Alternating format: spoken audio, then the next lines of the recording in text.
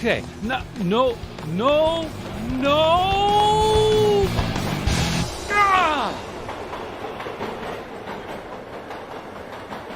At CoCoTALK, we'd like to thank the patrons who sponsor our show, so our heartfelt gratitude goes out to Al Hartman, Alan Murphy, Blair Ledoux, Brendan Donahue, Brian Weasler, D. Bruce Moore, Davey Mitchell, Diego, Dinty from Dinty's Hideaway, Disney Saints fan, Eric Canales, Fedor Stamen, Frodo, Glenn Hewlett, Graham Vebke, Grant Leedy, Henry Strickland, Jason Bucata, Jason Downs, Jenna Farron, Ken Reichert, Kyle Etter, Malfunk, Michael Pitsley, Paul Fiscarelli, Paul Shoemaker, Richard Lorbieski, Rob Inman, Stephen Wagner, Terry Steen, Terry Steggy, The Backyard Shed Gang, Tom C., Tom S., and Tim Lindner. Thank you ever so much, patrons. CoCoTALK is an unscripted live broadcast. Anything can and will happen. The views and opinions expressed by members of the panel and the live audience are their own and not necessarily those of the CoCoTALK show, its sponsors, affiliates, or subsidiaries. Open minds encouraged, sense of humor recommended. If any off-color comments were made, we're sorry. Hi, this is Dale Lear, designer of TRS-80 Color Baseball, and you're listening to CoCoTALK.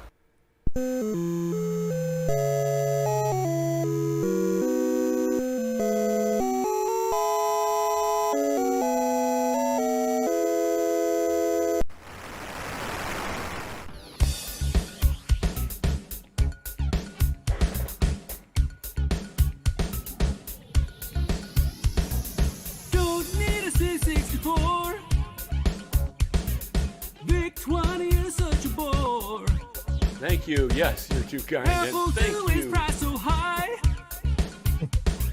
Tandy, I'm gonna buy. I want Tandy. I want Tandy. I want Tandy.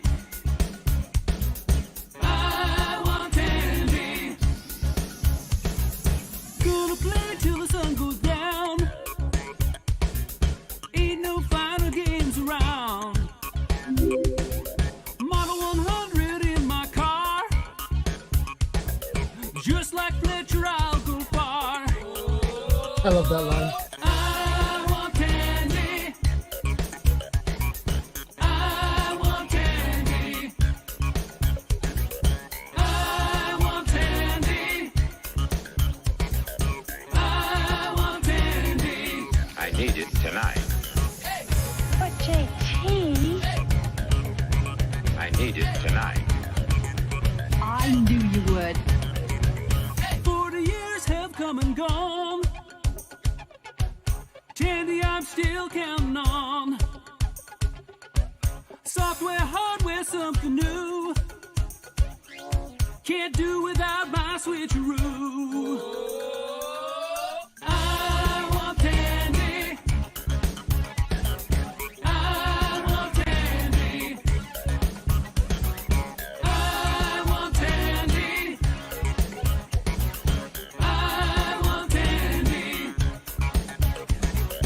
Tandy sitting on my desk. Tandy for my BBS. Tandy word processing. Tandy for everything. Tandy when I'm alone. Tandy on my telephone. Tandy will never die. Tandy, don't ask me why. I want Tandy. I want Tandy.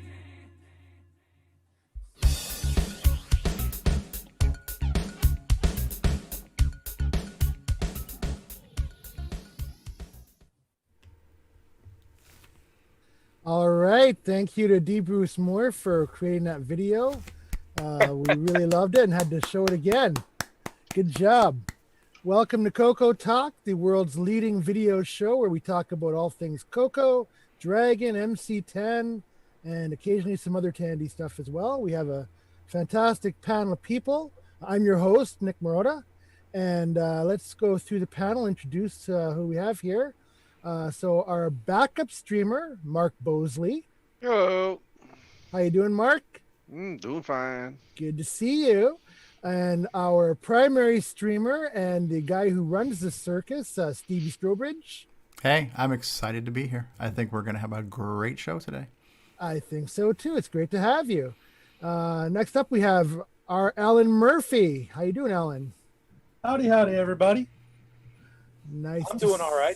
Hope you all are. All right, nice to see you. We're going to skip over our guest of honor, and we're going to move. Oh, wait a sec. Yeah, I'm losing track here. I'm going to go off my other list because it's more. It doesn't move around. We have fellow Canadian L. Curtis Boyle. Hello, everyone. I was just going to mention Stevie's the prime streamer of Horse Beep. Sorry. That's right. I believe the term is equestrian manure. Welcome, Curtis. Fertilizer for the mind. Go ahead. Patrick Euland. How you doing? Oh, pretty good, but I have to object. Runs is kind of a strong word. Glad to have you here. We have Brian, the Music Man Schubring. Hello. Hello, everybody, and glad to be here. Glad to have you here. Next up, we have the Thunder from Down Under, the busiest man in CoCo software development, Nick Marentes.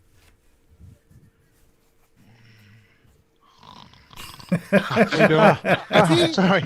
Did I miss anything? Oh, see, he's so busy he can't stay awake during the show. He's just exhausted. Hey, everyone. Glad the to secret have is he you. does that while coding as well. Anyway, go ahead. Glad to have you here. Now we have the man with 2020 vision, Ron Delvaux. Hey, How you doing, Ron? pretty darn good. So you have perfect vision, but yet you don't have the vision to 2020. stay away from our show. No. Maybe he has a hearing loss. I'm not sure. Oh, that might be it. Well, glad to have you here. It could be arranged. And on the road, we have Terry Steggy. Greetings and salutations, everyone. We should mention he's running for vice president of Glenside Color Computer right. Club too. Vice presidential candidate Terry Steggy. That's right. He's on the election campaign right now. He's off to a small town to. How did the debates go this week, Terry? For the Well, good. I was kissing some babies and got puked on, but other than that, we're doing good. So out there shaking hands and kissing babies and pressing the flesh. Yeah, huh? exactly. All right. Yes, you don't shake the babies and kiss hands. Make sure you get Well, they ran me out on a rail when I said, "Hello, everyone." Are you excited to vote for me for Glenside? Yeah, I don't think my chances are too good anymore. And now we have a man who keeps his eyes forever on eBay looking for the latest acquisition, Brian Weisler. Hello, welcome all. I'm going to be Ron's twin today. Hey. Yep. All right, welcome to the show. And finally, we have our guest of honor. His name is Pat Randolph. He also goes by the name Dinty. And he has a YouTube channel, Dinty's Hideaway. And welcome to the show. Hi, How are everybody. you doing? Good. Glad to be here. So we like to do a little something with the new people, a little hazing ritual, if you will, called "This Is Your Life." So if you would like to go ahead and tell us what you think we should know about you.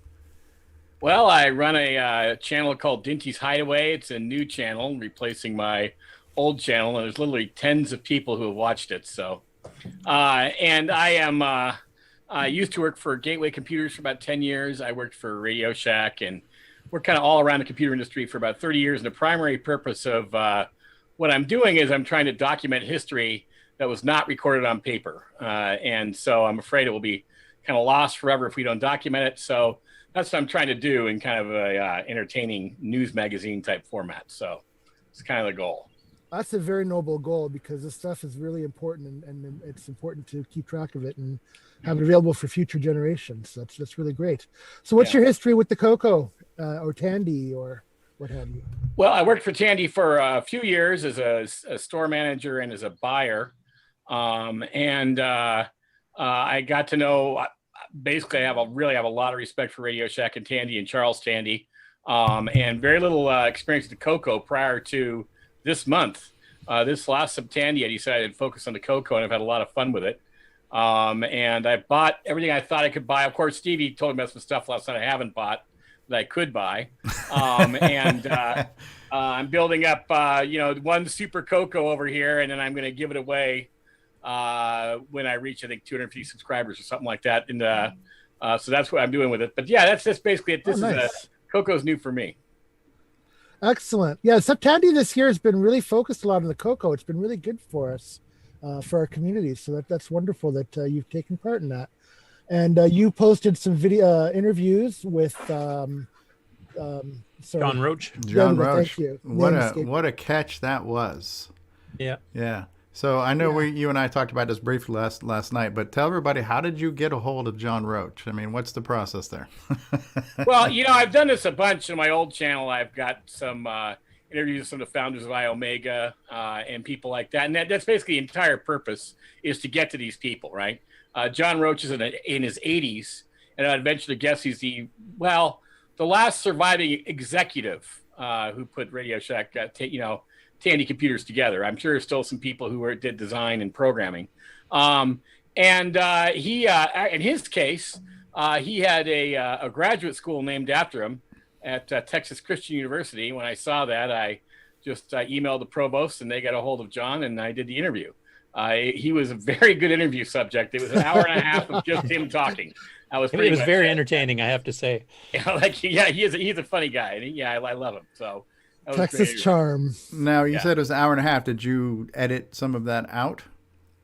Well, I haven't released the last part of the interview yet. So okay. I've only gone so far up through the CoCo 1, and the next part of the interview will go all the way from the Tandy 2000 to the end of the line. And that part I just couldn't get mixed in time for the end of the month, but I'll put that out in the next few days. Yeah, I like the format. I like how you have kind of the visual overlay. So as the people are talking, we're seeing kind of a picture of what's going on there too. I think that's very helpful rather than just seeing the guy's face the whole time.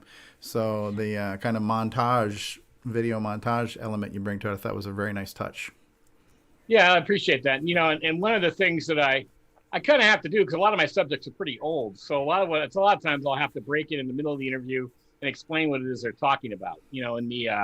In the Charles Tandy discussion, which is really my favorite video I put out so far, and it's also the fewest views, which isn't at all unusual, I don't think. But we did an interview discussing just Charles Tandy, and in the middle of that break in, he kept talking about how Tandy's made a bunch of millionaires. I had to actually break in and talk about the formula by which Charles Tandy tried to make people millionaires. Wow. And so, stuff like that. That's stuff like that's cool to me. I know it's kind of nerdy, but there you go. I love doing stuff like that. No, absolutely. Yeah. I was going to ask you too, are you familiar with the history of the CoCo book that Boise Pete and Bill Guidis did? No, I'm not. Okay, I don't know if you can see it here on the screen here, but they interviewed some of the people at Tandy and stuff here too, and kind of went through that from the CoCo perspective. Obviously, so went through Project Green Thumb and a bunch of other things too. So that might be a good background material for you for further interviews as well. Yeah, it is really good, and and it's interesting because there are a number of things that I read in the internet that were debunked by John. Now, again, that's just his opinion, right? But one of the primary things I was really surprised about was it's my understanding that Motorola had a great deal to do with the development of the CoCo, and he disagreed. He said that Motorola, although they did do the chips and they were helpful, that it was pretty much Radio Shack's and Tandy's guys who did most of the work. So I found that to be an interesting thing. So there are a number of things in there, and a lot more having, and also that Bill Gates wrote the BASIC, and that he says it was one of the last things that Bill Gates ever did, according to Bill Gates, by himself. So he says soup to nuts, Bill Gates wrote it, and that was the last project he ever actually did entirely on his own. So wow, that's interesting too. Yeah. Yeah, I know we had some other people comment that they had heard different stories, but of course, this is coming right from the horse's mouth too. So unless Bill Gates comes and contests it, I'd say he's probably. Well, by the way, I believe Ron Delvaux is going to have lunch with Bill Gates next week, so he will probably be on next week's show. So just stay tuned with that. I asked you on your chat too, is like when you first posted one of the videos there, I happened to catch it just as you posted it. You weren't even planning on premiering it at that time, so I posted a response. All of a sudden, it went back down again, and then you put it back up. But one of the questions I asked, are you still in contact with John Roach? Because one thing we've been trying to find out for ages here, we've talked to Mark Siegel and some of the other people that were involved with some of the Tandy computer stuff as well. Nobody seems to want to say how many CoCos were actually sold over the course of its lifetime at Tandy. And I'm wondering if you've heard anything further on that, or if you've been able to get in contact with him about that. Actually, yeah, I haven't. He doesn't know, but very interestingly enough, what I was able to get a hold of was Tandy had archives back when they were actually a corporation, and there is still a guy who has those archives. So I would assume that in those archives would be sales figures. So I'm in touch with that guy, and that's how I'm trying to answer that question. But I'm actually pretty curious about that myself. The other one I want to know about is the incredible failure, which was the Tandy 2000. You haven't heard this yet, and you will, but John Roach primarily blames Bill Gates for the failure of the Tandy 2000. He pushed Windows 1.0 heavily on John, and John agreed to launch it with the Tandy 2000. He says the result of that, the hardware changes they had to make that software run made the system impossibly slow, and required that they use a 256 kernel to 256-day kernel to make it run. So it's oh wow, yeah. So it's interesting, and he blames. So I thought that's interesting. I want to know more about how few they actually sold, because within Tandy circles, the joke was, of course, that we had 7,000 Radio Shack stores, and they sold 7,001 Tandy 2000s because John bought the other one. It didn't sell well at all. I'd like to know exactly how badly it sold. Yeah, I mean, I remember it had very advanced graphics for the time, but yeah, it didn't have anything really to show it off. And even Steve Bjork's mentioned that he wrote 1 or 2 games for it, but it wasn't really meant as a game machine, so they never went anywhere either. No. I have one. 2000? Mm-hmm. Oh, wow. Well, what ultimately happened to all of them is that Radio Shack still did handwritten tickets up until the middle of 1988. So between the time that was released, I believe it was in 84, maybe 80, yeah, it was 84, I think, and the middle of 1988, all those machines operated as the in-store Radio Shack store management systems. Mm-hmm. Store operating system. Yeah, and that worked out pretty well. And that was originally what the original TRS-80 Model 1. That was what they said. That was their backup plan for that computer if it failed. Yeah, but didn't and then it ended up selling 50,000 units by Christmas the very first year. Exactly. So. Yeah, exactly. And then 100,000, I think, by 6 months later or something like that. That was about one of the last times they actually released sales figures for any of the TRS-80s that I know of. Yeah, and what's interesting about that is that's really where someone like John Roach makes a big difference, because, as you're probably aware, Commodore failed several times trying to figure out proper inventory for their computers and how to get stuff ramped up quickly. And that was something that Radio Shack was really, really good at, when it made them almost unique in the marketplace, because they had the maturity to really get that stuff assembled right, and trouble-free. And Atari and Commodore just couldn't do that. So it's a shame that everybody always talks about how great Commodore is. I think that Tandy really gets kind of short-shrifted because of the fact that they don't really pay much attention to quality control, and the Tandy's was really superior. So that was cool about John, and I'm glad we had him to do that. I believe the phrase was Tandy clearly superior. Yes, that was one of them. That was what Bill Bixby used to say. They also had superior again. My favorite was even more superior. Yeah. Now, since you haven't released the final interview here, I was wondering, does he go into any of the stuff with Intertan, the international? Like, I live in Canada, so obviously we went through Intertan, which is based in Ontario, and they were the ones that handled sales to Australia, Europe, UK, etc. Did he go into any of that, or was that out of his ballpark? Well, I mean, that's the thing. I mean, there really wasn't anything out of his ballpark, and that's one of the problems, is that he had so much on his plate. There's a lot of stuff he didn't talk about. He probably could have. What he did talk about a lot was his frustration with Dragon, and that will come later, and a number of other companies that he didn't feel did a good job for him. Intertown was something that they were allowed to do because it was in Canada. In the United States, Radio Shack had a very strong dealer network, and the dealer network was very much against anyone other than a Radio Shack dealer or a Radio Shack owned store selling anything Tandy branded. So in the United States, Walmart actually sold a version of the Tandy 1000 SX called the Tandy 1000 AX for a while, and they had to pull it back because literally they were trying to get John removed as CEO because he did that. He made that deal. I do have one of those. The AX, yeah. And I know that there's some people in Australia who have it, which is weird. But most people I've seen have AXs are in Australia. But yes, there are a few of them around. I mean, he actually did sell some. So those deals, and I think there was a store in Great Britain that sold some Tandy stuff too, only existed outside the U.S. And so The only real discussion we had about that was how they were unable to get any foothold in Europe because of the Dragon computers, which he thought were inferior to the Tandys, but of course he would think that. Pat, Did he mention anything about the Tandy distributor products label, like doing the TDP 100, which is a brief foray into non-Radio Shack stores in '83 that kind of collapsed within a year? Yep, I was just going to ask that.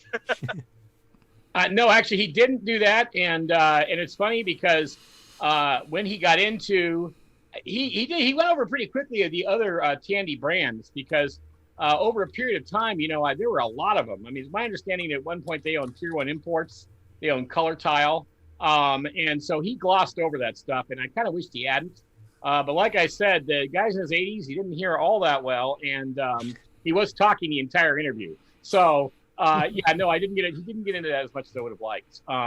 But in terms of getting you guys the sales figures on CoCo's, I'm pretty sure they've got to exist somewhere. And since we do have an archivist with the archives, hopefully we can get a hold of that information and I can bring it on maybe next time you come on. I'll send it to you as soon as I get it. But that was a question I also had. Okay. Is there any chance of doing a follow-up interview with him if a bunch of us come up with some other questions type thing, or was that a one-shot deal basically? No, it's absolutely possible to do a follow-up interview. I may not be doing I'm not doing it on video, but I can certainly do it over the phone. So yeah, absolutely. If you guys want to come up with a list of questions, that's great.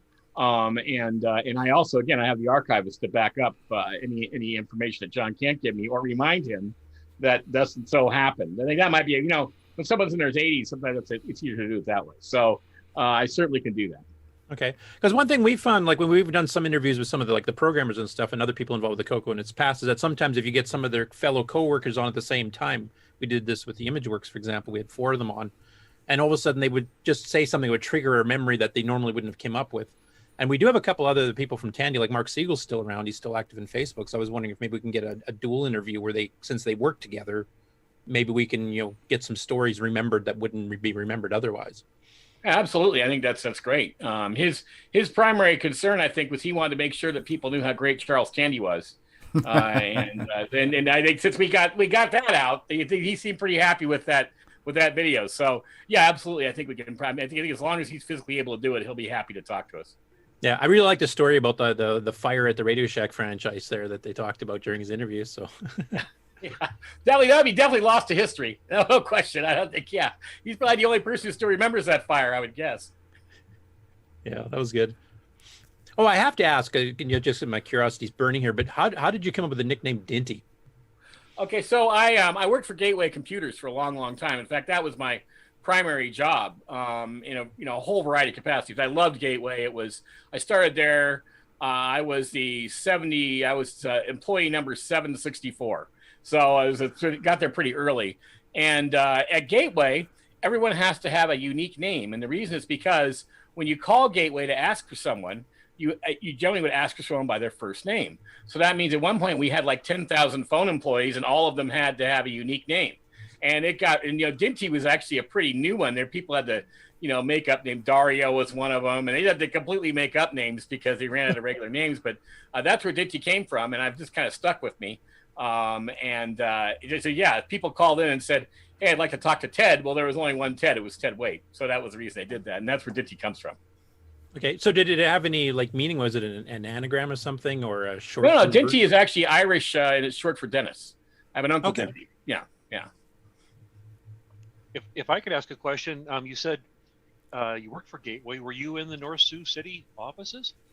I don't know if you're aware of this. Gateway started a Kansas City office, and they began preparing to do that in '94, which is what I was hired to do. So I spent a lot of time up there, but I did not. I didn't work there primarily.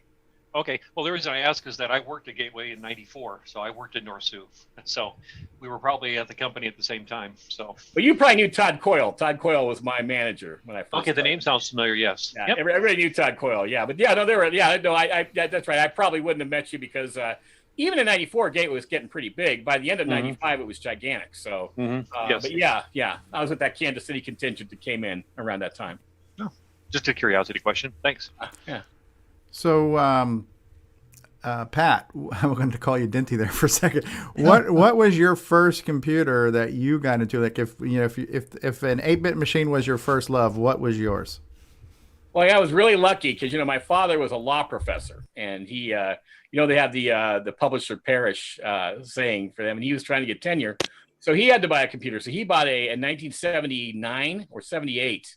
It may have been Christmas 70. He bought the original Apple II, and brought it home, and we were 4 people in our family, and we used it so much that we actually had a time sharing system, and I would get it between like midnight and 4 a.m. And it was incredible. It was unbelievable. I had used a PET in school prior to that briefly. I'd written a couple software packages for it because there's nothing for the PET. If you want to do anything fun on it, you had to write it, right? And it was amazing. The first time I played Brickout on the Apple II, I was just like, wow, you mean they actually make these? You can run it, somebody makes it for you? So I was hooked. And I used an Apple II for a long time. And then when that finally got taken away to my dad's office, I bought a TI 994A. So that was my 8-bit computing history. Neat. Pretty similar to mine. I started on the PET in school as well. Then the Apple II Plus in school. Same thing. What color? Yeah, and, it was amazing. Yeah, I mean, it's unbelievable. Just you think about it. I mean, I had an 80-column card, and I remember my dad had at the law school. They had a digital word processing system, which was a really amazing system. It was networked, and it had 80 columns, and different color monochrome screens, and boy, that's really amazing. And he brought it home, and this also had 80 columns. It's like, that's incredible. You think about it, back in the late 70s, anything with 80 columns was just unbelievably good. That was kind of like for me, that was a litmus test. If you do 80 columns, it was an incredible thing. So yeah, the Apple II is neat. I'm not sure I would have bought it, but that's what we got, and I was really happy to get it. Yeah, they were a bit expensive at the time. Yeah, exactly. I probably would have gotten Commodore 64. And it's funny that all my friends ended up getting Commodore 64s or Atari 800s. And, we could never buy any of that stuff. I never had a video game system because, I remember one summer we decided if we were going to go on a family vacation or buy a second disk drive for the Apple. And it was a second disk drive for the Apple. Yeah, there was no extra money. So that was just the Apple II. That's incredible. That would have been pretty similar to me. How long have you been on YouTube, Pat? You say you kind of rebranded or rebooted your channel now. I noticed that your new channel, Dinty's Hideaway, just went up in August, so roughly a month ago. But how long were you on before that? For a couple of years, I did a channel called Dinty's, GW2K Forever, and it was originally designed to focus on gateway computers, but there's so much else out there and so much more interesting than Gateway. Gateway's got some great history and some very interesting stories, but you get past the destination and the handbook, and there's not really a whole lot else to talk about that's great, interesting. So I immediately kind of expanded, and I interviewed a bunch of people. Rubenstein, the guy who made WordStar, one of the original guys at WordStar, is where I started. And I scheduled an interview with him, and I was waiting to have an interview with him. He had a stroke, and then I think he might be dead now, but he couldn't do the interview. And that really reminded me of just how important it was we get these guys interviewed. So that's when I really started on that quest. So unfortunately, when you go down that road, stuff happens very, very slowly. So I got caught up on doing I was trying to do a history of computing in Utah around 1980, with Novell, WordPerfect, and iOmega all propped up within a few miles of each other, all in the same year. And I got into doing that. It took me so long. It became my History of the World Part 1. I just couldn't go beyond that, and it wore me. So for about almost 2 years, I stopped doing that, and I took a job working for another guy. Who I won't mention because I'm under a non-disclosure, but another really important guy in the computer industry, working for him doing research. And now that relationship's over, I can come back and start doing my own stuff. So that's why I'm doing it. Cool. Are you keeping your old channel around, or are you going to import those videos into this new generalized channel that's all computer history? I have it in the folder that's got the videos categorized as my old channel videos. So yeah, they're there. And again, the production value isn't great. I've gotten a lot better at that stuff over time. But yeah, it's really hard to balance because, I don't want to just go out there with 3-hour computer history videos because even though it's interesting to me, it's interesting to everybody. So I'm trying to balance it down in a computer magazine format. If you go to the channel, you'll see that. I've got my dog does consumer advice segments and stuff like that, just stuff to keep it interesting. So that's what I'm trying to do. I'm trying to make it appealing to a mainstream because, you know, if a tree falls in a forest, nobody hears it, you know, or nobody sees it, right? So that's the thing. So I really want to make sure that people actually can benefit from all this research and interviews I'm doing. So. And have you found the Tandy thing has really helped your channel as well, since you started it just before Tandy started? You know, to be honest with you, I don't know. It's what inspired me. You know, there's a guy named Mr. Lurch. I don't know if any of you guys know him. Yeah, we've presented some of his videos on the show too as part of the Tandy thing. So okay, great. Yeah, he's a really great guy, and you know, he is the kind of guy who puts his whole everything he's got is out there on the screen when he does his videos, and that's real inspiring to me. You know, and I think to myself, well, geez, you know, I could probably contribute a lot and not have to really kill myself to do it. And there's a bunch of people do it. The 8-Bit guy, David Murray, does that, you know. And so those guys kind of inspired me to kind of come back and get going again. I think it was just coincidental it happened to be around Tandy. But, you know, there's just so many people I like who are doing stuff. There's another group called Newsmakers Tech. I don't know if you've ever talked to any of those guys. And they're great guys. And so all these guys I liked were doing Tandy videos. So I thought it was a good time to kind of jump back in. Yeah, they've got another CoCo video lined up to come out here after Tandy ended in October too, just like your third part of the interview with John Roach. So yeah, no, they're great guys. Now, Pat, since you've watched all 178 of our shows, I was wondering what you thought of us or how you found us. Well, okay, so I found you, and not surprisingly, because I was trying to figure out how to do some stuff on my CoCo, and this show just kept popping up, and it's where I found out about the CoCo VGA. It's where I found out about the CoCo SDC. It's where I found out I get the 3 megahertz Hitachi chip, which Stevie told me last night basically is like turning my computer up to 11. It doesn't really do anything. You don't change the crystal, but my computer still goes to 11. So that's how I found out about the channel, and it's a lot of fun. I've actually been watching for the last month at least. All the episodes have come out. It's interesting. So I'm glad to be here. Cool. Well, if you've got too much money sitting in your pockets, you need ways to spend it on CoCo. This group is really excellent in advice for you. Yeah. Also, since you're into the whole interview scene here with interviewing some of the people that created the industry too, we've done a series of interviews in the past as well. Like the image producers I mentioned earlier, like they were one of the people that were on the ground floor when Tandy was designing the CoCo. They actually got one of in a wooden box, breadboarded in a locked room that you had to have special access to get to, and they were programming it with a raw breadboard sitting on this wood box in like February of 1980, like months before the CoCo actually got released. So we have an interview with them and how that whole system was set up. They had a timeshare, like you were mentioning. They had to take turns, getting access to the CoCo, et cetera. So there's a lot of good interviews we've done too, that if you want to, maybe, we can get you in contact with some of those people if they're of interest to you to do a further interview with. Well, what's historically interesting and I think valuable about the CoCo is the fact that unlike other 8-bit computers, CoCo's had such legs. People still talk. Obviously, this show still happens, but there's no show like this for TI-994A. And if you lay out the CoCo and the TI-994A in terms of corporate support, the TI had a lot more. They spent a lot more money on it. They had the peripheral expansion bay. They had all this stuff, and they sold a lot of those. People always talk about it. No, they sold 2.5 million TI-994As and 250,000 peripheral expansion boxes, and they're still out there, and you can still buy them for nothing. But nobody's making stuff for the TI-994A, and there's still a bunch of people making stuff for the CoCo. What is it about the CoCo? What makes it unique? And the Commodore 64, just in terms of mass numbers, was going to have a following. We know that. But the Atari 8-bit machines and the Texas Instruments 8-bit machines have nothing compared to the following of the CoCo. So at some point, I want to do a video just focused on that. Cool. And I have to agree.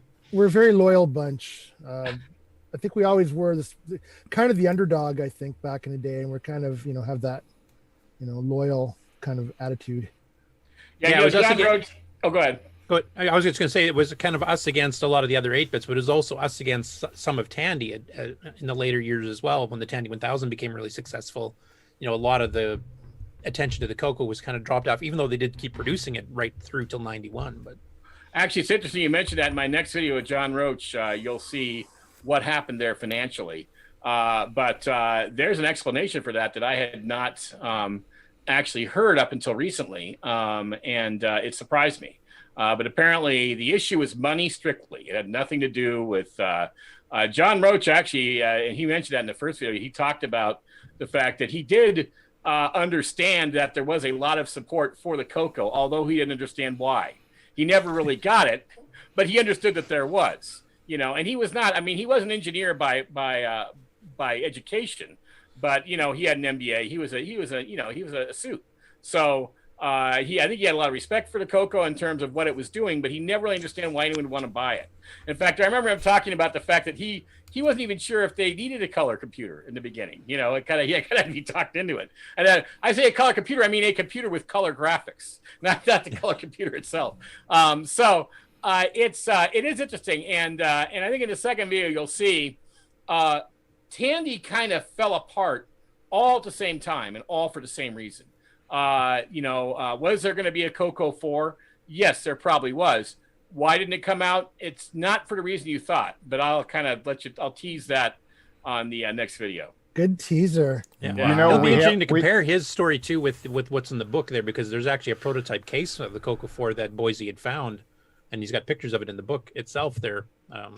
So it'd be interesting to hear what John's story is behind it compared to some of the engineers' story behind it, who may not have known some of the upper management details. And I also, you're probably not aware of this, but the way Tandy operated and the way Sega operated were very similar.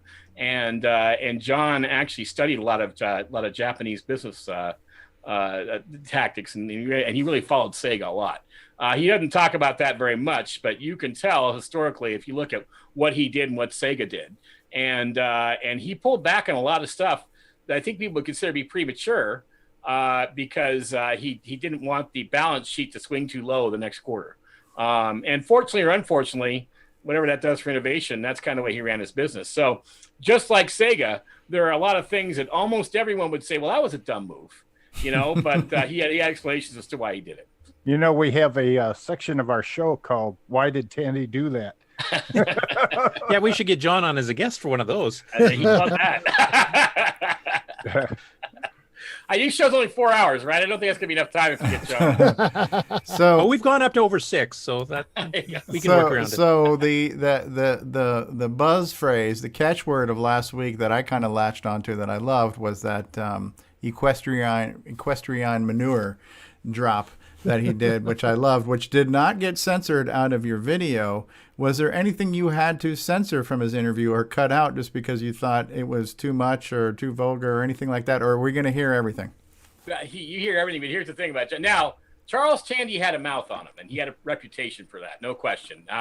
He was an honorary Texan. He was actually from Massachusetts, I believe. Oh, wow. And Charles Tandy, if I had a chance to interview, of course, he died. He died at age 60 with a cigar in his mouth. But a long, long time ago, he cussed a lot. And when they brought John Roach up, we're bringing him up, he was the counterbalance to Charles Tandy. So no, he is the fact that he said that on the air would surprise me too. But before he said it, he kind of stumbled and hemmed and hawed for a minute and said, "Well, I guess this is okay because it's been documented a lot." But he said, Oh, okay.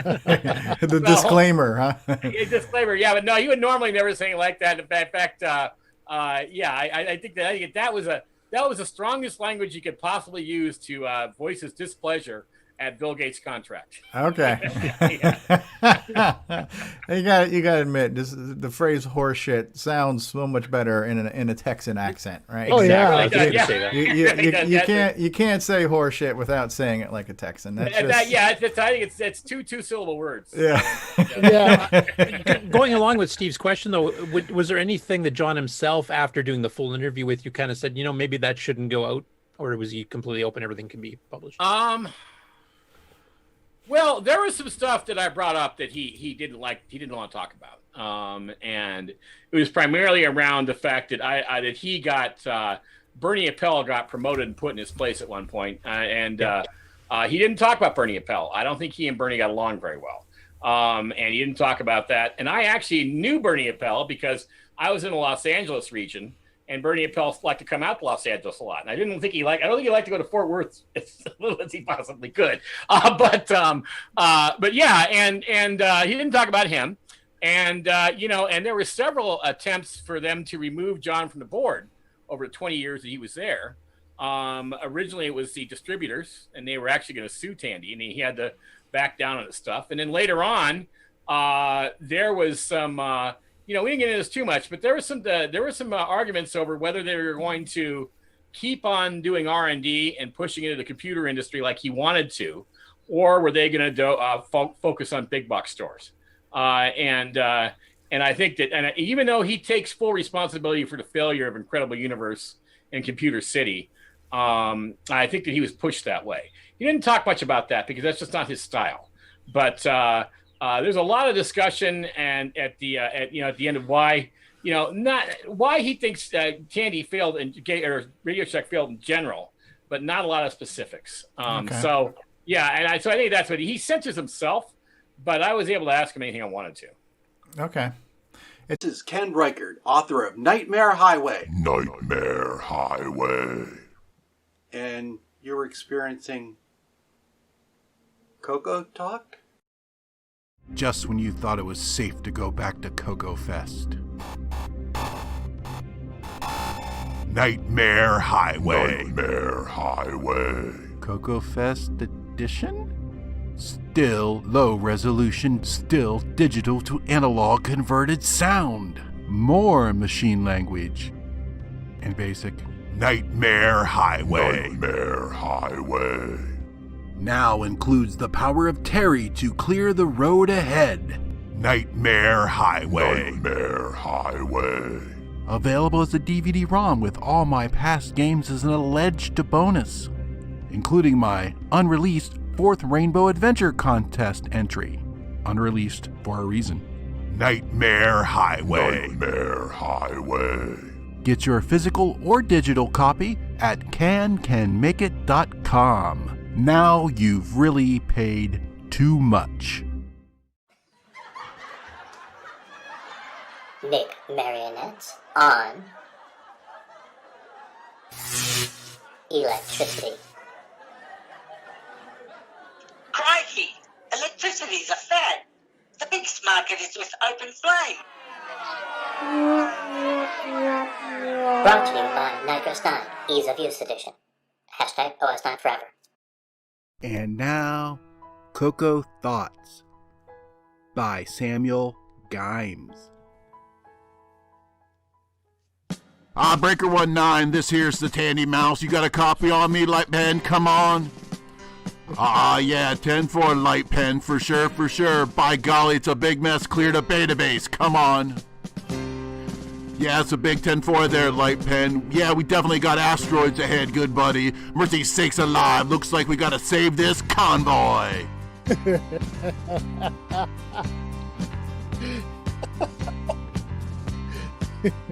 From the dark of the moon, like some cartoons, there's nothing but giant rocks. Magnetic mines from front and behind, and alien ships stealing stocks.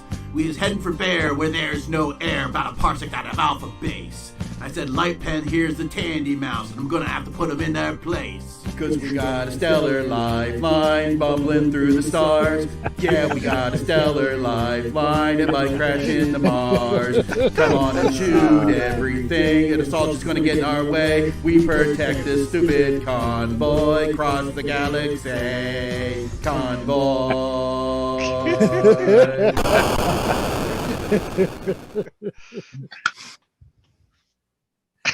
That's great. God. Oh. There should be an apologies to CW in there somewhere. I don't know how he got my gameplay footage, but that's pretty much the way I played the game. So Galaxy. That's the Texas way right there. Where the hell in the galaxy you all from there? Don't bring none of that alien horse shit down here now. All right. I was going to say we should have brought John on to do the voiceover for that one. It would have been awesome. All right, it is time for Nick Marenti's favorite part, because his name is mentioned multiple times here. Here we go.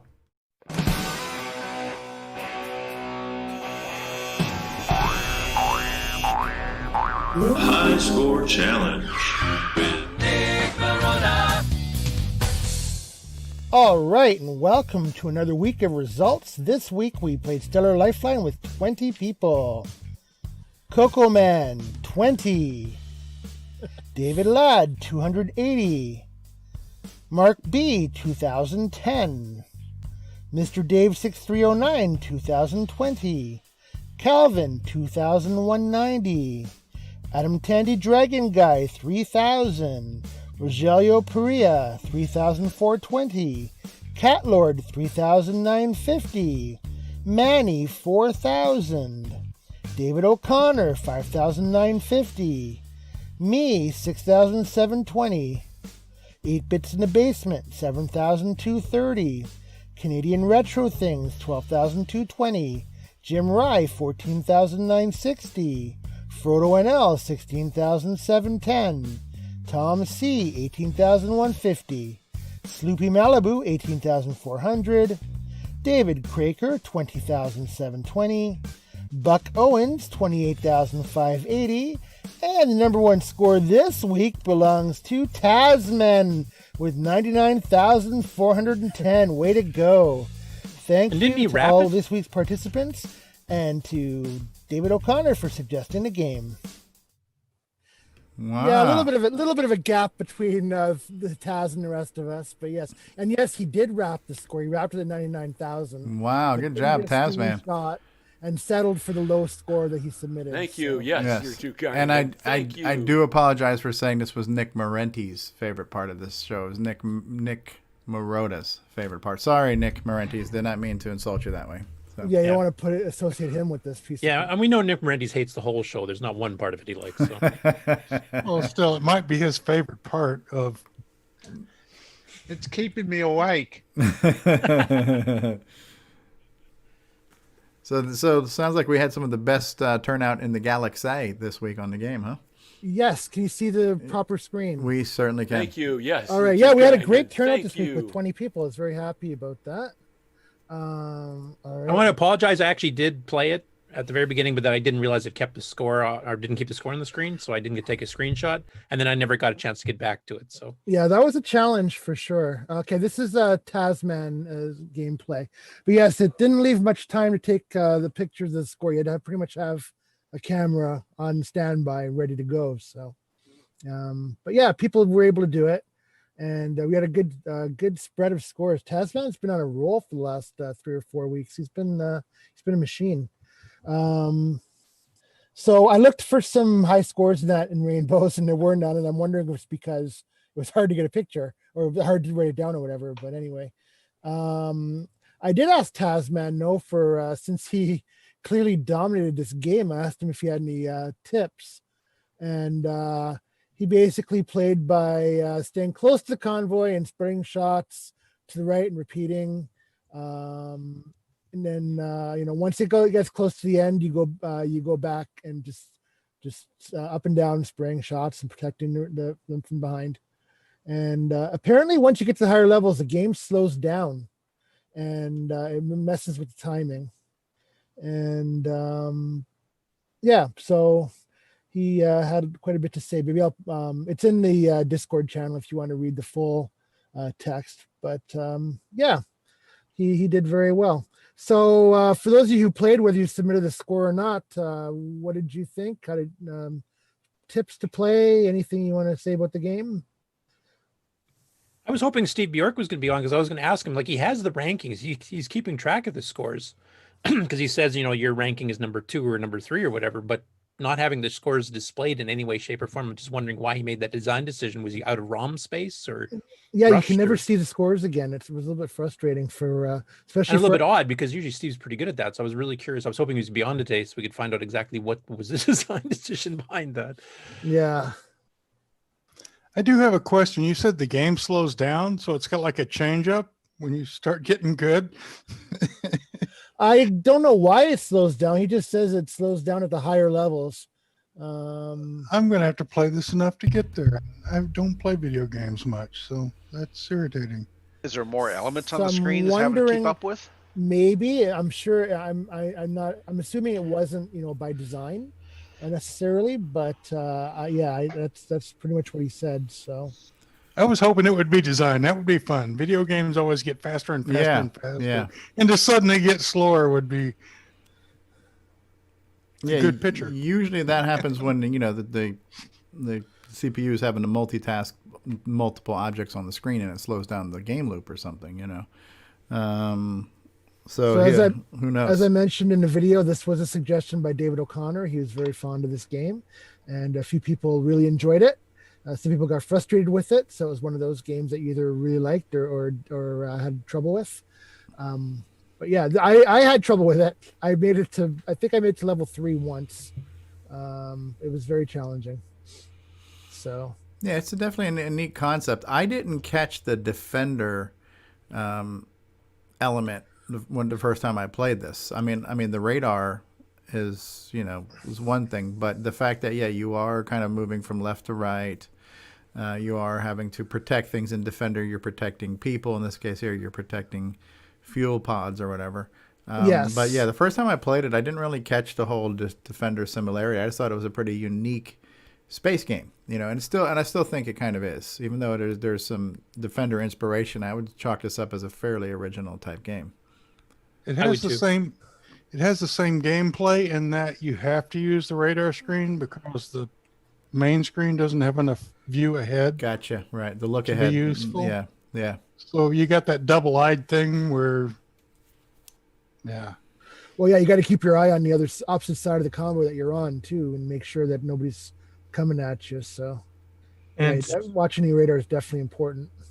Stevie, I think the reason I figured out it was a Defender clone was because when you blow up, it blows up like Defender. And I do that.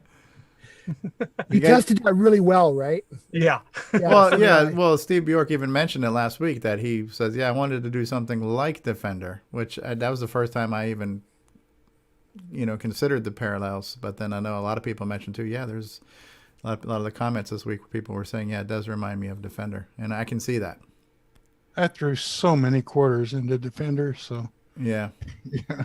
But I like the uniqueness of it. I mean, not only you're protecting a convoy, which kind of simulates the protecting men from Defender, except the convoy's moving with you. So it's not like men you can just remember where they are. The whole thing's shifting. Yeah. But you also have to refuel from the convoy, especially in later levels when your fuel goes down faster. So you have to drain them off as you go too. So the more you get destroyed, the less chance you have of refueling. Did Defender didn't have a fuel option, did it? No. Nope. No. It was just people. If you run out of people, then you ended up right. Bizarre hyper mode. Yeah, then you had the mutant swarm. Yeah.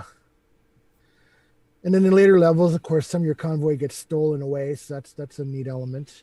Yeah. Yeah, they'll drag it, and if you do go blow up the saucer that's dragging it, they might have dragged it like half the radar away. So now you pretty well give up protecting it. It's too far away to get to without protecting the main convoy. Yeah. Yeah, it is a kind of a neat concept where you kind of have to stay with them, and you got to look at things coming from both sides. You got rocks coming from behind. You've got, you got spaceships. You got all kinds of stuff. So, yeah, it's neat to see that Steve, because Steve Bjork is most known for doing like a lot of ports of well-known games, but it's neat to see that he's done some original things that were just stuff he did too, like so from the mind of Steve Bjork. So it's kind of cool to see some of this stuff. Oh, so Scott Cooper says the slowdown just caused by too many enemy ships. Okay, so it's just just can't keep up. There's a lot of multitasking going on there at that point. Thanks, Tasman. And Frodo NL says he was not a fan of Defender, just had too many buttons for him, but he really liked this one. So I think my favorite element, and it takes a while to get used to. In fact, you hate it usually when you first play the game if you've never played it before, is the inertia thing. But it actually comes to your advantage because then you can do those sweeping, firing an entire line vertically to get rid of a couple asteroids or ships all at the same time.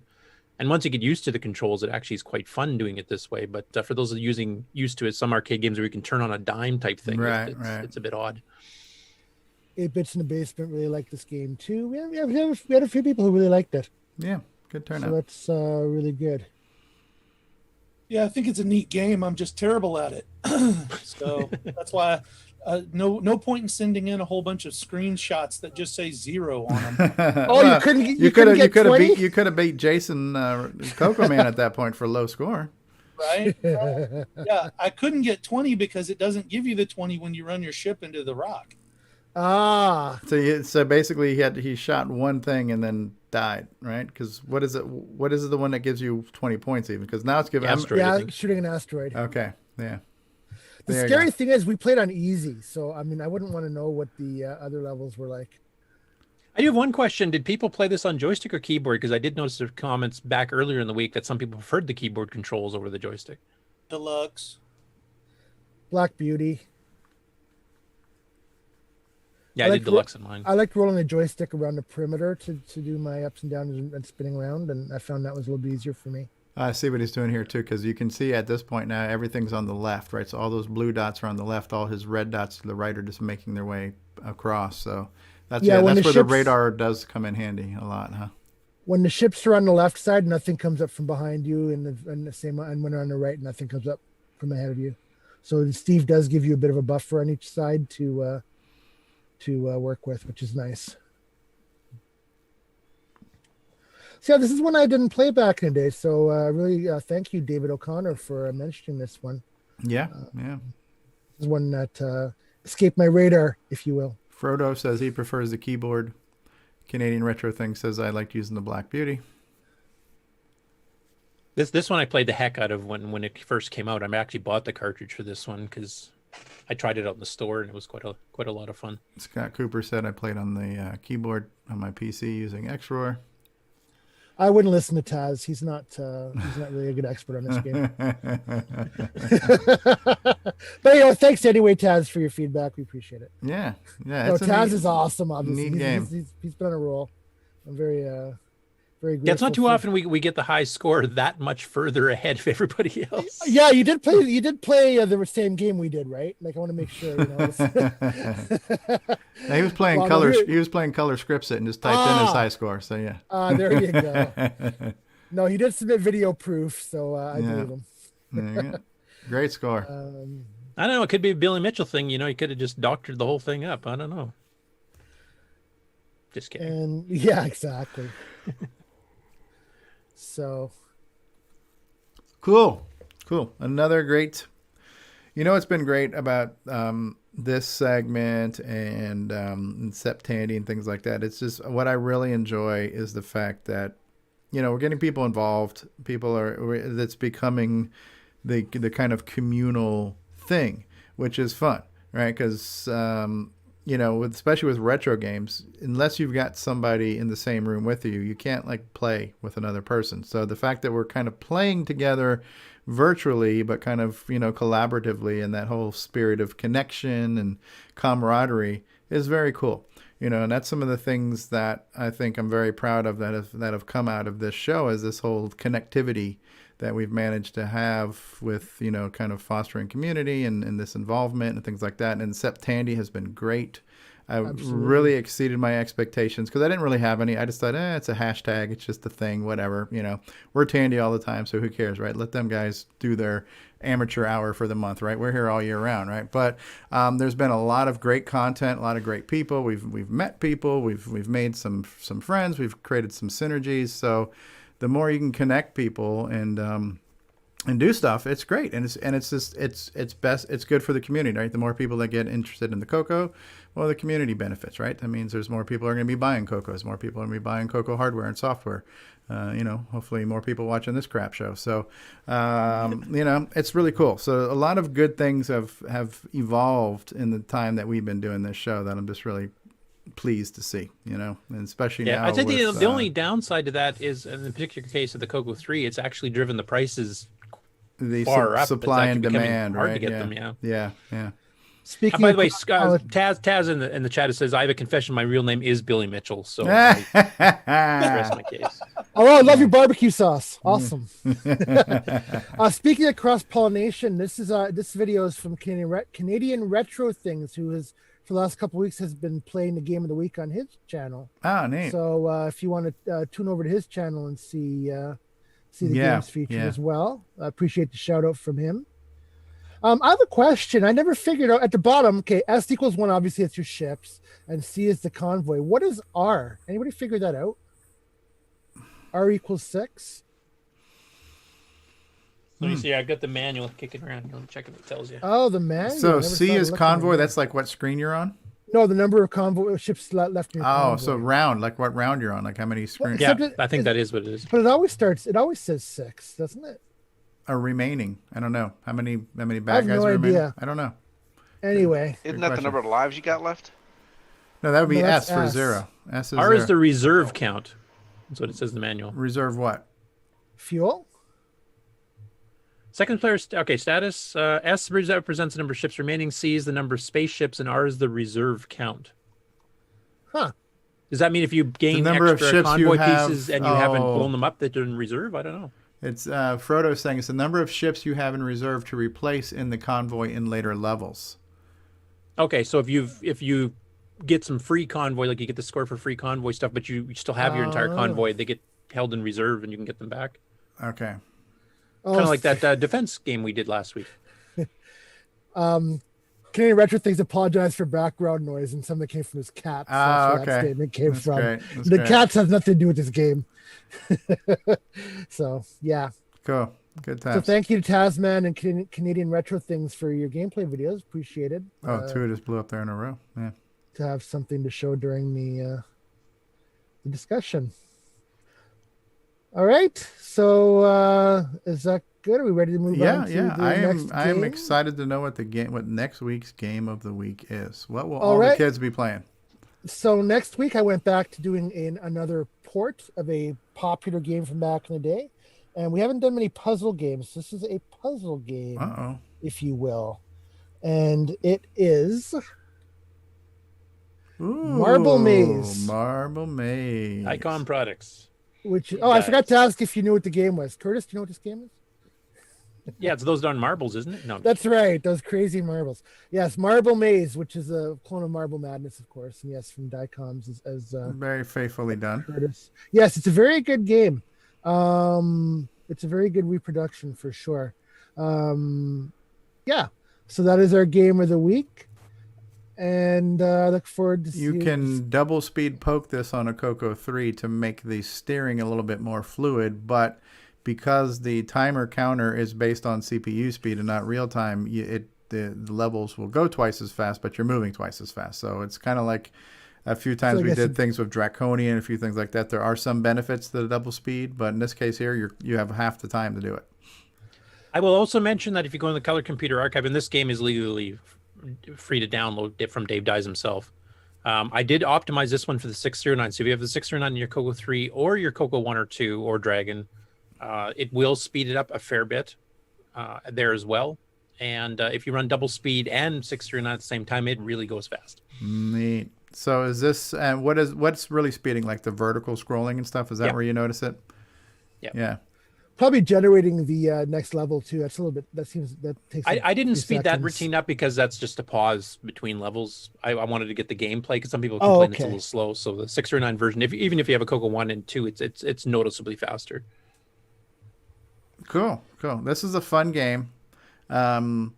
It plays well with only the 4 colors. You don't need a lot of colors for Marble Madness, but obviously the arcade, there was a good 16 colors. There was nice shades of gray and stuff like that. This typical Atari palette hacks that they did on all their games. So this game was very visually stunning, audibly stunning, great musical soundtrack in the arcade. Really cool concept too. The arcade version used a trackball, right? And you have to do the rollerball on that. Yeah. So it's such a cool concept, really cool music. The kind of pseudo 3D isometric thing going on here. Just lots of cool original things. Where in a time where a lot of games were recycled versions of other popular games, this one really stood out as fairly unique. And another one like this was Crystal Castles too. Another kind of working on the 3D platform, running around doing stuff that you just didn't see a lot of games doing. So there were some really cool, innovative titles that Atari gave us, and this is definitely one of them, I'd have to say. So I have not tried this one with a digital control pad. I only tried it with the analog sticks. So I don't know how well it works. I think it works pretty well because I think if I remember correctly, he just basically reads left, right, up, down type thing. He doesn't do anything fancy. That's kind of what I thought. Speed control. I will also mention the system requirements. You need a CoCo 1, 2, or 3, obviously. 64K of RAM required. Won't work in 32K or less. And a joystick. Well, this should be fun. I am predicting, if we do any live streams, some frustrative expletives might be vocalized. That's no different than any other game week. Horse manure. Horse manure. All right. So thank you guys for another great week. And I look forward to seeing what you do with this one. And thank you, Stevie. All right. Well, thank you. Doing a great job hosting so far, Nick. You're no David Ladd, so let's not let's keep things real. But thank you. It's a good compliment. Do we want to go ahead and just roll right into game on news? We'll just keep this fun train on the track. Yeah, let's go ahead. Curtis, bring on the news, man. Okay. Let's see if I can share you on old screen. And everybody seeing that? Oui. Now we have the author of this particular first one here right on, so I won't actually say much. I'll just ask Mr. Robert Allen Murphy if you want to explain what your current blog post covers. Okay. The project to port an old NEC PC 6000 game called AX2 Uchu Yususen Nostromo, which means Space Transport Nostromo. It's a survival horror game written in 1981 for Japanese computers. Jim Gary ported it to the MC10 a long time ago, and I took an interest in it because it was an alien-related game, and it was obviously for the 6847 type display, the VDG. And so, yeah, I just finally got around to getting into programming it, and this became my excuse to learn a lot more about CoCos that I didn't know and the 6809 assembly.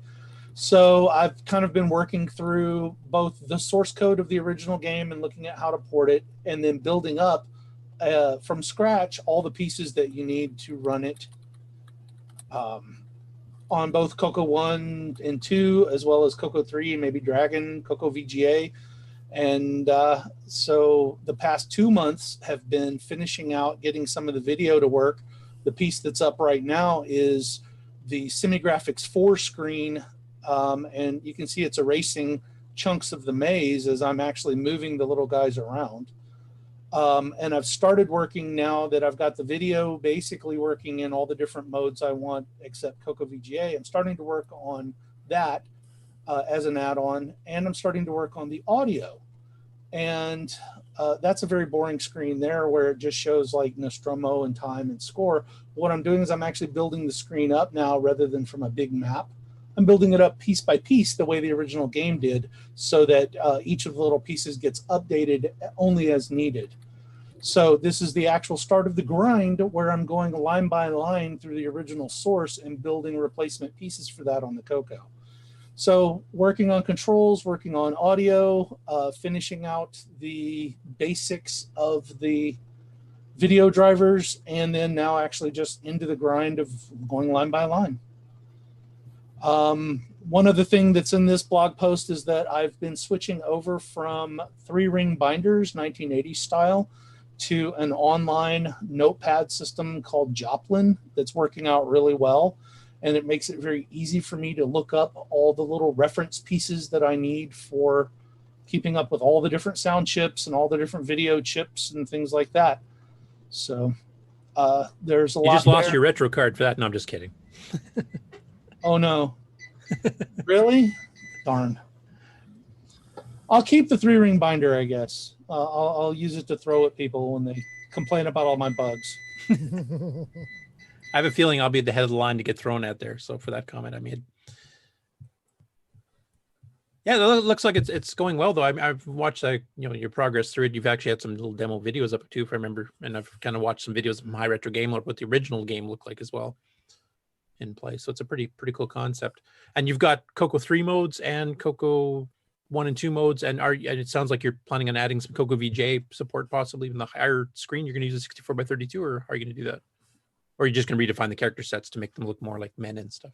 I'm going to use the NEC font on the original 32x16 screen, because that's what the original game is 32x16. It's just that this, has one thing.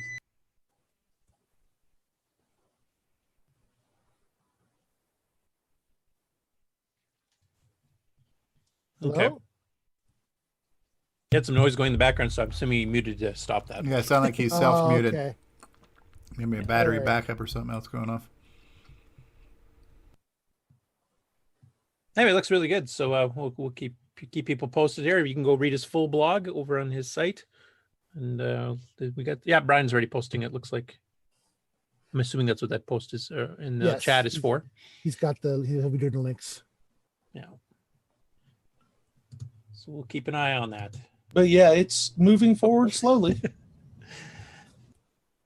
Yeah, cool. And you're doing it completely assembly, or you're doing assembly routines with basic? I can't remember. Pure assembly. Pure assembly. Speaking of pure assembly, the next story here, Simon Jonason's got a couple of updates here. So the first one is the Sprite engine that he's working on, including a snippet of source code. And that's one thing that Simon's pretty good with, is that when he does some of these routines, he works with other people like Paul Thayer, Paul Fiscarelli, a few others here. They'll eventually release a source code for all the projects. So if anybody wants to learn how some of the techniques are done, he'll give you all that at the end of it, so you can incorporate them in your own programs too. So that's a bit on his sprite detection stuff. And then he did another post after that showing a sound engine, and he uses the Mario tune, which I hopefully won't get a copyright ding. I'll just play it for a few seconds anyway. So this is playing at 7.8 kilohertz and taking about 1/3 of the CPU time on a CoCo 3. I don't think at double speed. So I'll just play a little snippet. I don't know how loud this can be through Facebook, so let me know if you can hear it okay.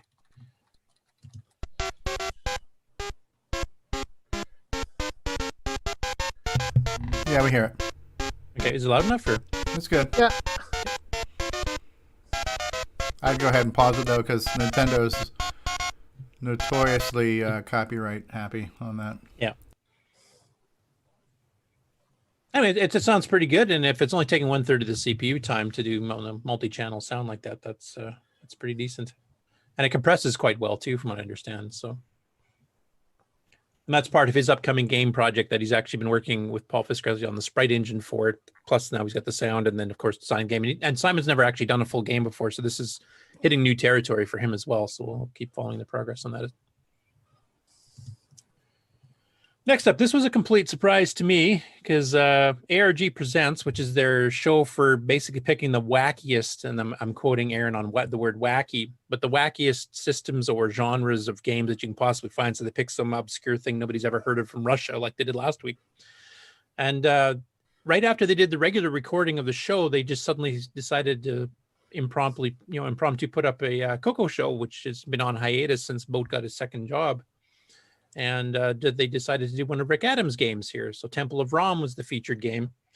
And this was recorded last Sunday morning quite early, and I actually wasn't up at the time, so I missed it completely. I didn't even manage to do any witty commentary banter with them during the show, so I was kind of disappointed. So I've ostracized them for that. I would love to know who does their pixel art. I love their artworks and their logos and their graphics. Actually, that's just a straight photo. That's what they look like in real life. So.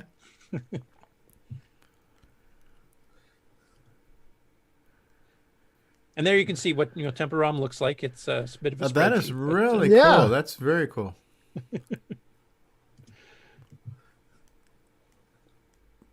I like that program pack case there. Look at that. That is neat. The whole little program pack case. Yep. Yes. Yeah, they do a lot of those custom borders for each system every week. I think Brent is actually the one that builds those. Correct me if I'm wrong, Aaron, since you're in chat. Yeah, they covered the game, and I mean, they weren't...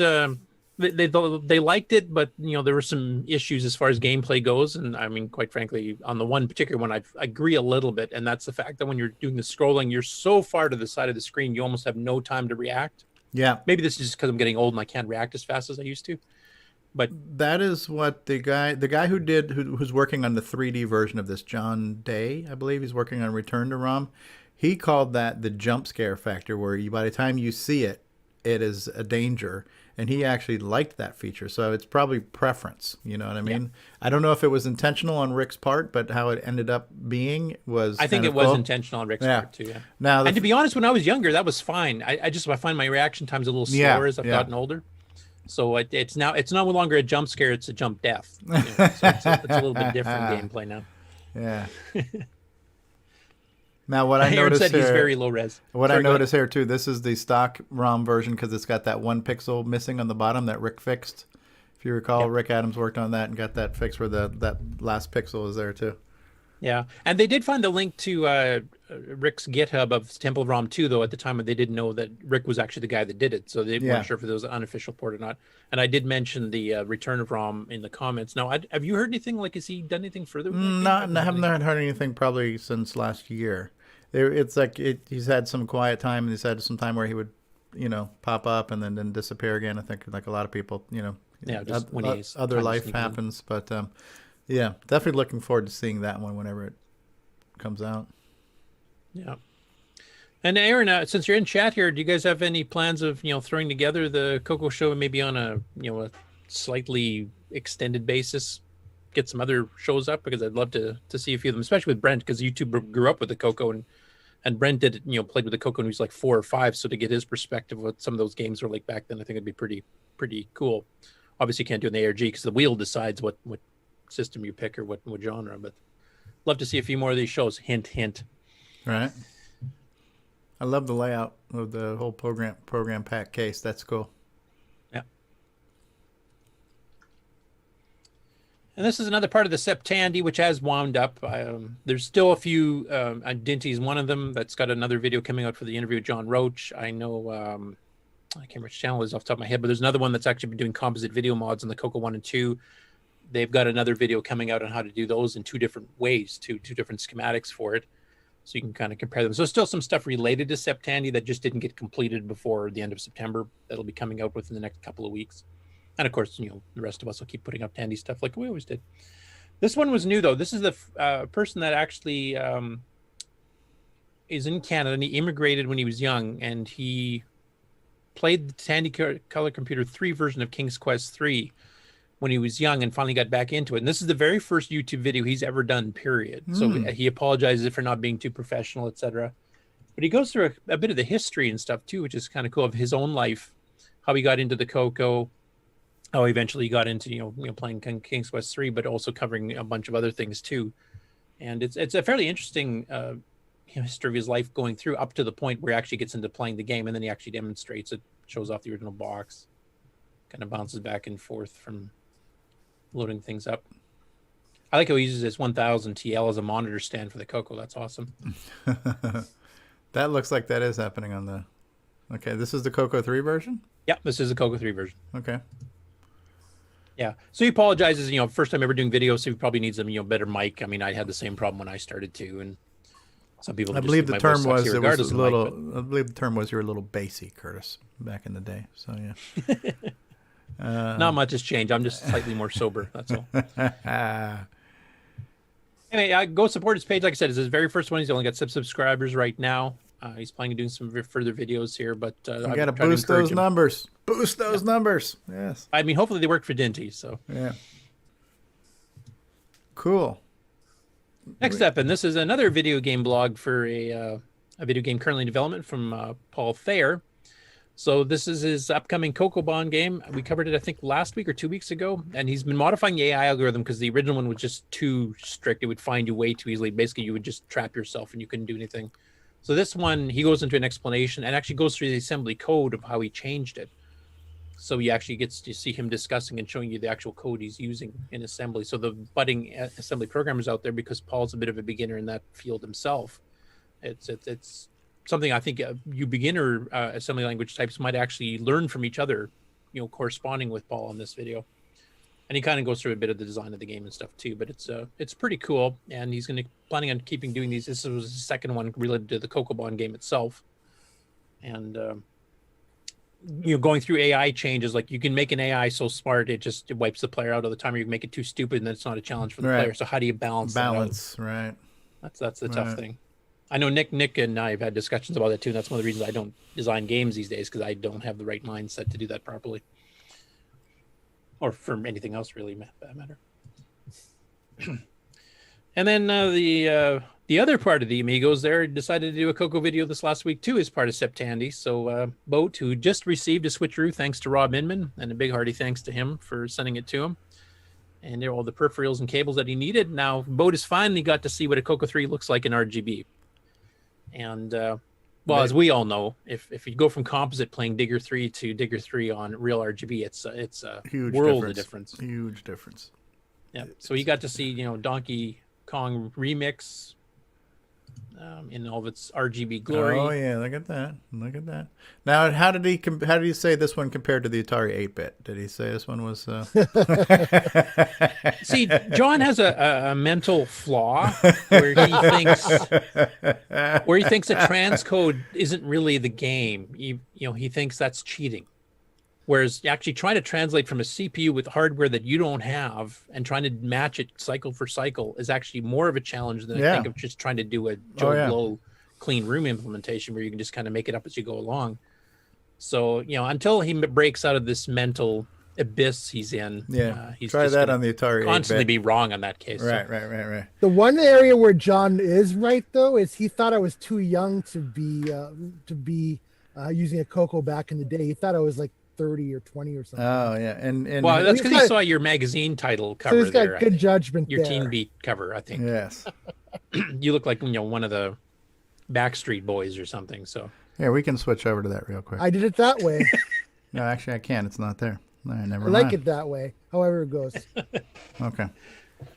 Anyway, unfortunately, he just downloaded the CoCo SDC archive update from the beginning of August. But that was just before Chet released the final reversion of Digger 3. So unfortunately, he was playing the holiday preview from last year, which still shows you the basic gameplay, but he didn't get a chance to see all the new stuff Chet's added. But yeah, those colors look great. Yeah. And he did the Chet Pac-Man transcode. So he did a couple transcodes here, that cheap way of doing a really awesome port of the game. Well, I would show you that if YouTube I was going functioning to properly. wax poetic about the track screen for Pac-Man. Unfortunately, we don't see that here. Okay. Why don't we see? He didn't realize at the beginning this is just a settings screen, the track screen's afterwards. Okay. So. Yeah, I don't think he knew that this existed until... you got to see Photon, which is a game he quite actually likes. He's into puzzle games, and to be honest, this is the best puzzle game in the CoCo 3 as far as I'm concerned, and one of the best games on the CoCo 3 period, and the best original game in my view. Wow, lots of opinions there, Curtis. Well, and they're all right. I mean, it's just like the Lancer does buzzard bait. So what? Sorry, I sense the request for Game On challenge. Yeah, well, actually, Boat put out here because he's one of these people that just plays games for quick snippets and then he gets bored, or not bored, but just he wants to get on to the next one. It's like Stevie that way, short attention span. What were you saying? Yeah, exactly. And this is a game that you have to kind of get used to the controls, and then you have to kind of learn how to do it properly, like how to manipulate the maze pieces to get to the exit. And once you kind of get the hang of it, then you can start blistering through like the first dozen or 2 dozen levels, and then it starts getting really difficult. There's 63 levels in the game itself. So he's actually asked if anybody could do a long play video. Now, I don't have the proper videos set up here, except to try to play an emulation. I might try it now that I've got that CoCo joystick adapter, because trying to play it on the keyboard on a PC controller, for me, has always sucked. It's terrible. I can't do anything good on it. And I'm not the greatest at this game either. I can only usually get to like level 20, 25. I don't even get barely a third through the game type thing. So I'm hoping one of you guys that is better at this kind of thing might be able to actually do a long play video, or if it becomes, the Game On thing, we can actually, because the mazes get really intricate and there's new pieces that you have to fight off and all kinds of things. So it's a pretty cool game, and I'll keep hyping it up because it is one of the best ones. It's incredible. It's fantastic. Anyway, he did multiple other CoCo 3 games. One he was pretty impressed with the graphics on was Gauntlet 2. Of course, the clone of Gauntlet 2 from the arcade. But I'll let you guys played watch this one, Stevie? What's that? Have you ever played this game? I think I did a video on it and not knowing very well what to do with it. I think I did do a video, but I haven't really spent any quality time on it. Yeah, I'd like to pick this one for an upcoming. A lot of my early videos, a lot of the earlier videos I did, I literally sometimes was playing a game I had never seen before, and I didn't even know about necessarily Curtis's website and some of my videos or the archive. So a lot of times I would come across a game that I didn't know how to play or what to do with, and just kind of said, stupid things for 5 minutes, and then said, okay, well, there it is, and I don't know what I'm doing, but goodbye. I'm glad that's changed, because now you have half an hour to say stupid things. Yes, yeah, now I just stream stupidly for hours on end, so. Actually, you've gotten better at some of those games too, though, so. Yeah. Okay, next up, Paul Fiscarelli, who's, of course, working with Simon on some stuff here, has been working on a Sprite engine, and we kind of demonstrated it a little bit last time. So this is kind of, you can guess what game this is based on, the Nintendo one here, but just showing like using hardware scrolling with his new sprite engine. This looks like an inferior clone of Downland. Yes. Yeah, the jumping, very responsive, the way the gravity effects work and everything. Yep, that works pretty good. Now, this is a hardware scroll? Yeah. Yeah, I think somebody mentioned one of the comments that he noticed the tearing in the clouds as it was scrolling, and I'm not sure. We know that the CoCo can scroll smoothly. So I'm not sure if it's the way the video does or it's the way something Paul's mentioning, because bear in mind, this is all a work in progress. He's still working on it. He mentioned he's trying to sync the sprite engine with one of the H or V something or another's. So, but I think it's downright impressive. Yeah. I mean, we've seen one demo similar to this years ago when Remy did it, because he did one with the hardware scrolling and he had all the sprites flying around in circles, and you could actually control with the joystick what direction you're scrolling and how many, click the button to add or subtract sprites. But this is actually using like proper shapes with animation and stuff on top of it. The other one was just, circles flying around. So this is actually a bit closer to the final type of a demo of this type of game. And yeah, you're right on the tearing stuff. I don't know if that's just the video artifacting. I know Facebook compresses the crap out of videos too, which doesn't help. But we've seen like Digger 3 doesn't have any of that. Right. And that's scrolling all 4 directions. So right. Or Gunstar or numerous. Am I seeing He might not be double buffering. Yeah. Go ahead, Rick. I was just wondering, it looks like there's variable horizontal speeds going on here. Or am I just imagining that? It seems like you can run at different speeds and the scrolling changes speed. It looks like or here. Am I just want to see? It looks like here, at least from my end, because you guys might be getting a bit of stuttering from the upstream. It looks pretty consistent in speed here. Yeah, it does. Unless maybe you're picking up something or jumping or something, it might slow down. Actually, right now where it's paused, you can see the cloud is torn. You see that? There's yeah. So that is the tearing that he's talking about. Now that could be the video, or that could just be the software, the way the software is working now. But this is all kind of prototyping, work in progress stuff too. So I'm sure it'll all be worked out. Because that's actually in the middle of the frame too. I'm guessing that's just tearing in the video type thing. Because go ahead, Rick. And look at his sprite sizes. That's a Mario sprite by 2. So maybe that's the issue. You know what I mean? It's a block size. Yeah, that could be. So the clouds are 2 Marios high, and therefore they might not be a unit. Yeah, just the way the horizontal scroll works is that basically you have the image pre-drawn on the screen, then you just have to change a pointer, and the hardware shifts the view over. So if that's just being drawn once and then scrolled using the hardware scroll, it shouldn't tear. Right. Now, if he's redrawing it as he goes, that's a different story. Maybe the cloud is considered a sprite instead of a background. I'm not sure. Paul, if you're out there, let us know. But it looks great. This looks spot on like the Nintendo. Yeah, I agree. Yeah. Cool. Next up, we have an update from Jay Cyril and Brett Gordon. They've been working on the Alcaron networking CoCo 3 game. So this is the second update video that just came out for Legends of Alcaron. So he goes in a bit of an explanation of what they're doing, etc. This was actually, they were starting to play around with the menuing system a bit more, fixing some things on that. They've got kind of the little information windows and stuff now too. This is kind of playing into something I want to work on. I love this. This is cool. Yeah, and the fact it's going to be real networking too, so you can actually play this against other CoCo users across the planet. Live. It's going to be just a lot of fun, I think. So we actually had a bit of the battle sequence here where they're fighting a blob and you're watching the blob's hit points go down, etc. So they're doing that. There's that whole spot on the bottom here kind of giving you your updates. Drop down potions. You get to drink beer, which is obviously great. Yes. Interesting little font they got going on there too. Yeah, it's kind of a shorter one, I think, so they can fit more text on the screen vertically. Yeah. I think it's like 7 pixels high or something. So, but yeah, we've been getting a lot of this actually lately, where a lot of the people in the CoCo community that are developing new games, and I think Nick Marentes, you probably pioneered this, of doing video blog entries where you're showing a bit of the gameplay and maybe explaining, some of your thinking behind it.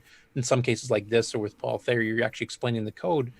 But it's I think, a much better than for trying to explain some of these things, to be able to show visually, not just still photos, but also the motion, and explaining like how I got horizontal scrolling to work, or how I got pop down menus to work, or the running in an isometric view like on the previous video for this one.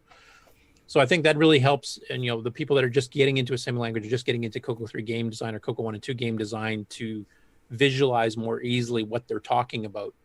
And now, Robert Allen Murphy, I'm sure you'll probably get to that point too later, and I think you have done some video bits too that you've done on your game previously as well. So that is the same thing. I mean, sometimes a still photo, if you're just showing how the design of a level works, is fine, but the video, I think, really adds some extra oomph to the video, or to the explanation of how things are working. So I think that really helps on showing off some of these blogs. So I hope we see more of the vlogs and some of these things. I might even consider start doing some of these vlogs type things on maybe some of the Nitrous 9 development stuff, to explain, here's a speed up I did, or here's an optimization of a graphical thingy, or new menu system, or whatever I came up with. Yeah, I mean, honestly, to be able to visually show it and audibly explain it at the same time, where you can look and hear what the person's explaining to you, I feel that that's much more effective than trying to read and interpret on your own. Like, I'm not a white paper type person, so somebody who wants to get into all the technical nuts and bolts in their write-up, that's great, but I'm going to get lost in the first paragraph and I'm going to lose interest. But that's me. Some people will eat that stuff up. There's some people who will just love to, dig into a curl up of a nice warm white paper, but I'm not that guy. So I find this is beneficial to not only the people who want the spoon-fed, digested version of this, as well as just it's very effective. Yep. I kind of like the combination of both. Like, what you're saying is absolutely true, and I'm the same way, actually. I can't just go read a white paper on how something works for pages and pages and pages. But on the other hand, if I need to reference it later, it's nice to have something I can just load up and then just do a search for some keyword that will find me something. But explaining it so it sinks into my head, this works much better, because I'm dumb. No argument with that, Curtis. So, I knew it. That was part of the script you gave me, so I just read it out loud. And the final game on news, and this was kind of cool. I hope to see more of this happening. We've had little bursts of this in the past. Dave Shadoff, who wrote some games for the CoCo back in the day, has released a source code for his CoCo 1 and 2 game called Star Spores, which was sold through Spectral Associates, and he's released it here on GitHub. So the complete source. He's even got some of the old notes that he did, including some of the graphics and stuff here. Wow, he's designing his title screen from the original God. video display worksheet from Tandy. There's some of the graphics for the shapes. Wow, this is a treasure trove. Now, we've seen this a few times. We've got like Xenix and Crystal City. The source code by Jeremy Spiller has been released. I've got source code on my website for Pack Dude Monster Maze by Brian O'Neill. And I'm brain farting with the guy who did the sound is Chris Spry. I've got Harvey Brofman's source code for Donkey Monkey up, because he gave permission for that too. Some of this stuff is only on GitHub or on my site. I'm going to try to get most of this onto the Color Computer Archive, because I think having the one nice central repository. And the one thing you have to worry about is some of these are done with different assemblers. Like, Harvey Brofman used the Microworks assembler, which isn't quite compatible with EdTasm. Now, Dave, in this case, I know he used Disk EdTasm because he mentions it when you go through the source code. So, is this a semi-graphics game? No, this is a higher res. It's a P mode 1 with artifacting, I think, or P mode 2 with artifacting, I think. Okay. So it's a little bit thicker blocks. It was meant to run in 16K with some of the animations and stuff here. So okay. And the title screen's just text mode.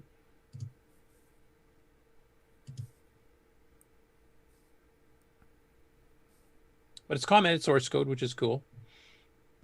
And in this particular case, it's set up for the Disk EdTasm. Oh, stupid thing. Did this to me yesterday, too. Does anybody else get this weird problem with GitHub where it just can't load a file for some dumb reason? It's never happened to me before, I promise. Okay, it's not going to do it today for some dumbass no, that's reason. cool, though. That's a treasure trove of stuff right there. Screen mock-ups. Let's see. Oh, look at here's some of his notes. Look at that. And Jeremy Spiller did the same thing. Like if you go to his page where his Xenix and Crystal City sources hosted, he's got his handwritten notes like this too. And this is awesome. The other ones I've gotten, I don't have any handwritten notes. I just have the source code and maybe a few comments, like a little README text file. But I'm hoping that more authors, especially if your stuff was done 30 years ago and you're not going to sell it anymore, because we've gotten permission from quite a few authors to release the software for download legally, and they're said go ahead. But I'd love to see some more of this here, like the people Source learning the stuff code back and in the day. notes and stuff. Yeah, absolutely. Yeah. As Dinty was mentioning, getting this history and getting it down where it's preserved, I think is well worth it. I mean, even if some of the people like going through, some of the code of Dave Dies when I was, doing my 639 optimizations, you could see his progression as a machine language programmer from his early games, which quite frankly weren't written the greatest. And I mean, mine wouldn't be either. But you could see, within a year or two, how much he learned and how much faster he was able to make stuff and how much more efficient, etc. And it's just fun seeing that, but also just seeing how the stuff was done in the day. The evolution of a developer. Yeah. Yep. Too bad Nick Marenti's never carried that trend. No, well, he's just a hack. So, and he's not even going to say anything because he's busy sleeping right now anyway. So. I was. You just wiped me out. his mouth is glued shut with Vegemite. Yes.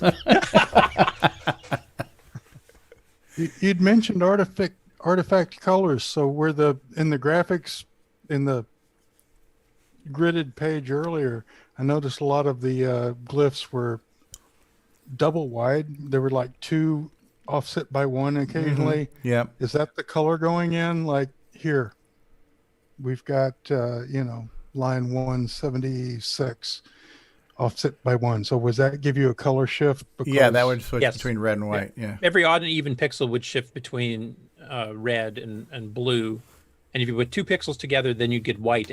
But if you want to get into the subtleties of it, if you put the 2 starting on an even pixel versus the 2 starting on an odd, you'll get a yellowish tinge or a cyanish tinge. And MAME actually emulates that as well as the actual hardware. So I mean, you could get, that's how the extra colors like in Sands of Egypt splash page are done, because you're doing like white pixels with just 2 pixels technically as far as the mode is concerned, but starting on an odd or an even gave you that yellowish or that cyanish, so you can get some extra colors. Sweet. Whitish. Like he mentions up here on the top part here, like blue while resting, white while playing. So he's actually talking about designing the game so that depending on what the player is doing at the time, it'll change the color of certain things. That's interesting. Plus, something that's not well known too is that most people think the artifacting color only works on P-Mode 4, and that's not true. It actually works on the lower ones as well. It works on P-Mode 0, P-Mode 2. You just get fatter pixels, but you actually get the same 4 artifact colors. I mean, Doubleback uses that as an example. Mm-hmm. Oh, yeah. Because they're basically all it's doing is just scaling the resolution to fit the screen. So, Hey, cool bit of history there. Cool stuff. And that's it for Game On News. Far out. So, Right. Nick Murdo, what do you say? You think we should take a commercial break before we come back with news? Yes, let's do that. We'll take a break and we're back with Curtis with the regular news segment. All right. I want to hear the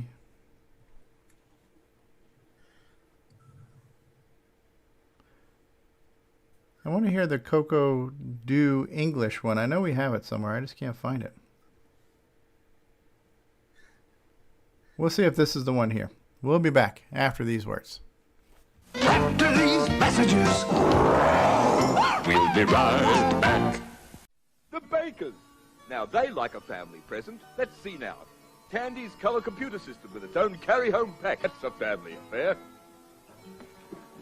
Wow, Dad, a color computer. A computer cassette recorder. And Aussie Accountant. That's for me. And OzQuiz for my school project. And 2 joysticks and a viewed game. Okay, who's the expert? Me, Dad. Thank you, Tandy. Sam. I'm too sexy for my love, too sexy for my love, love's going to leave me. Hi there, this is Mark Overholder, and you're watching CoCoTALK, the world's leading weekly talk show where you can join in. Hey, come watch us and see what's happening in the world of Coco.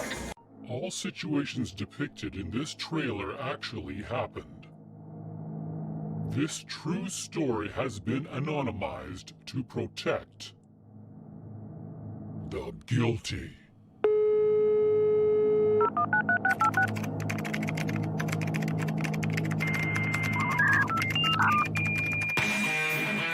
Starting in the dead of winter, a group of bored teenagers blew stuff up, learned code cracking, learned phone freaking, hijacked and hacked. No system was safe. No one could catch them, or so they thought.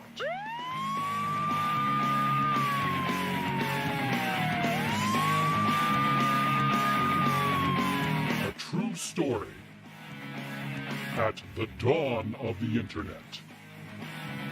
System hacked.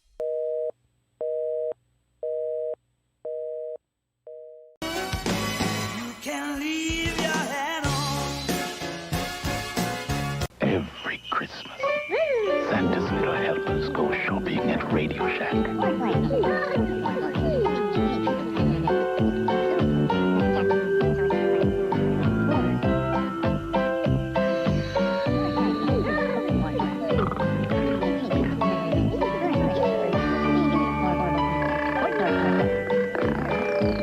Color computer too, a unique build idea from Radio Shack.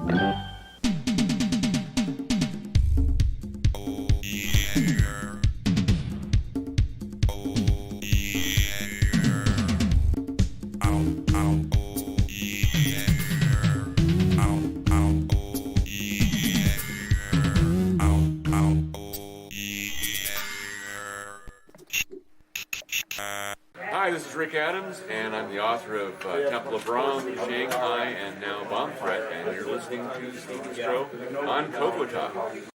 And now, Coco Thoughts by Samuel Gimes. Breaker 19, this here's the Tandy Mouse. You got a copy on me, Light Pen? Come on. Yeah, 10-4 Light Pen, for sure, for sure. By golly, it's a big mess, cleared a database. Come on. Yeah, it's a big 10-4 there, Light Pen. Yeah, we definitely got asteroids ahead, good buddy. Mercy sakes alive, looks like we gotta save this convoy.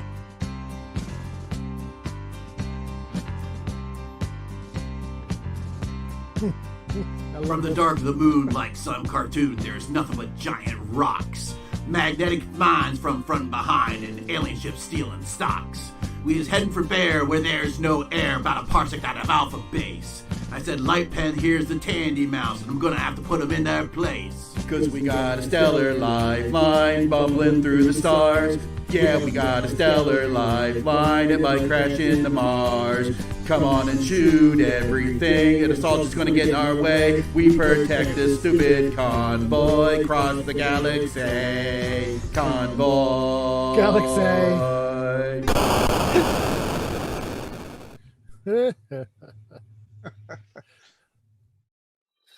From around the world, what you need to know. Get caught up on News with L. Curtis Boyle. And now a Muppet News Flash. And we're back.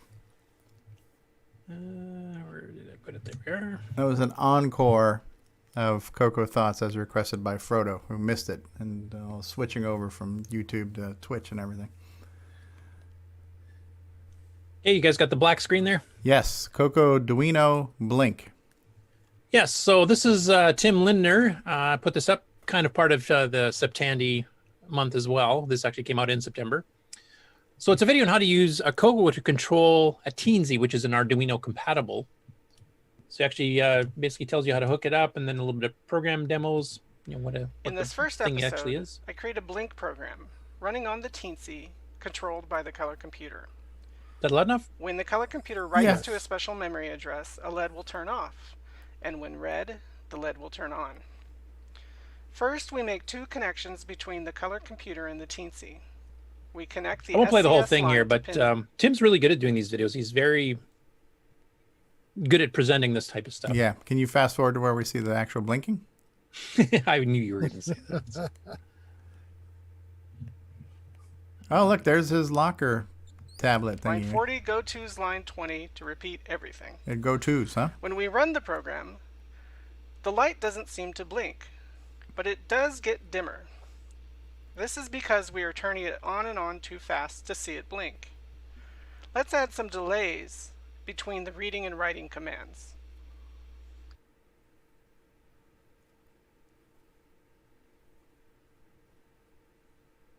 It's funny showing you can be working with the Arduino type thing in BASIC, not even using assembly. And he's not using any spaces in his code there either, so that's very optimized.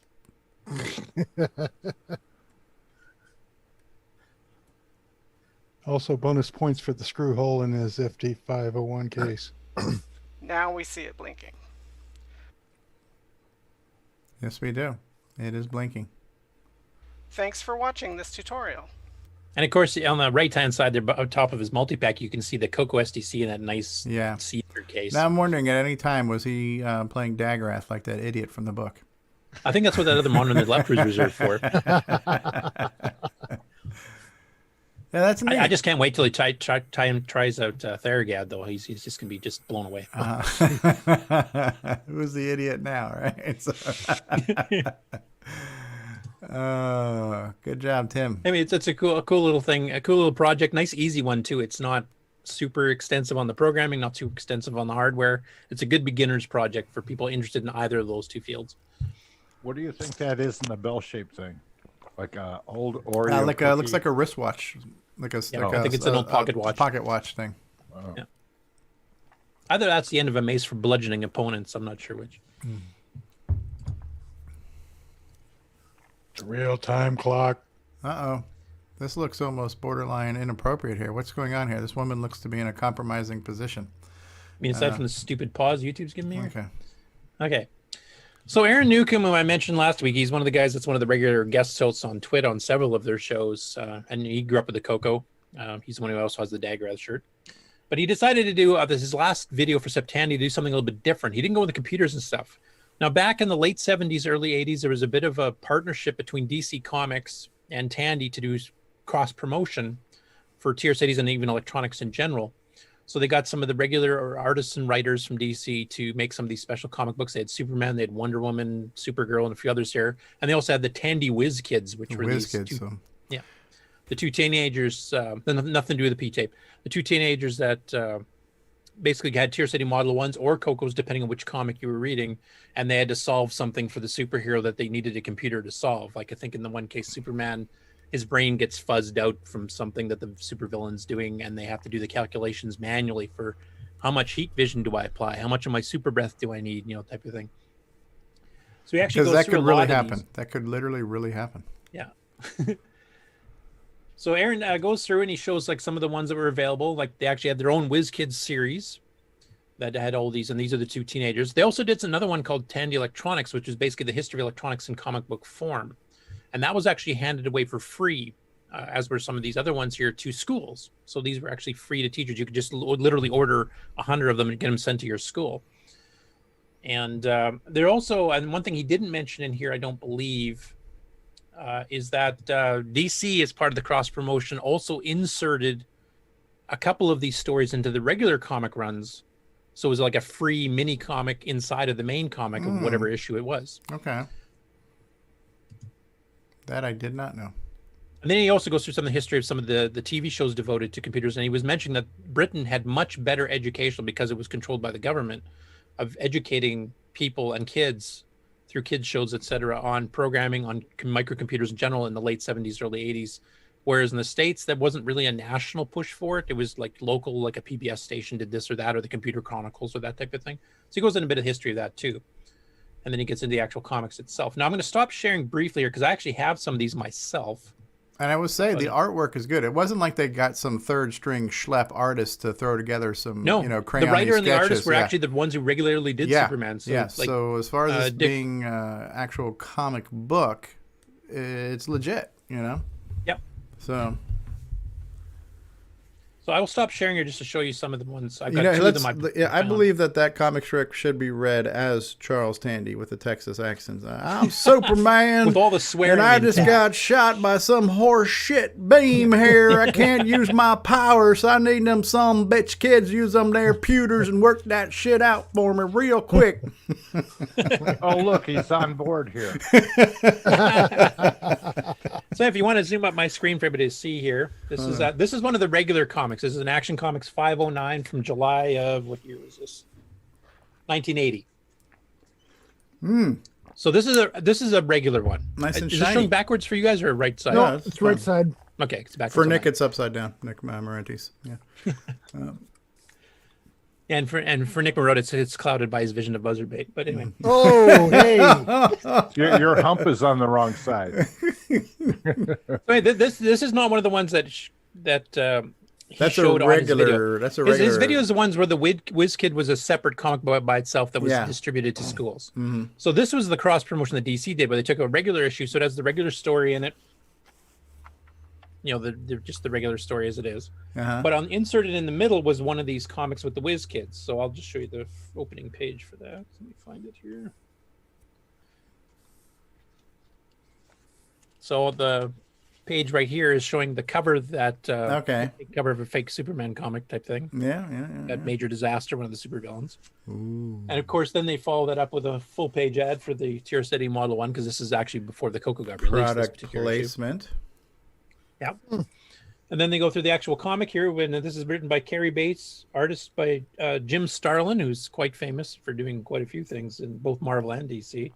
And Dick, I can't remember how to pronounce his last name, Giordano, who was one of the main inkers and pencilists and one of the main heads of it. He ended up being a VP at DC for some point there too. So I'll just see if I can find one of the parts where they're showing one of the Tier Cities. But basically, they wrote out like a standard superhero thing. They go a bit with the history of the computers itself here. So they're here kind of going through transistors and the lunar landing and how Yeah. computers were used there. Here you see some Tier Cities in the classroom. Product placement. Yep. No, they did quite a bit of that. Was any mention of the switcheroo in this? No, it's way too late. Here's what I was mentioning too, where he's trying to calculate, how to do things, and he just can't think straight because Major can't. Disaster is screwed with his brain. Yeah. So they have to pull out the Tier City and That's- calculate the circle's circumference. Got some type of horse shit brain wave on me here. And his brain is so addled that he can't even calculate his flight. So he just took out a construction site by accident by flying into it, and they give him hell for it. So then they end up with this radio control thing where he's listening to the kids on their Tier City, doing the calculations on his behalf. And then they have a final little product placement doohickey thing here at the end, showing a typical teenager, making a living off writing software. Yes. Hey, that's me. Now, somebody in the comments on his page mentioned that this kid actually is still into the computers and actually is a fairly major programmer today. Yeah, neat. But he was 14 or 15 at the time that this ad was done. Okay. And he got to start, as a part-time programmer while being a student in high school. Cool. So that was kind of cool. And then the special one here, and this is the Science Fiction Fair Story of Electronics, which Tandy also sponsored. And this is done in the spring of 1980. Now, this is not Tier 86. Yeah, I remember those too, yeah. I remember that, yeah. Yeah, very. Yeah, so they go into like the history. Like Ron, you'll like some of the stuff. Like they did the covers on the Voyager 1 spacecraft. Neat. Vager. Yeah, Voyager. Well, no, Voyager was Voyager 6, wasn't it? Do you remember the jigsaw puzzle that had like Marconi and Thomas Edison and a few other inventors on it, that Radio Shack? No. I don't know if I they don't remember sold that it or gave it away. I used to have that, but I got rid of it, unfortunately. It was part of this science kind That's of. there. We have a moon landing, and then what's going on there in the corner? It's got some kids on a TV or something. I can't quite see that in there. Actually, that's a microwave oven. Oh, microwave oven. There So you go. talking about the electronics involved with Oh, that. But basically, it's like a history of electronics and how everything was discovered. Yeah, but this in comic book form. And to make it more educational, they have a quiz here where you have to identify who the different scientists Oh, there you that go. invented the There, various look at parts that. There's have come into Tesla. being. I recognize Tesla right away. Any ads for Thomas the stringy Edison over thingy? here. And, yep, sorry. Any ads for the stringy thingy? Remember that? The stringy thingy? Yeah, they recorded on a steel Stringy floppies. stringy floppy. Yeah, that's what I meant. I'm not sure. This is more on general electronics, so this is not so much computer. So they didn't add. There weren't ads in there for other peripherals or anything. No, the only ads they had here was for Radio Shack, like the electronic kits and stuff for the kids. Oh. Neat. And when you think about it, that is kind of cool that they were producing really quality infotainment that they were giving away. You know what I mean? Because because especially in the 70s and 80s, comic books were huge. Kids loved comic books. So that's a way to connect with the youth and give them something that will hopefully pique their interest. And obviously, there's some financial incentives there. They're motivated by wanting to sell products. It is a publication that is basically endorsing everything they make and sell. Make no mistake about that. But it is free entertainment and information, and the fact that those are still around, that's kind of cool that we have that. Can you think of any other company? Can you think of the Atari comic book line or the Commodore or the TI? The Atari did have a comic book line, but it was to promote specific games like Star Raiders. Okay. But you know what I mean? Like educational type stuff. Educational. That you know, that's the big difference, I think, too. Like what Pat Dinty was saying earlier, that about Tandy made it different from other 8-bit machines. There's a lot of distinguishing factors, not only the quality of the build, but I think the fact that you got your Tandy computers from a Radio Shack, and a Radio Shack was a store that was inviting to people who were curious and into the hobby and wanted to learn. You know, I was that snot-nosed kid that hung out playing with the machines for years before I could even afford to buy one, and the manager didn't say, "Hey, go away, kid, you bother me," right? But can you imagine going to department stores like Sears or Service Merchandise trying to spend hours learning how to use an Atari or a TI in the store? They wouldn't put up with that, you know what I mean? So it's just and Radio Shack just let you go, here's the manual, kid. So the environment was very welcoming of people to learn and explore and be involved, and I think that really paid off dividends with the loyalty of the Tandy customers, you know. So this is a good why Tandy did that. Yeah, absolutely. And actually, Pat, since you're still on the call here, I don't know did you talk to John Roach about like some of the promotions they did like this, where basically this was just given for free. There was no charge to schools, no charge to students. You could pick it up in the store as a kid yourself, or you could order 100 for a school. The fact that they were pushing the educational side of Tandy, was that part of what John was in control of, or is that somebody else that made a decision? You're still muted. You're still muted, Pat. There you go. Yeah, no, actually, we didn't talk about that specifically. But what John was directly involved in, which I thought was interesting, was when the Model 1 first came out, he wanted to make sure that everybody knew what a computer was. So he actually went on tour with a Model 1, and he'd go from town to town and put ads in newspapers and just have a open hotel banquet room with 40 or 50 Model 1s and just invite people to come in and use them. And that's how he kind of started it out. So, no, in terms of that, and again, going back to the CoCo project, I think that he was a little bit confused by the CoCo project. I think he took more of a hands-off approach to that. He was really directly involved with Model 1, incredibly involved with Model 1, and he was very much involved with creating the CoCo. But I think beyond that, he kind of just went on and just said, "I don't understand these people," and just kind of went on to the next thing. But yeah. Well, like the one Superman comic I showed here, actually that is a Model 1 promo. Like Model 1s were used in this story. So I was wondering if he was directly involved on organizing with DC to do this cross promotion between the two. I would imagine so. We didn't talk about that, but what's interesting is everybody I've talked to had any involvement with John Roach or seen interviewed, like the head of Sierra, for example, who sold programs for Tandy 1000 inside Radio Shack stores, basically said that he negotiated directly with John Roach. John Roach was pretty hands-on with almost everything that went on. So I'm certain that he did, but we didn't get into it in this interview.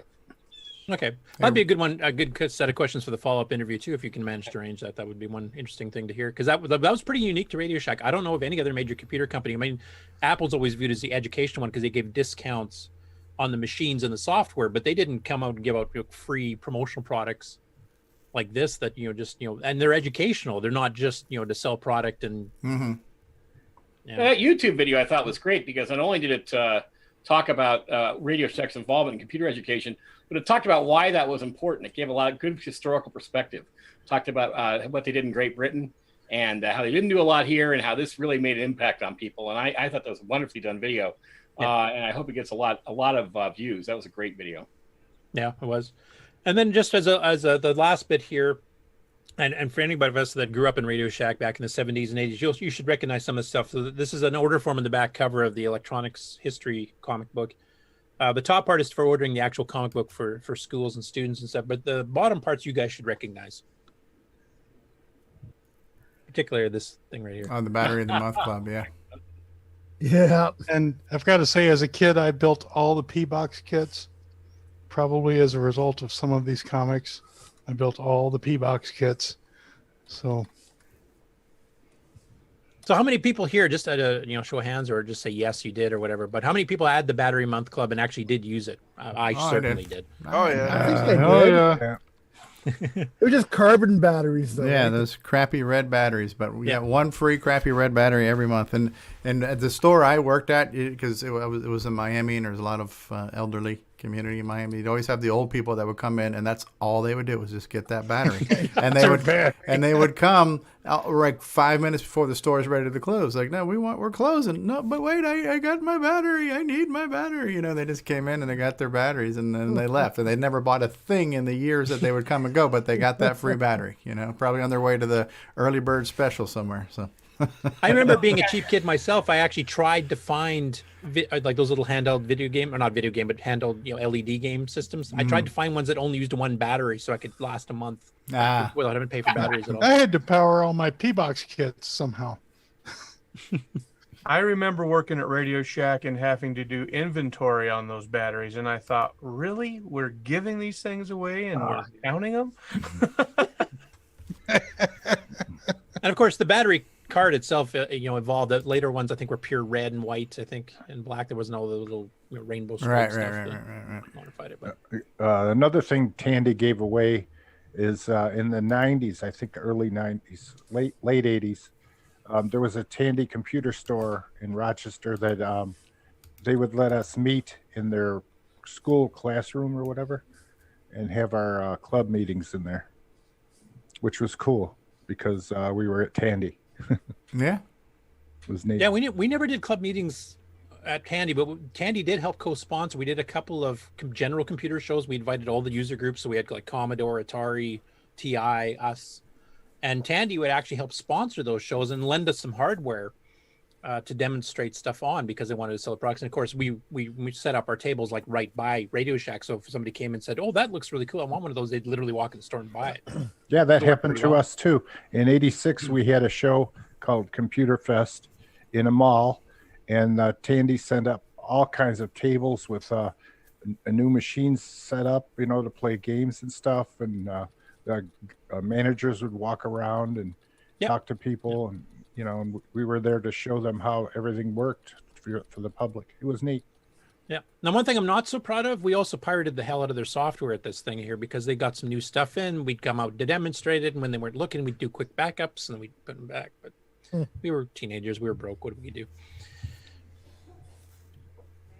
John Roach talked about the Battery of the Month Club, and that was one of the banes in his side, because every time he wanted to introduce something that cost any money, everyone would say, "Yeah, but we're the store where people come in for a free battery. I don't know if they're going to come in and spend $500 on a computer."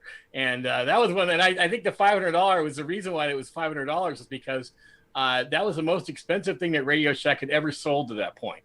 So he was not allowed to introduce a computer that cost more than $500. That was a limit. Yeah, and then by the time the Model 2 came out, they had a 75% profit margin, selling it for thousands. I know, that was crazy, wasn't it? Yeah, it was very successful. But I thought that was very interesting. That and he really wanted. I didn't talk about it in the video, but the MC10, he really wanted to have the cheapest computer too, and so that was the purpose of having that. So everybody knows what happened with that computer. That's the second biggest failure that Tandy ever did after the 2000 was the MC10. So. Yeah, well, at least the overhead on the MC10 wouldn't have been as much of a loss as the Tandy 2000. Though. No, that's right. Okay, I will share the screen again and continue on the regular news. I just thought it was interesting to show everybody that. So.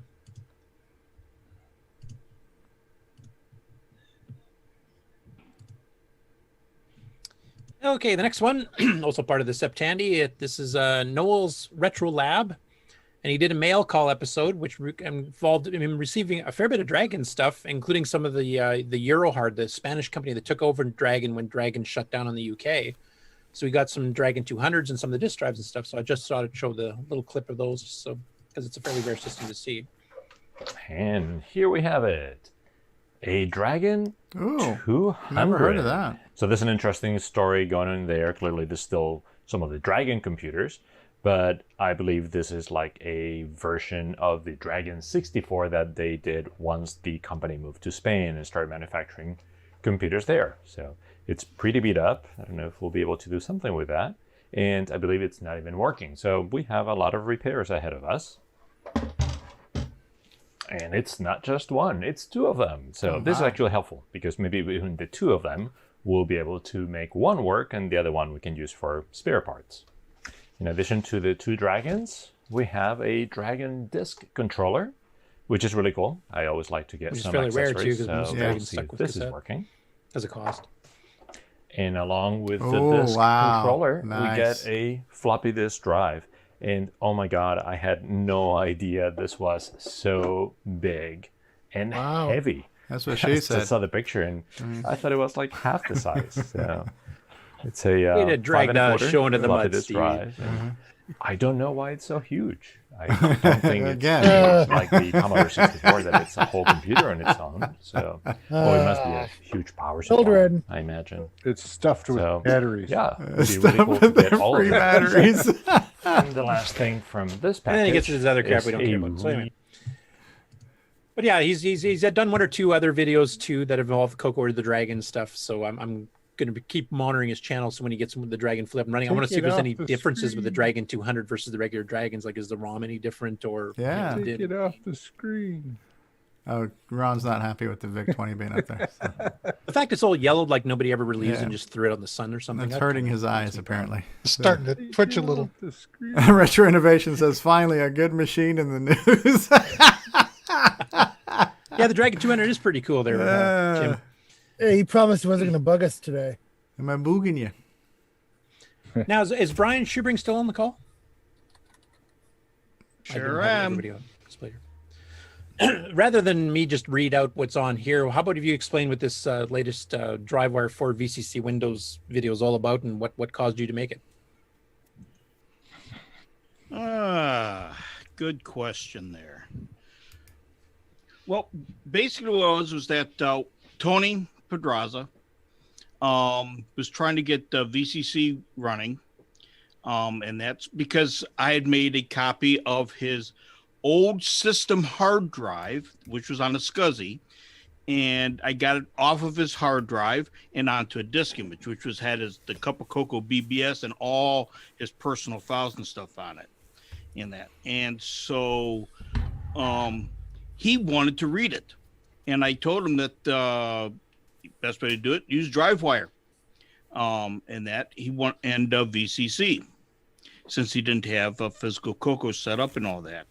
And he didn't want to yank it all out. So what I did is I just put out a kind of like a picture, a graphic of how VCC basically works so that you can configure it so that you can switch between OS 9 and regular RS-DOS and such using VCC and DriveWire 4. And as you could probably see, since you're sharing the screen and that there you can't see my screen, but it just shows just the basic settings that you need to do.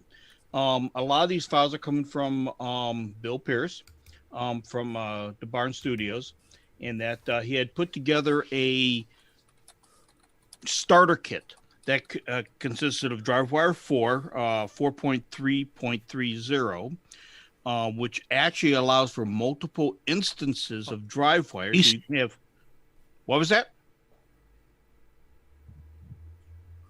Oh, I didn't say anything. That sounded like somebody was getting ready to barge in with something, but maybe not. Yeah, it did. So it sounded like something just dropped out. Do you want to screen share your side, Brian? Or is Curtis able to just show it from the Facebook? What do you think's best? Yeah, I stopped it just in case you wanted to, but well, what you had up there was just the basic information and the video and stuff that I put together for that, just for setting it up. But getting back to what my dialogue was that Bill Pierce put this all together already. It was a starter kit, so you can run OS 9 using VCC and DriveWire 4. And then he actually uses that for the excuse me, for his developmental work and all that. And so you can actually have a real CoCo and VCC going at the same time, and using DriveWire 4 as the connector between VCC and real CoCo, so you just move it over. Don't have to move things over using the card or a Wi-Fi card like you do, Steve. It just allows you to just use DriveWire as the vehicle to get the information from the emulator to the real thing, and that. So I have never tried to share the screen or take the screen. Well, don't hurt yourself. Oh, no. I'm not going to hurt myself. I don't know if I've got the... That's okay. Maybe Curtis can just go back to the Facebook picture if that schematic is good enough, and you can just explain it to us. Okay. Where's the control for me to get to... There should be a green thing that says share screen somewhere on Zoom, and you'd have to click on that and choose what screen you wanted to share. Yeah, that's... Like right now, we're seeing a screen of yours anyways with a maze. Yeah, that's my desktop where I've got VCC running, OS 9. I got it overclocked like crazy. DriveWire, here. DriveWire. I can just focus on your screen right now that we're looking at because it looks like it already has. Yeah, it has everything that you need. Okay. Yeah. So we're looking at it. So this is everything here.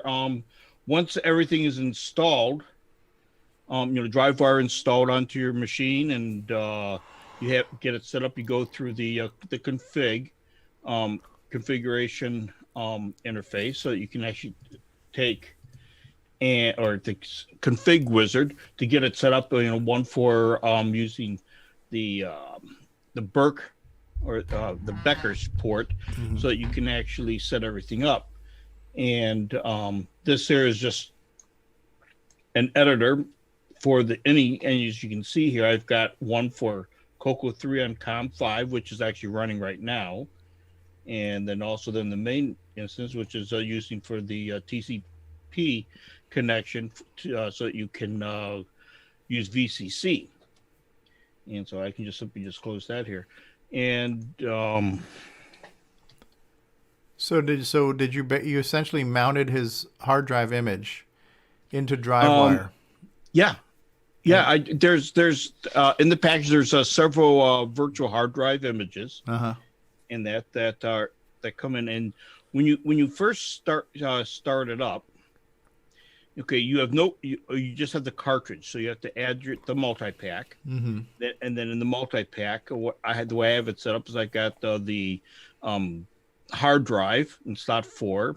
I've got the floppy controller in slot 3. Slot 2 is the ORC 90 card. Slot 1 is the Becker controller, and this is the vehicle that creates a virtual port. Instead of a physical RC32 port, it's a virtual port using TCP. And then then when you for the hard drive controller, you enter in this particular file here. This has the offset so that it actually VCC, when it starts, it touches this here so that it can actually boot OS 9. And what you have is that it has the hard drive system here so you can select, do you want to go to basic, or do you want to do OS 9? If you want to go OS 9, you press 7. In this particular version, there's an older version that was version 5, but we don't need to go there really. So we just go through and boom, we've got OS 9 running. And this is a version that Bill Pierce uses for doing a lot of his programming stuff. So it's got like C, Pascal, and stuff like that on in that. I'm not certain if the ones that he has up on GitHub are the exact ones that he got me, because I was working with some programming stuff with him a little bit, or tried to, and he kind of surpassed me. But the fine parts, what I mean by fine is that the details that you need to set up is what really trips up a lot of people. And it even tripped me up at first. And it wasn't really until the past month I really, started going digging in because I wanted to update VCC to the latest, which is 2.1.0. And I couldn't make it. And then I started reading, some more of the documentation. I said, oh, I am a dummy. And so one of the things that you have to do, and this is important, is that you get to select what slot, of course, that you can boot on. So you want to have it boot on the hard drive. Right. That's so that it can read the boot disk that it points to in the Becker slot. And on DriveWire, that happens to be this disk image here, so that it actually looks on DriveWire and then slips over to the boot disk, and then it boots it all up when you press 7. But the other thing that you have to really be sure of for configuring is the FD502. Okay, when it starts up, this is what's selected is the disk image. So when you do, if you have that, and you press F9, which does a hard restart, it still kind of tries to start because it's pointing via the hard drive. Mm-hmm. Oh, it actually worked. Oh, it's because it's in memory. Okay, but for it to start, you need to be sure that you select external ROM image, and then the ROM image is for the HDB DOS with the offset, so that it knows where to find the multiple boot disks on the HDB RS-DOS image. And once you have this selected, then it works fine. If you want to go back and say just run a regular RS-DOS, you just select on the 502 controller, just basic. Mm-hmm. Go to the multi-port, select 3, because before it was still on 4. That's why I was trying to still boot OS 9. Select this, and then you do press F9 for hard restart, and boom. You're now in regular DOS. So if I do a dir, not dir. It worked. Oh, it still worked. Wow. The E variable is set to 0, so it's doing a dir 0 for you.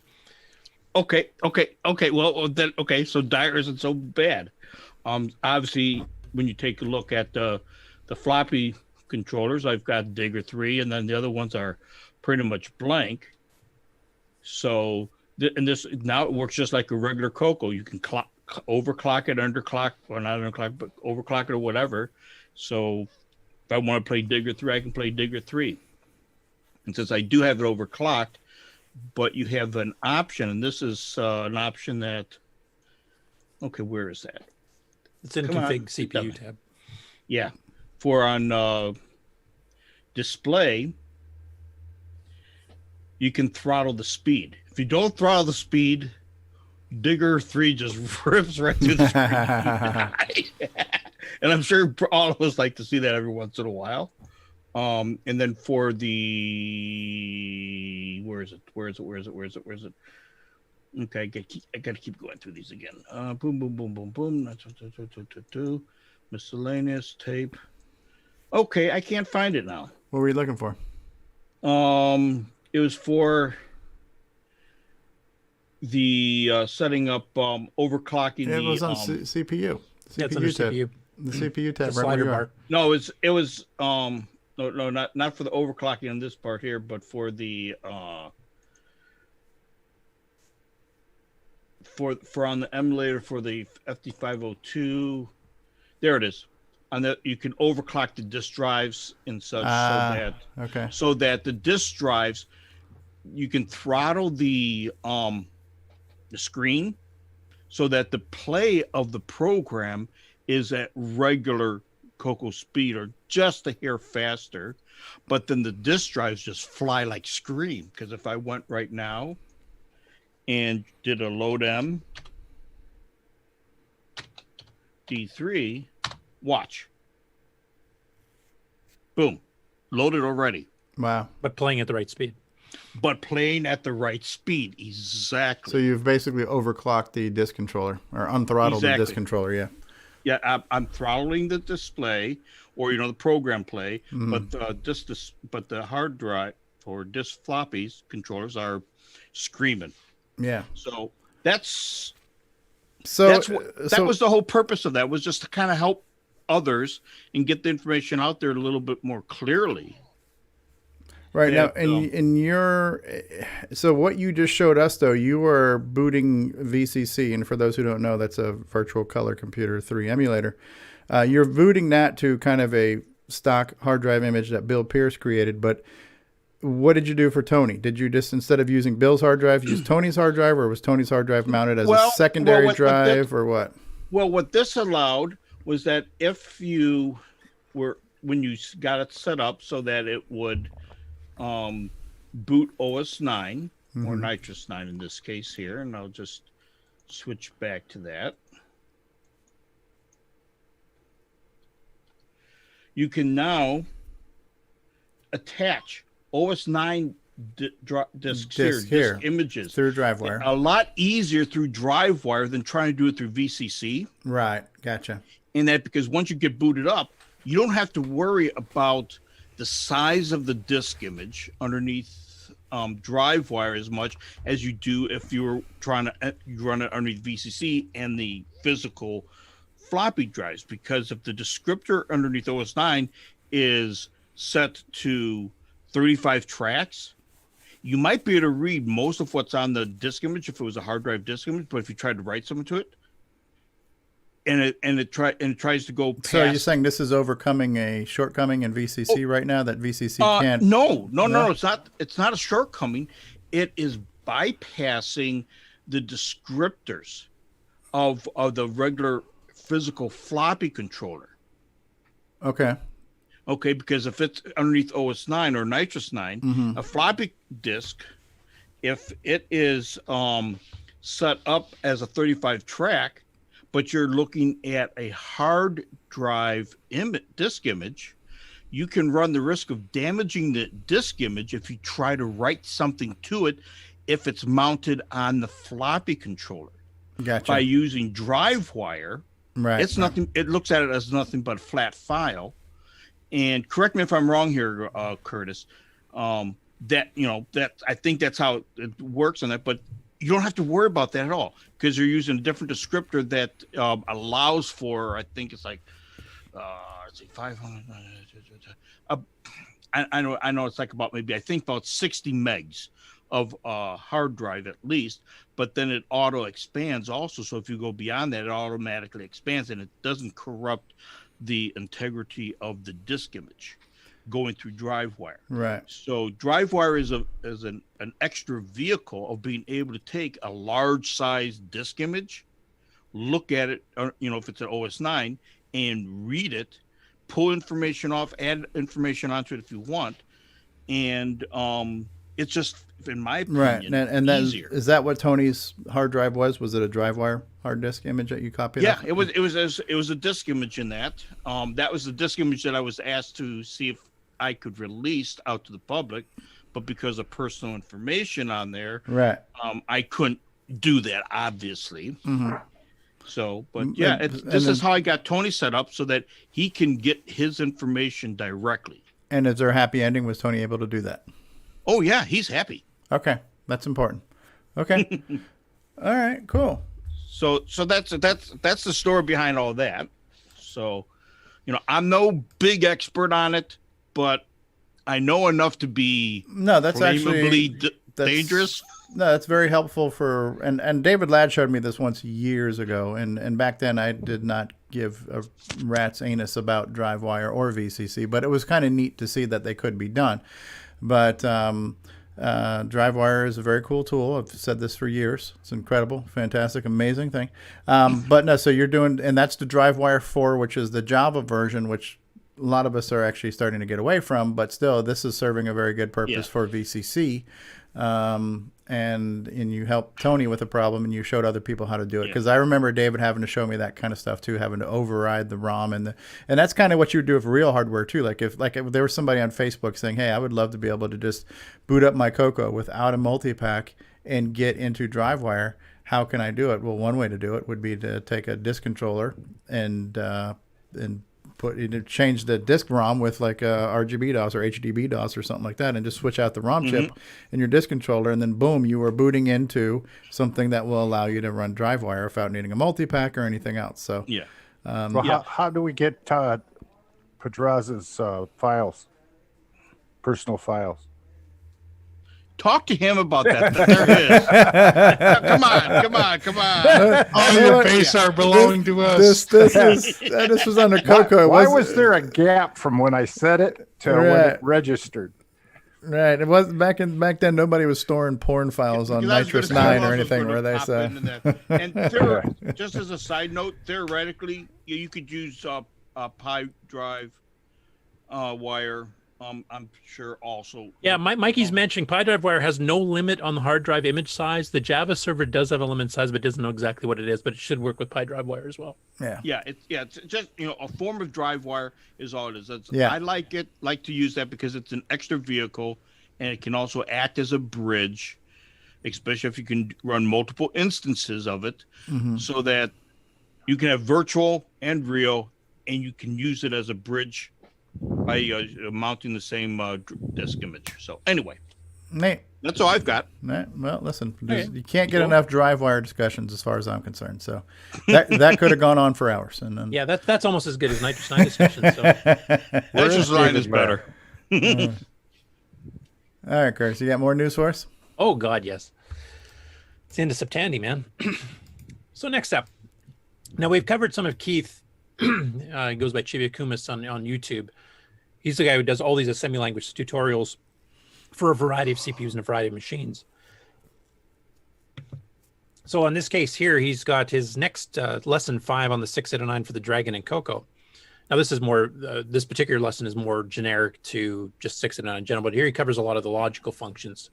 So he goes through explaining stuff like and or, and exclusive or, com, neg, how to fiddle a bit with the C condition code register, bit shifts, the bit commands, decimal adjust. He did a very good explanation of how that works because that sometimes confuses people. And the hardware multiply command, which he mentions, as far as, his 8-bit CPUs, that was quite nice on the 609 because not any of the other ones actually had that. You had to do it all with software. He's been doing this as an ongoing series, and he actually gets into the hardware specifics of the CoCo and the Dragon at times. So he's done stuff on reading the keyboard, reading the joystick, doing graphics, etc. too. So if you want to learn in general 609 or CoCo specific stuff, he's got a very excellent tutorial series that is a good match for Steve's. But he also covers, like, he does Z80s, he does 6502, he does 68000. He just did one recently on how to do the sprites on the Genesis, for example, using 68000 machine language. So if you're just interested in assembly language programming for games in general, his channel is an excellent resource. Very cool. Hey, we know this guy. Yeah, I don't know where he came from, but apparently he snuck on our show here today too. So yeah. Anyway, this is I don't know. Do you want to explain this, Patrick? This is what you're getting the CoCo VGA. I can kind of play without audio if you want to kind of. Yeah. So I don't know if I'm unmuted or not. Let me make sure I'm not muted. Am I muted? No, we hear you. No, we hear you. So I got this from Brandon earlier in the month, and I wanted to make sure I got it out during Septandy.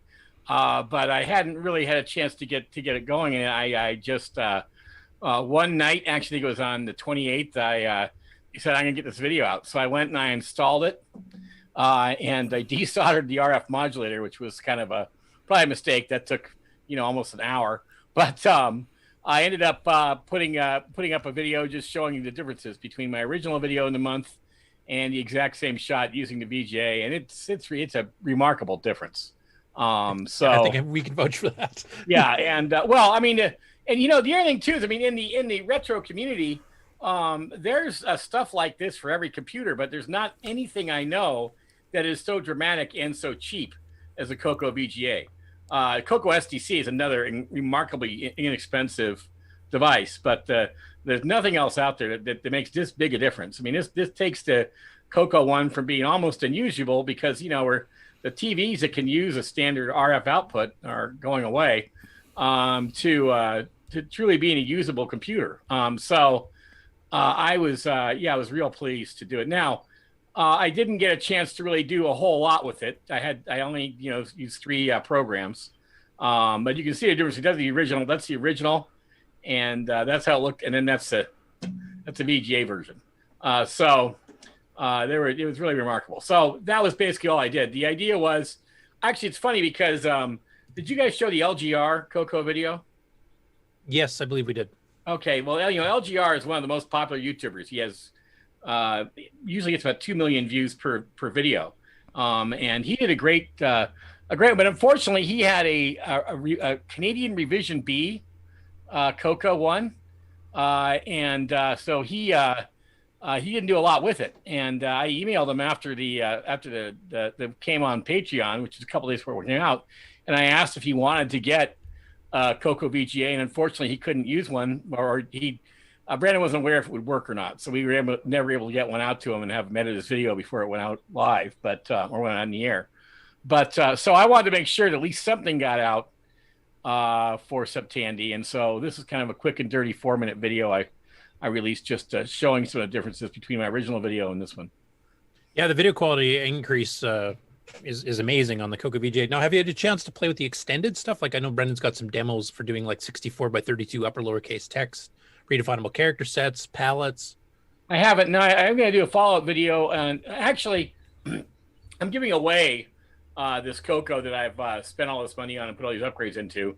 And so on the video where I announced doing that, that's George the dog, by the way, where I announced doing that, I'm going to show them all the games and stuff that we can play on this and how good they look, and kind of show the computer off a little more and show some of those graphics modes. So that's the idea. So this CoCo is going to be given away, and when the video I do where I announce that giving it away, I'm gonna demonstrate what I can do by showing some of the cool stuff in the CoCo VGA. So are you going to keep a CoCo for yourself? I have 3. Oh, okay, good. I just wanted to make sure. I have, it's funny because CoCos they aren't the cheapest today, and they certainly aren't after this Tandy. As you mentioned, CoCo 3s are now ridiculous. In fact, I did a video about computers to collect and computers to avoid in the retro space, and I've done a couple of those before. The CoCo 3 has now made the computers to avoid list because it's no longer a good deal. However, the CoCo 1 ranked second next to the TI as the best value. So, but yeah, it's I have 3 CoCo 1s Revision F motherboards. So I'm planning on keeping those and doing some more stuff with them. But this particular one I'm giving away, the one I featured in this video. Cool. I'm sure somebody will look forward to that, because I mean, for some people that aren't good at soldering, etc., putting the CoCo VGA in isn't exactly the a super simple thing for those type of people to desolder the VDG, for example, on later CoCos. So having it already pre-done and people know that it works, it'd be an awesome giveaway for those people. Yeah, and that's the other thing too. It's interesting if you look at things like the CoCo VGA, right? And then you look at the retro collecting community. The fact that a Revision F motherboard, which is the most common motherboard, I believe, you would probably know better than me. It is. On a CoCo 1. Now they know what to look for. Make sure that number ends in 285 on the board before you buy it. Because you'll go to a thrift store or you go to a swap meet or whatever, and they'll have CoCo 1s strewn around all over the place. It's a very popular computer, but they don't know, is this the one I want or not? And then that answers that question. So it's a cool device, and it kind of redefines the retro collecting space. It's one of those few devices that does that for that particular item. There was recently a floppy drive emulator that came out for the Atari 8-bit line that uses an Arduino and a little touchscreen. And I can't remember the name of it right now. It's a pretty cool device, but that has now made people who would otherwise have not bought Atari 8-bits now buy them, because they now know they have a way of accessing all the software easily and reliably. So this is just a big an impact, I think, on the CoCo line. Yeah, same along with the CoCo STC, as you mentioned earlier as well. That's a shining endorsement for the CoCo VGA right there. Well, it is. I mean, think about it this way. So if you take an average retro computer enthusiast, they're going to spend usually between $200 and $300 on their first computer, right? So the question is, what is that first computer going to be? Most of the time it's a Commodore 64, but you don't really get very much for that in a Commodore 64, especially not now. And the other problem buying a Commodore 64 is if you buy one for $200, it probably doesn't work, whereas if you buy a CoCo, it's almost certainly going to work, and you can get the SDC and the CoCo VGA, change the memory, upgrade the memory for $20, and you're still under $200 for a very capable, really fun little retro computer. So I think that's where the market's moving now, is not just what is cool or what you had when you were a kid, but what can I get everything on? What can I get that's going to allow me to do everything that device can do for a price I can afford? And that's where the CoCo one really stands out.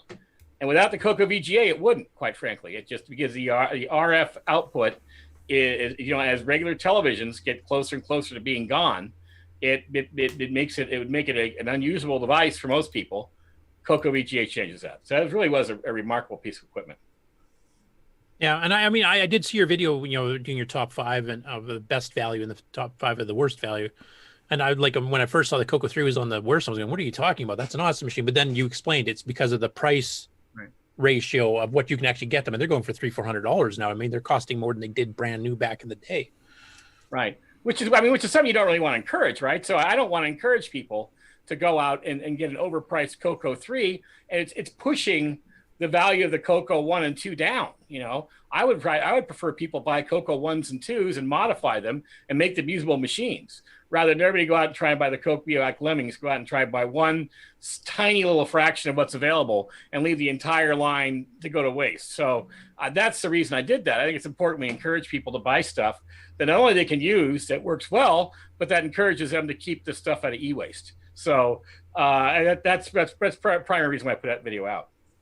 Okay, and I'm sure Nick Moroder agrees with you, because he keeps telling us you don't need a CoCo 3. A CoCo 1 and 2 is all you need. Mm-hmm. Yeah, I have to admit, inside I'm like, yeah, he's making good points. Yes, absolutely. No, thanks for putting up that video. Go ahead, Nick. Sorry. The CoCo 3 has some cool stuff for it, no doubt, and it does. But he's right. I mean, the cost of it's just gone nuts, and Tandy, as you mentioned, is not helping, because it's driving the price up even more. Yeah, it's crazy. That's an eBay issue.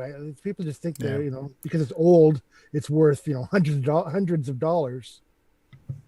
Yeah, because a CoCo 3, rather than being a fun machine to get into, which it is now turning into an investment. Yes. It's part of my stock portfolio for retirement type thing, because by the time I'm 60, I'll be able to sell it for $5,000 or something. That's kind of the direction it's going. Bear in mind now too, we have collectors coming into market now who have never used any of these machines ever. They did not grow up with 8-bit computers. They're millennials, or and they're going to buy what everybody else is buying. And heretofore that's been Commodore 64, and pretty much only Commodore 64. You wouldn't see someone who's under the age of 40 buy anything but that. But I think the CoCo 3, thanks to Tandy, will probably move into that space. And I'm hoping that those people who can afford a CoCo 3 will buy a CoCo 1 and 2. But you can literally get a CoCo 2 16K on eBay for $40. I mean, tons of them for $40. And like I said, for under $200, you can get everything that computer can do for you. So I think it's a great value. Cool. More Tandy here. So this is AC's 8-bit zone, and this is just a preview video, because he's going to be doing, and he mentioned this in a previous video, because he's the one who had that whole warehouse of CoCo 2s and 1s and peripherals and everything else that he had stored away for 20 to 30 years and hadn't touched. And he brought them all out, and much to his surprise, all of the 5 CoCo 2s powered on first try, though he had to fix the video a little bit. And this is a preview. So this is basically just him going through a bunch of parts he ordered to do some composite upgrade boards for these 2 CoCo 2s that are only coming out as black and white. So I won't play the video because it's just kind of the parts thing, and it's a preview of the video coming up. But he actually found 2 different circuits for doing composite upgrades. So he's actually going to do a video showing making both of them and then what the results are. So if any of you have seen the differing kinds of composite video, this might be, steer you to what might be the better one for you to pick to upgrade your own CoCo 2. So go check that out. That was part of Tandy as well, of course. This one here is from TGB Chris, who's actually a member of our Discord and in the CoCo Facebook group, and he's done some OS9 and general CoCo videos before, including that one where he hooked it up to the what the heck was it? The control panel for a car, if you remember that one. We could actually affect the speedometer and stuff. So here, I don't know if you guys have noticed this in his videos, and this covers his Model 4 videos and his Model 1 videos and his CoCo videos, but he always has this little saying he keeps going, "Hello, you rummy buzzard." And in this video, he does a quick Tandy one where he explains where that came from. I had no idea about the history of this. I just thought it was something he made up. And I won't play the whole video here, so you guys go check it out. But basically, it's actually some hidden text that was on the original TRS-DOS discs for the Model 1 snuck in by one of the programmers, which actually some people at Tandy apparently got ticked off. That's another thing you can ask John about. But basically explains that this was something that was used as kind of a test pattern on disk formatting and stuff. And then it kind of got released to the public and wasn't supposed to be. And later on got replaced with some other sayings instead. But that's where the whole "Hello, you rummy buzzard" came from, was from the original TRS-DOS Model 1 discs. So it's a really interesting history on that weird phrase that he's been using this whole time. So definitely check that out. It's very interesting. And he's used it on the CoCo and Model episodes too. So I thought for sure that was an Australian thing.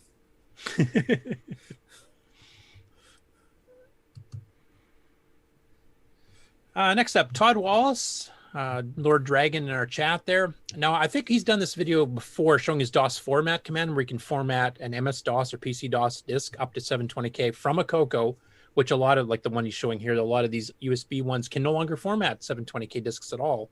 So the CoCo is actually doing something for the PC's behalf because the PC itself can't do it. I think he's released this video before, but this one he's added a bunch of text displays, or like overlays on there to help explain things better. So if you want a bit of a clearer picture of what it's doing and a clear picture of some special details about it, this updated video will give you that.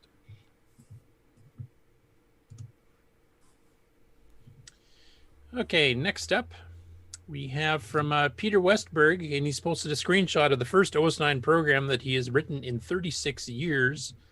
And this is an expanded dir command. Now, Todd Wallace, who we just discussed there, has done his own expanded dir command. He took a bit of a different approach here.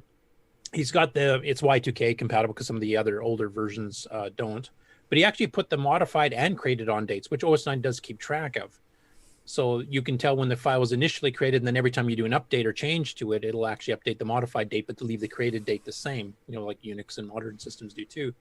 So he actually has that integrated in here, and he has the size in both hexadecimal and decimal, which is a nice touch because some people prefer thinking in decimal and some people prefer thinking in hex.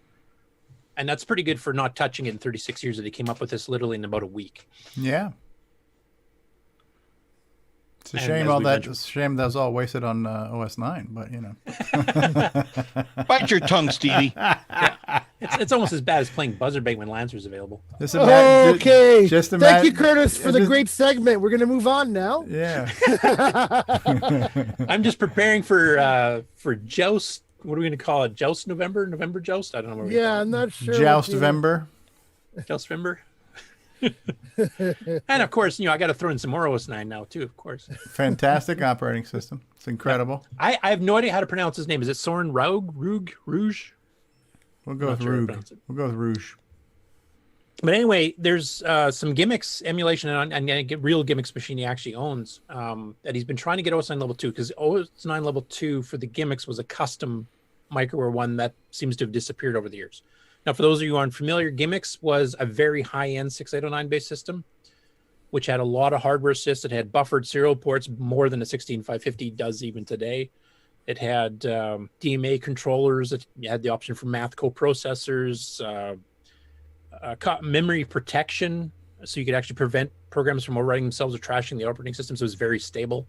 It was meant for very large terminal-based, businesses, etc. You could run 8 terminals off of it much faster than we did at work because you had all the hardware assist for it. But these were thousands of dollars. These were like $5 to $10 grand per machine back in the day. And you may remember they used to advertise in Rainbow and Color Computer News. They have a full page ad for the Gimmicks Ghost and the Gimmicks 3 and all this kind of stuff. So they've been trying to recreate a version of OS9 to boot using some of all this hardware. And for the first time, and this is based on Dragon 128, the unreleased Dragon 128 prototypes. They actually had found the source code for the Dragon's 128K support, which had NME support, etc. And he's ported it back to the gimmicks based on the Dragon source and actually got it to boot now. Now, it's not complete. He's still got to fix the boot module. He's still got to fix the disk drivers. He's got to fix some of the memory stuff. but he actually got it to boot up for the first time in years. So he's continuing on his quest to get a fully working version of OS 9 for the gimmicks again. And I remember seeing these at the very first Rainbow Fest I was at in '86, and there was some gimmicks, 3 machines running there, and there's these huge rack mount things with tons of cards and whatever else. But it was very impressive because that thing could run terminals at full speed. You wouldn't even know you were on a shared system with 8 other users simultaneously. Wow. It was an excellent machine for multitasking, like the time sharing we were talking about earlier. That's exactly what this was for. You keep saying you're trying to get it to boot. What is this all to boot? Just trying to get it to boot. I'm going to boot you in the ass for that comment, Stevie. I'm Canadian, and I thought the same thing. It's like you're going to confuse the Americans. Yes. What are you talking about with all this boot I mean, talk? speaking English confuses the Americans because they can't even spell and pronounce things correctly. So, no, I'm just kidding. Send all your hate mail to Nick Marotta. Yeah, hey. Speaking of Bill Pierce. He's my Canadian liaison. That's right. More OS 9 stuff. I'm just loving this news segment today. So Bill Pierce, who we've mentioned before, Brian Schubring just mentioned him too. He's got a project called MShell, which is a graphical alternative GUI, I guess, to Multiview. It's not quite the same. It's more meant as a file manager, so you can like copy files and do all kinds of things. It can update itself over the web using DriveWire and a bunch of other features. Now it's quite a memory hog. That's one thing Nick Morendes and I have both noticed, because even with 512K, you can run out of RAM pretty darn quick. So he's now talking about doing a hardware text mode version, which will take a lot less RAM and be faster. And he was soliciting some feedback. And then he also did a bit of a mock-up here of showing what it might look like. So he's got an overlay window here, and you can copy files between 2 different drives or 2 different directories from left to right, right to left type thing. So this is just a mock-up at this point, but he is actually going through with actually programming it, and it'll be a lot faster and still have all the features of all the file manipulations and moving stuff between disks and copying stuff off the web. This is like Norton Commander for OS 9, really. Yeah, and with full network support too, because it actually will run through the DriveWire TCP/IP, so you can actually do stuff across DriveWire locally or over the web. In fact, MShell itself and Ultimuse 3, I think, I can't remember if Ultimuse 3 supports this yet. I know MShell does, where you can actually update the software in itself over the web, just like a modern PC would do. Yeah, I'm looking forward to see what Ultimuse does. It does? Okay. And this is hardware text, so the hardware text did not have any of the box, like line and corner pieces natively then, right? No, unfortunately not. Maybe on the Gimme X, if they eventually do a reprogrammable character set, we might get that option, which would be really, really cool. Hint, hint, Ed. Cool. Next up, and this is kind of segueing back out of the Nitrous 9 stuff, Robert Galt, who's done a ton of software. He's done EdTasm, EdTasm 6309. He's done tons of utilities for the CoCo 1, 2, and the 3. He's done semi-graphics editors, semi-graphics 24 editors, all kinds of stuff. He's kind of like a jack of all trades type thing, done a lot of stuff. He's finally joined Facebook. He lives out in the rural areas, so he's never really had a good enough connection for it, and now he's got it through his phone. So we uploaded both a video and the disk image. You can download this little demo. It's a little graphic demo. And this is a dual boot floppy image. So it's actually got the RS-DOS version of this. What is this all about, this dual boot? And the OS 9. Yeah, a boot. He's got both operating systems version of this program on the same disk image. You download it once and you can just tell it to run it through Nitrous 9 or OS 9, and you can run it through Disk Basic. I'm not sure which version this is. I think this is the Disk Basic version, but just a little, like he said, you could use it as a screensaver. So it's just a little graphic demo he wrote. Pretty quick. Yeah, it's an assembly because Robert does a lot of assembly stuff. Mm-hmm. In fact, Robert and Nick Morendes have worked together to fix some bugs that were found in the EdTasm 6309 patches, and you got them out pretty quick, I think, Nick. It was within a few days, wasn't it? Yeah, he works on them straight away. Yeah. That's Unlike neat. Nitrous 9, where we take months before we release anything. Anyway, free download demo if you want a nice little screensaver for your CoCo, no matter what operating system you're running on it, go for it. And just a big welcome to Robert for joining into the Facebook community. He's been on the list for decades type thing, and he's been on the FidoNet Echoes back in the day too. But he's never been on the modern stuff on like Facebook or Discord now. Is he on Discord now, Stevie? Was he one of the new ones? I don't know. No. No, not on who I reported this week. No. Okay, we'll have to convince him to do that too, so he can get involved in some of the discussions. But it's good he's on Facebook now because he's got a much more public profile. Because not too many people read the listserv. The what? What are you talking about? What are you talking about? Yes. This was a rather interesting one here too. Aaron Davis had mentioned just a couple days before this post that he'd written the Conway Game of Life simulator things, but he'd lost it years ago and he figured he couldn't get it, but he suddenly found it again. So he quickly uploaded it to Facebook so people can download it. Now there's been other versions by Sockmaster's done one, Alan DeCock's done one. There's a bunch of others too, but he was just very happy that he actually found it and was able to give it to the public to be able to play with. Cool. So I wanted to mention that. You should make sure that gets on the archive too. Also, the CoCo Crew released their new episode 64 here at the end of the month. So the main features of that one, there's a text segment on RGB versus NTSC color on the CoCo 3. I think this was done just because Nick Marentes likes that so much. And the difference between the NTSC and the PAL type thing. They also did a review of Rick Adams' OmniStar for Neil's Game Corner.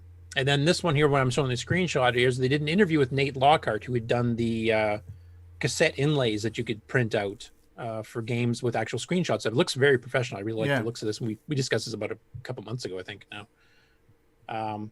But basically they interviewed him on where he got the idea, the fact that he was getting into the CoCo and stuff. So it's a pretty interesting interview with Nate. It's definitely worth the listen for that. Is there more than one picture of that, or is that it? I think that's the only one here. Unless he put another one later. Yeah, that's the only one in this one. Yeah. I can zoom it up. Now, does it have an insert or a flap or anything, or is it just like, because for those who are Get the not little flap here. Okay. Those not in the know, the cassette innard is actually what's called a J card because of the bend. It kind of looks like the letter J. But then you can get all kinds of fancy. You can have multiple folds inside your J cards and stuff like that. But yeah, that's cool. When I used to do custom cassettes of my MIDI stuff that I used to do back in the 90s, I would print up J cards like that and have to fold them and cut them, and not multicolor or anything, but just on colored paper, So CoCoTALK mixtapes. Oh yeah. No, it looks really good. I like the label, the spine label, and you get the color screenshots there. You can kind of see the RGB and scan line effects in the picture and stuff. It looks pretty neat. Neat little project. Yeah. It's a good, if you're still using tapes, I mean, this probably appeals more to the Dragon people than the CoCo people, because we tend to use the disc drive. Yeah, I wonder, because we've got scans of all the cartridge labels. If somebody needed to reprint a cartridge label for one, I'm wondering if they've got scans of all their cassette J cards. If they needed, like if somebody got, let's say I bought on eBay, I got the tape and I got the clear case, but it doesn't have the label. I'm wondering if they have high res scans of a lot of those micro deal stuff and everything that they could reprint if they needed to. Yeah. And I mean, in the CoCo market, our cassette J cards actually weren't as impressive as the Dragon ones. The Dragon guys just went all out, full color and, really nice artwork and stuff. Mm-hmm. And we did the more kitchen table, we're selling in a doggy bag type thing here, at least until disc. Discs, I think we started to see some of the custom disc, sleeves and stuff with Tom Mix software in gold type of thing. But they definitely were more into that on the Dragon side of things. Very cool. And of course, the CoCoCrew.org. If you want to listen to this episode, they also got the episode notes, which kind of goes through. If you want to just jump to certain things, it'll tell you like whereabouts in the show certain segments are. This one here in the Color Computer group on Facebook, for those of you who've been watching it lately, there's been a new person in there, name of Ruth Kim Ann Moss. Now, her dad passed away, and he was a computer collector / hoarder. Has a ton of stuff, ton of Tandy stuff, a ton of non-Tandy stuff. And she's done multiple messages of these where she's actually going through the inventory with plans to sell some of the stuff. And she has a fair bit of the CoCo stuff in there too, as we discovered. Oh, Color scripts it. I want to get called dibs on that. Now, have you guys heard of this one here? Valentine CoCo Extravaganza for the Two City Color Computer Program disc? No. I'd not heard of this before seeing the picture. I'm hoping some of the stuff gets scanned and submitted to the archive if it's not already in there. Well, she's selling it, and she's not a computer user per se, especially not a retro one. So I'm hoping whoever does buy this stuff when she puts it for sale does, Yeah, that's what I meant. Yeah, and I know she won't. Cronus Rift. Yep, superscripts it, which is... See, that says Model 4 superscripts it. Okay, so that's not ours then. No. Damn it. Like I said, she's got a ton of stuff. There's some Commodore stuff in there. There's old model 134 stuff in there. There's CoCo stuff in there. This is just one of her posts. She's been gradually posting like maybe two pictures in this particular case, but she's posted like 18 at a shot. And her hardware, like color mice and computers themselves and stuff. And she's still going through it. So keep your eyes posted. I'm not sure when stuff's going on sale. I'm not sure how she's figuring out prices, etc. But anybody who wants some of this stuff, definitely keep an eye on Facebook literally daily, because I'm not sure when she's pulling the Seems trigger. like a road trip may be in order. Yeah. As someone who has a lot of old CoCo stuff, the amount of modeling on the Cronus Rift says it might still load. As they overheat and get old, the label models more and more. So that Cronus Rift will probably load, which probably means the one just above it isn't as good a shape. The Model 4 thing looks great, but they always do. They have better labels. But yeah, this might be a good thing to look at. Yeah, and she's got some stuff in there that her dad had that are a bit more unique. I mean, Cronus Rift is fairly common because it was sold at Radio Shack. There's a ton of them, but she's got some third-party stuff in there and some of the rare hardware too that Tandy sold. So there's a lot of stuff. Like there's a ton of posts from her, right? I think there's at least 4 or 5. Some of them have 20 pictures each, so I didn't put them all in here, but definitely go check them out. And if any of us actually are the people that order some of this stuff, like Nick was saying, anything that's new that we don't have on the archive, please scan, make copies, etc., and put them in the archive so we don't lose it. I just think it's funny. The original Tandy labels are like G-Shock stickers. The amount of modeling tells you how likely it is the disc is still good. When it becomes mainly modeled, it won't load. I got lots of them. It won't even rewrite to.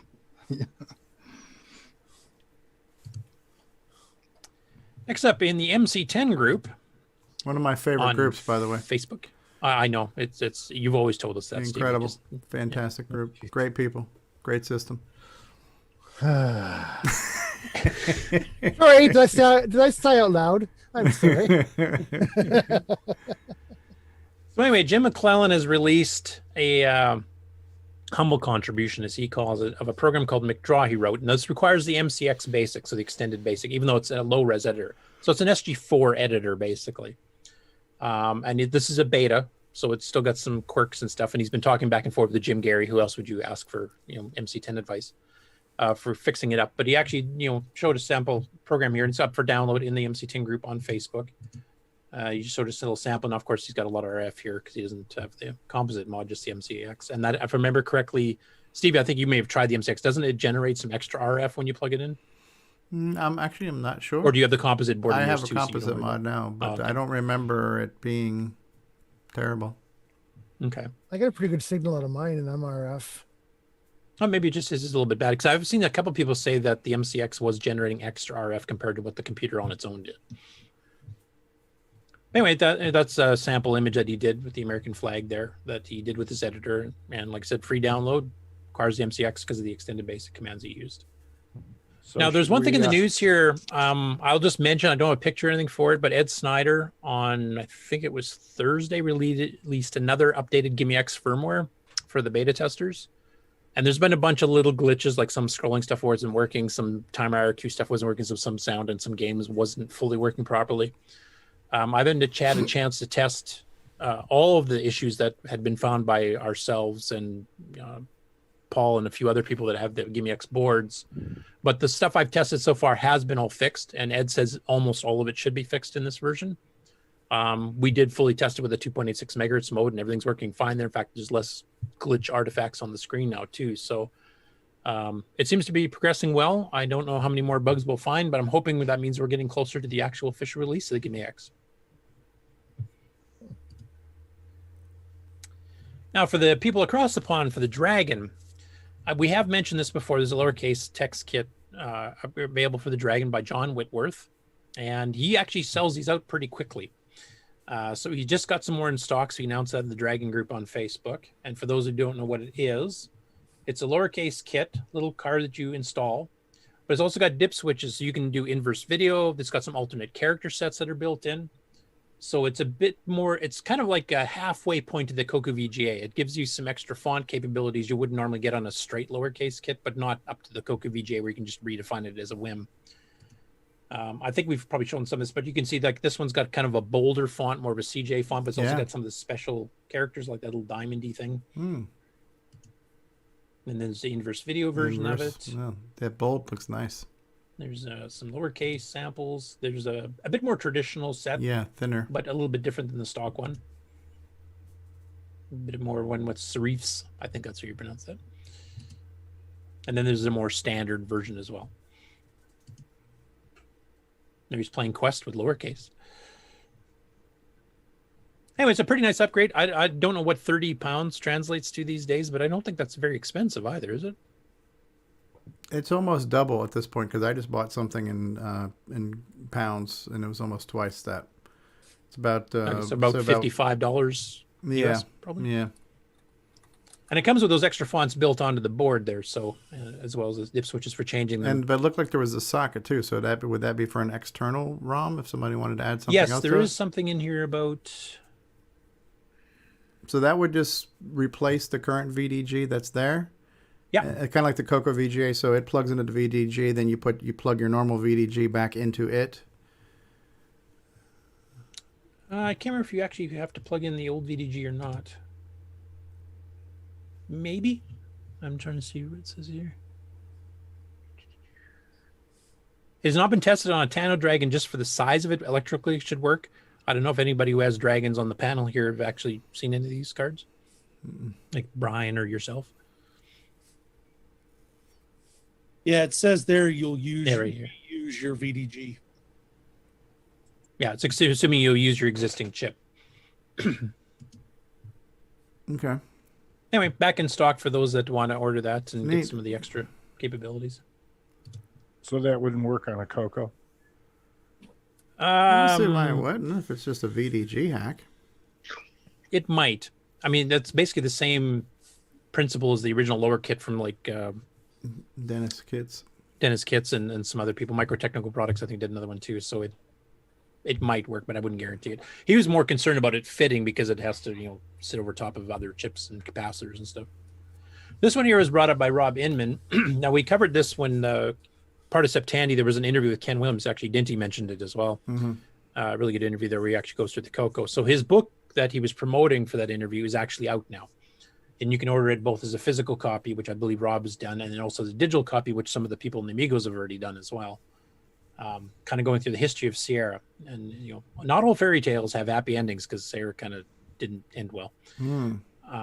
But I just from watching the original interview video as part of Tandy, it was a pretty interesting interview explaining and Dinty mentioned this as well, and John Roach mentioned as well about how the synergy between the Tandy 1000 and Sierra. They originally designed the game to use the 16 color graphics mode for the IBM PC Junior that disappeared overnight. Yeah, plus the sound chip the PC Junior had too, which also did the same thing. And then when the Tandy 1000 came out and did it right, had a proper keyboard and everything else, that all of a sudden it just took off, and it literally saved Sierra. And of course, we eventually got ports of a couple of the games of that ilk on the CoCo 3, and we had early ones too, like Winnie the Pooh and some of these educational games that were done by Sierra on the CoCo 1 before that. So, really good history book on that. Really looking forward to reading it eventually here, and hopefully we'll get a book review from some of the people on the panel that have ordered it. They were pioneers, though. Sierra Online was pioneering computer entertainment for a long time. Yep. And I had such a crush on Roberta.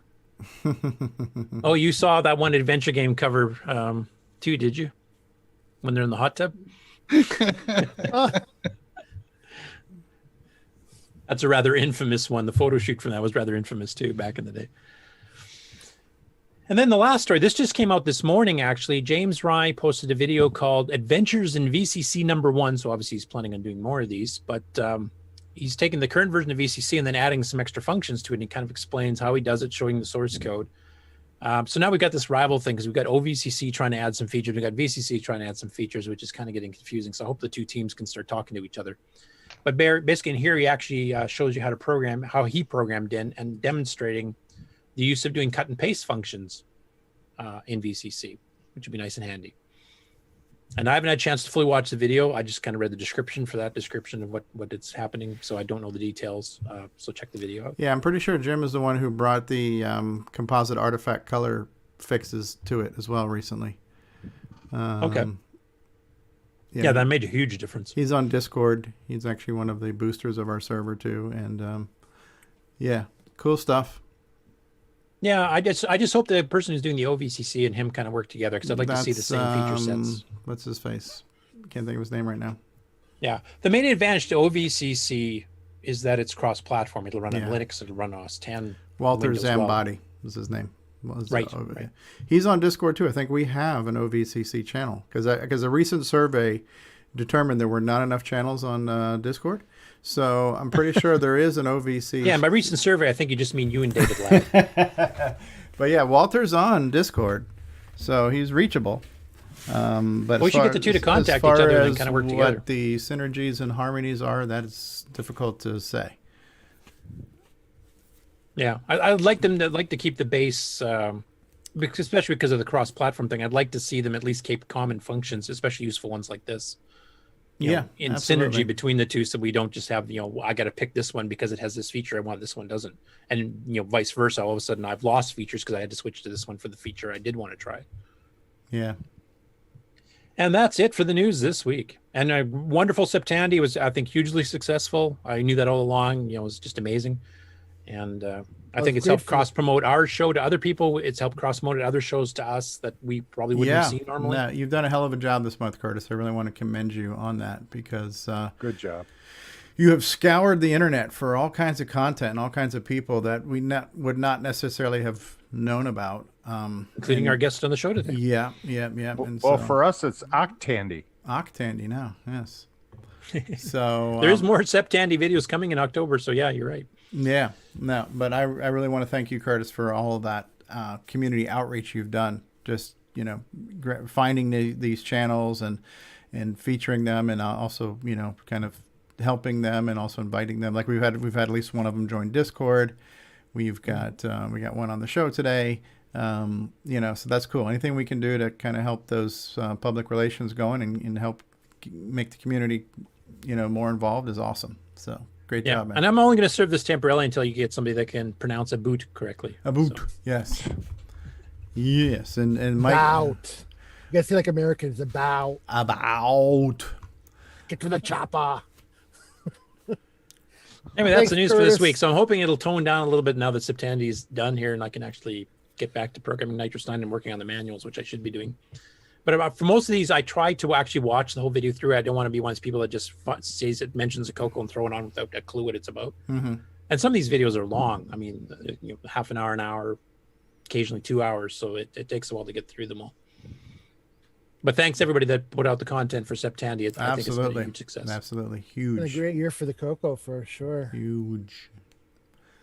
All right, do you want to do updates and acquisitions, and then? Yeah, we do a commercial break. I'm sure Ron Delvaux probably needs the potty. Right. So we'll do He's a commercial. Smiling. I'm guessing that's we'll do a commercial break, and then we'll come back for the final segment of the show. Everyone's favorite segment, right? Project updates and acquisitions, show and tell. I thought we were gonna do Game On Challenge results again by your. I was gonna say what again already? Really? Yeah, Jim Brain was rooting for the end of the show credits, but really. I'm kidding. All right, so I wish I knew. I want to play the CoCo 2 commercial. That is the CoCo Do in English. I just don't remember which one that is. Fletcher. If only they were an English term. EOU. Just click on the boot box about them. And I don't know which one it is. So I am going to just try this one here with I'm a Coconut and CoCo 2 and Boomerang, and we'll see. I'm not sure if this is it or not, but we'll be back after these words. Just start clicking it. We'll return after these announcements. What's going on, everybody? The original gamer CoCoTALK here, and I want to talk to you about I'mACoconut.com. If you love the color computer like I love the color computer, then you got to visit I'mACoconut.com, your one-stop shop for all of your Tandy color computer links needs. There you'll find links to blogs and podcasts and project sites and emulators and downloads and groups and communities. If you love the color computer, head on over to I'mACoconut.com. That's IMACoconut.com. Tell them the original gamer CoCoTALK sent you. CoCo forever, people.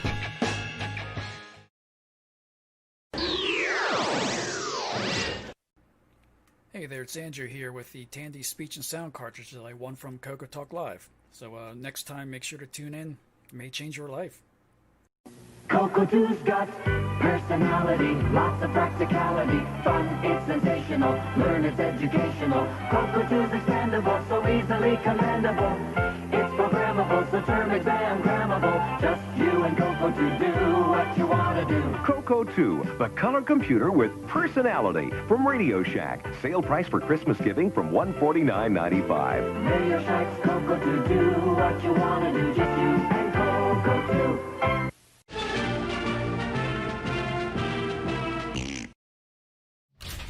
A Boomerang memory board.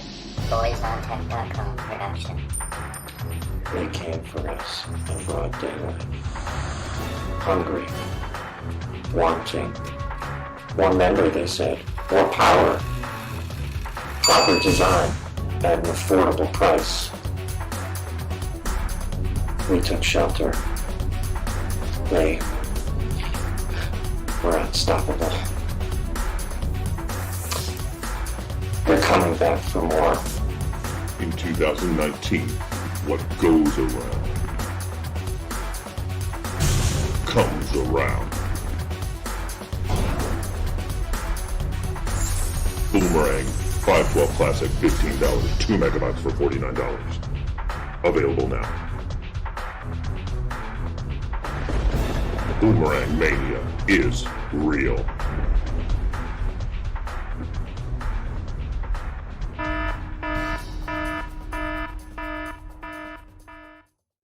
Hi, this is Antonio Jimenez, author of such projects such as the CoCoTALK Devil and the SD Pack, and you are watching CoCoTALK. 3, 2, go. And we're back with everyone's favorite show featuring a Tandy color computer and Canadians that say a boot. What is this boot all about? I don't know, but we'll find out. We're here. We've had a special guest today, Pat Randolph, a.k.a. Dinty, from Dinty's Hideaway. And what is next? Nick Marotta, our host with the most. All right, we're going to do project updates and acquisitions, and we have a short list of people who identified having something to show, and we can ask afterwards if anybody else does. So let's start off with Rick Euland.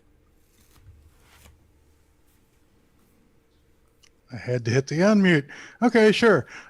Somewhere between my CoCo 2 and my CoCo 3 in acquisition world, I bought this thing, a Realistic Lab 260. And the reason I bring it up is because I also have the physical Radio Shack slip. Oh, that's cool. With my name. And let's see, can I share screens from here? I cannot share screens, but if you'll let me. Go ahead. I just stopped sharing. Okay, let's crash down into it. And there it is, yesterday. The cartridge is upgraded to a Shure 97, and the tracking force is down to 1.25 grams, but the old gal's still playing, so I don't see that's it. fun. Are you sharing screens? Are you sharing? I don't see anything. Yes, I should be. Would you see your webcam? Oh, you have to click the share button and say you're going to share, and then Yeah, click I did. Let me go OK, back and try it again. It's a two-step share process. screen. Oh, and then hit share again. Are you running Nitrous 9? That might be the problem. No, I'm running He would have been done already. Ubuntu, old Ubuntu. There we go. There we go. Okay, Sweet. so there's the old gal. She's still spinning around. Like I say, different cartridge, a lot less tracking force, but it's still going. So, hey, Tandy for the win. And that's. I have a question for you, Rick. Do you still have the July '83 Rainbow that had that little flexi disc record that had the 3 programs on it you could try on? I do not. I never had it. It's the one thing that, and then all the other ones molded, so I don't have any rainbows anymore. I had a nice brick of rainbow-like substance, but there was no way to turn it into magazines again. In any case, let me turn off the Oh, that is so sweet. Okay, so then I was digging through my stuff, and I have a lot of twofers. So, hey, Steve, never gonna give you up. It's my favorite operating system. I've gotten so much done. My productivity. There's the 2 OS 9s. Yes. but along the theme, I found, okay, everyone remembers the commercial software in the Setting Sun binder. Oh, yeah. Here's Profile, sort of their standard copy page, right? But before that, there was Tandy Educational Systems. And they sold it with a 90-SKU number. Same program. There's a little spiral binder that fit more in a classroom setting and so forth. So I thought that was kind of weird, and there's one. Let's see, where am I? And then, so here's the two in size comparison, and then OS 9 had a profile. I have no idea if they're related in any way, but hey, it still says it's a profile for the color computer. So there's a 2.4 that is actually 3. Then going on in the database, we had sculptors. There was OS 9 had 2 6809 sculptors. There's one without sequel, and there's one with sequel, the scourge of my life. That guy taking a dump right there looked like he was constipated sitting on that S there. Could be. I spent too many years writing crap like this. So that's what my sculptor knowledge led me to for the last 20 years. Wow. But anyway, back in an earlier day, we only had to worry about the Frank Hogg Lab ads printing on the back of the binder. Remember that ad? Put it up to the mirror. I remember the sculptor ad too. Put it up to the mirror so we can read it. Exactly. Yeah. So then we all had DynaCalc, right? Oh, yeah. One of my favorites. How many people saw DynaCalc? Anybody who's got to use got it, whether they know it or not. Right. And then here's one I think is Deck B. The disk doesn't load anymore, but it's DynaCalc again. From nice. Scott Schaefer. Yeah, I think that's the right guy. But in any case, there's another double I came up with. And then, of course, the 2 flight simulators. Nice. We have Flight Simulator 1, where this is the entire world. Wow. And then Flight Simulator 2. My Flight Simulator 2 box looks just like yours.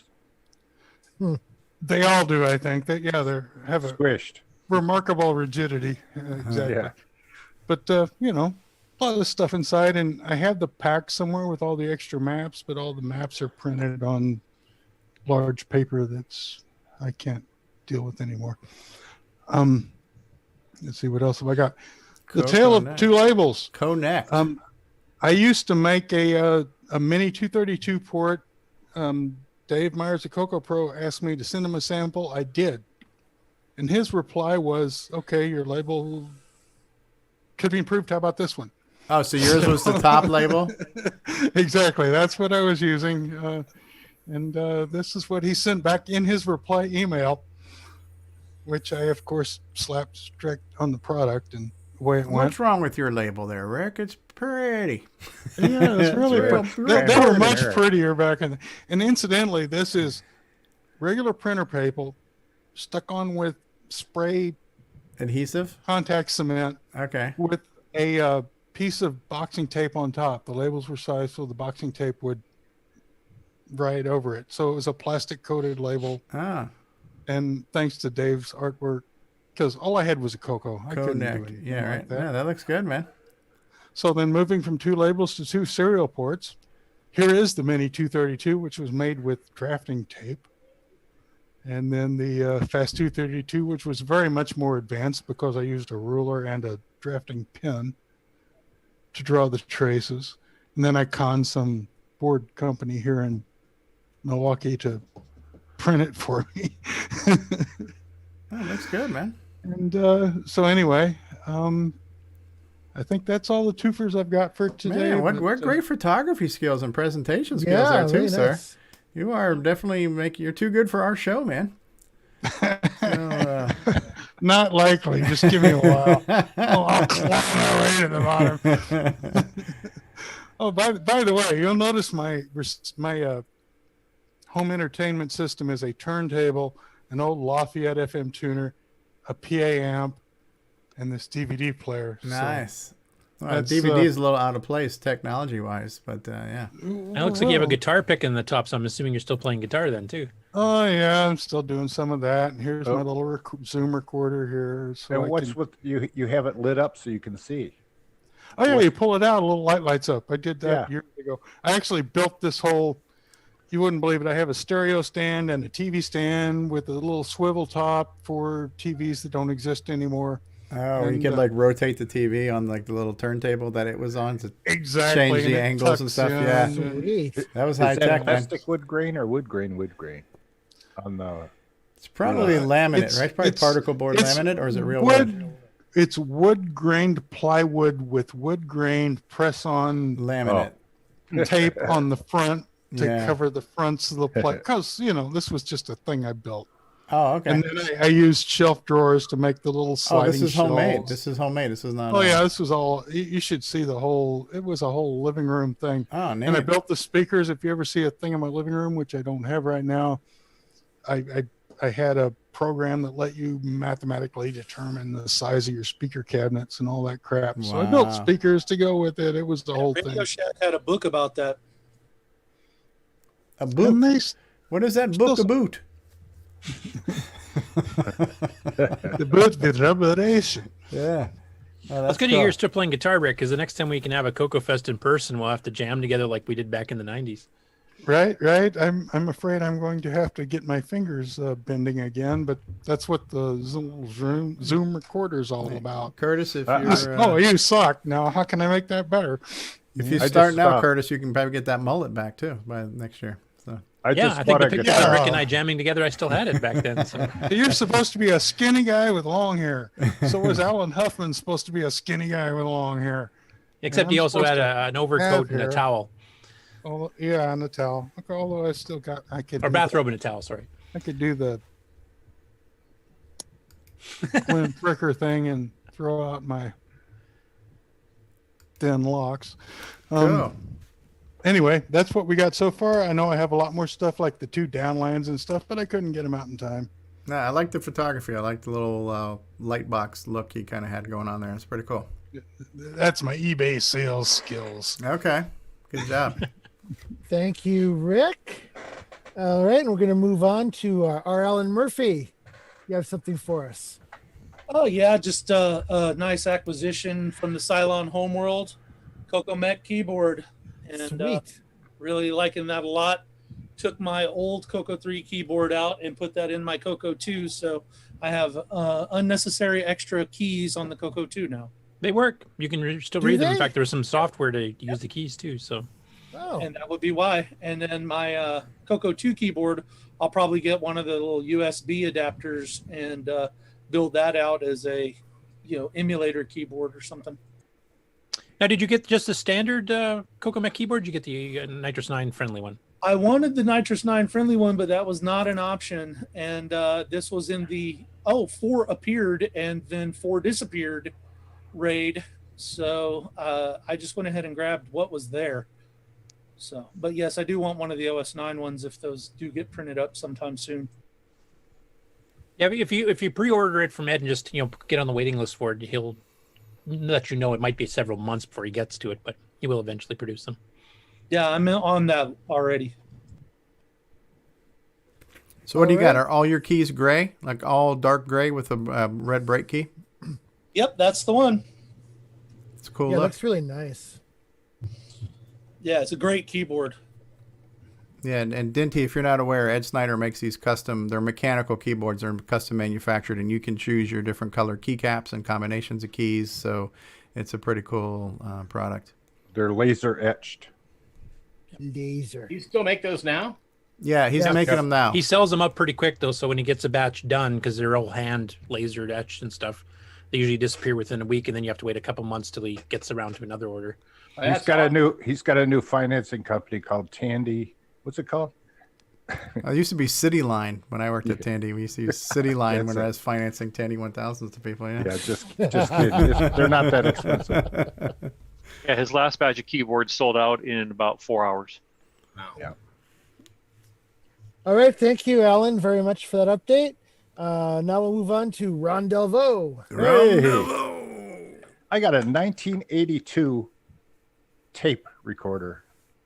It's a realistic CTR 55. Ooh. Sweet. And it's just a tape recorder, but you know what? It looks just like the CTR 81. 80. Yeah. Just it 81 does- there. Yeah, but it still has the things on the sides. Oh, It yeah, has it's probably the same. It's all the same. There's some Probably just slightly rebrand. different, like this uses a wall wart instead of an electric plug, but it still has the same width area there if they had put the electric cord on there, you know. Oh, they probably just And relabeled it uses the C battery still, same flap. It's pretty cool. Doesn't work, but after all that. If you do get it working, make sure you use only realistic brand cassette tapes with it. Yeah, yeah, superior It used data. to be Yeah. used to be in 4 months you can get something like this working. Right? Yeah. Size C battery once a month. Oh yes. Right. And then you get about an hour of music play out of it. I can count. Well, that's Thank fantastic. you. Thank you very much. I don't get much very often, but today I did get a guitar for $4. It's a Westbrook, and they had this woman's name was printed on the outside of the case, and so I looked her up, and there was 3 women with that name, and I'm hoping one of them have something to say about where it came from when it looks like it's 1970s. It's called a Westbrook. Oh, Maybe it's junk. I don't know, but it's in good shape. that's $4. You can't go wrong. Yeah.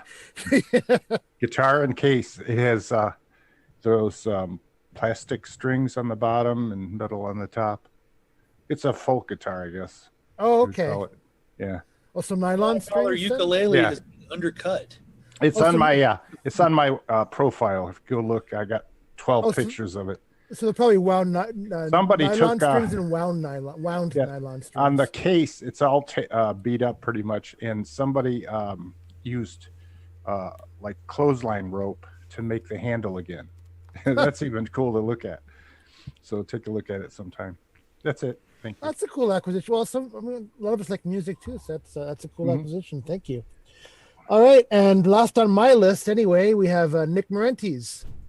Oh, I've got no acquisitions. I mean, No updates. Well, the only update I've got is that my game Pipes is finished and now undergoing game testing and organizing of the game packaging. So hopefully a November release. And that'll be the CD release as well. Yeah, I'll do a CD for those, but I'll also have a digital download, just a low cost one. Yeah. Hey, if you want to test that digital download. That's big news. That's awesome. Yeah, I've seen the game. It looks fantastic. It's been a great year for Nick Marentes. You don't live there, but Sydney. Yeah, All that's right. all I've got. Oh, that's a big update. Thank you. No, we do updates and acquisitions. now. Okay. That's definitely worthy updates. So excellent. Thank you. Anybody else have anything they want to add to this segment? Yeah, I got a few. something. No, go ahead. Okay. Yeah. Go ahead. I've got one night I was going down a YouTube rabbit hole and trying to figure out what kind of printer I wanted to buy that would be the most universal and would work with the most number of things, right? So I really wanted to get the Gorilla Banana, which is a CI Talk printer, and to design originally for VIC-20. Unfortunately, that's not very compatible with anything. However, I believe this one is. This is a DMP 105. Oh yeah, I had one of those. It has serial and parallel, plus there's a bunch of dip jumpers too, or dip switches to got one. various modes. However, here's the bad news. So I bought this. This often happens when you're collecting stuff like this. I bought this and I said, oh, well, there's all kinds of places that sell printer ribbons, all these Japanese companies and stuff. And this is the one printer ribbon I couldn't find. On the face of the earth, I do not believe there is a new DMP 105 printer ribbon out there. So I went back down the YouTube rabbit hole and found out that you can use a can of WD-40 to revive these printer ribbons. So Indeed. make a video about that. But but again, I'm looking for, this is just for my own, personal amusement. But, it's one of those things where, I got a new CoCo. I bought it. It came with a cable. I'd never had one of these cables before. But okay, I have to have a printer. And then, well, if I'm going to buy a printer, but I don't have any room left in my studio for anything, right? I'm not even. If I had a can of soda, I got to throw something away, right? So I had to get something most universal. So I'm hoping that this will be. So I'm going to try this out in a Radio Shack. I'm sorry, not Radio. A TI-994A. I'm going to try it out on an Atari 8-bit. Everything is going to be printing on this printer, hopefully. So, we'll find out, but I'm not planning on buying another printer. It's either that or we're not going to have printing into video, one of those types of deals. But so I got high hopes for this little DMP 105 here. Was that the printer that was most associated with the CoCo, or yes, yeah, it was. I think the 107 looks exactly like it, only I don't know what the difference is or why. The CGP 220 was a little bit too because it was color, so it kind of matched the CoCo, but it was pretty expensive and it was an inkjet at the time, so it was quite a bit slower. Oh my goodness. The 105 was cheap and it was pushed with the CoCo. It was mine. I'll look and see if I have some old ribbons. Maybe you can WD-40 up again. Until they wear through, you can come back up and. I don't know about WD-40ing up, but I'd certainly look at the ribbons. But anyway, Do you have the cover for it, or is it missing?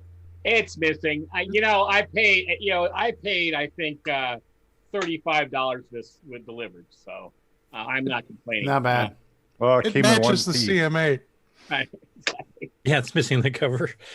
Yeah, and also it needs retro brighting, which is not going to happen. So I'm not that it has. It better be something pretty special for me to go and try and retro bright it. And this is not, unfortunately, not that special, but it should be a nice working printer. You know what? Wouldn't it be cool if someone came up with a way to rub on and rub off retro brighting of some kind? Wouldn't that be cool? Wouldn't it make money? Hmm. So like Armor All? Just you rub it on and retro bright. Yes. Retro bright, half hour, you're done, you wipe it off, and you didn't have to take it apart. It looks I don't know, because the person I know who's most into retro brighting is David Murray, the 8-bit guy, and he is probably the most I don't want to say anal, but he's very much a paint by numbers kind of guy, and so I think if there's a certain amount of I think people who are good at this are proud of the fact they're good at it. They'd also be very good at doing a number of other things that wouldn't be like, for example, I would buy it, right? But I'm also not a retro bright kind of guy normally. So I kind of like this lovely patina, more patina. I think the retro brighting and the whole process of finding better ways to do it. That guy in Australia, Mr. Lurch, he's big into stuff like that, and Adrian of Adrian's Digital Basement did a video the other day where he was showing his stuff, and in the very corner of the basement, under some lights, he showed he's playing with new retro brighting techniques, it's just for fun, but so no, I don't know. I don't know if retro brighting can would work just because of the kinds of people who would think about doing retro brighting. I think most of us casual I do videos, but I'm still a casual collector. Don't mind looking at a yellowed case if it actually works, All right, thank you, Pat. And was that Brian Weasler who said he had something to talk about as well?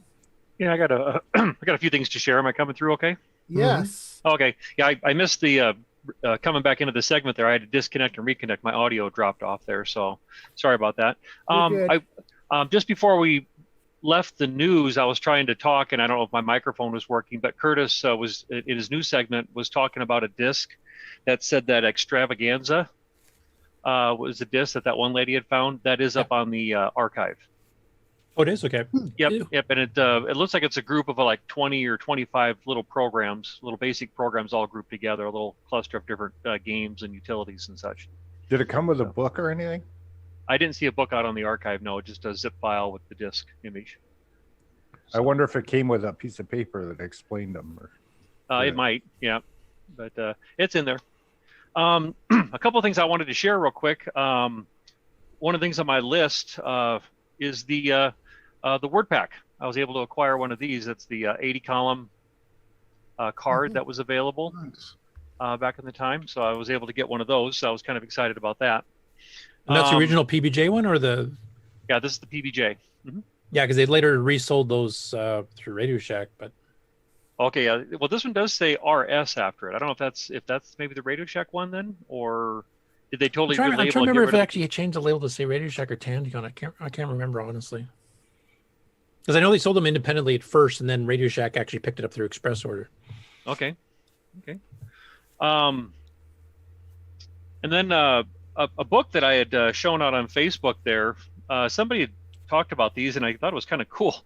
Was that there was this series of books here by K-Power, and this was one of them that I got here. It's this Computer Monsters, and it's a book series that has a bunch of little basic programs in it, and they're set up to work with either the color computer, the Apple, the Atari 400, the Commodore 64 VIC-20, but they're little programs. And what's kind of neat is it has the core program, and then it has the little pieces of of code that you have to change for to make it work with the color computer, to make it work with the Apple. So it's kind of a fun little book, and it has a little story that goes, a real small story, and then it tells what it does.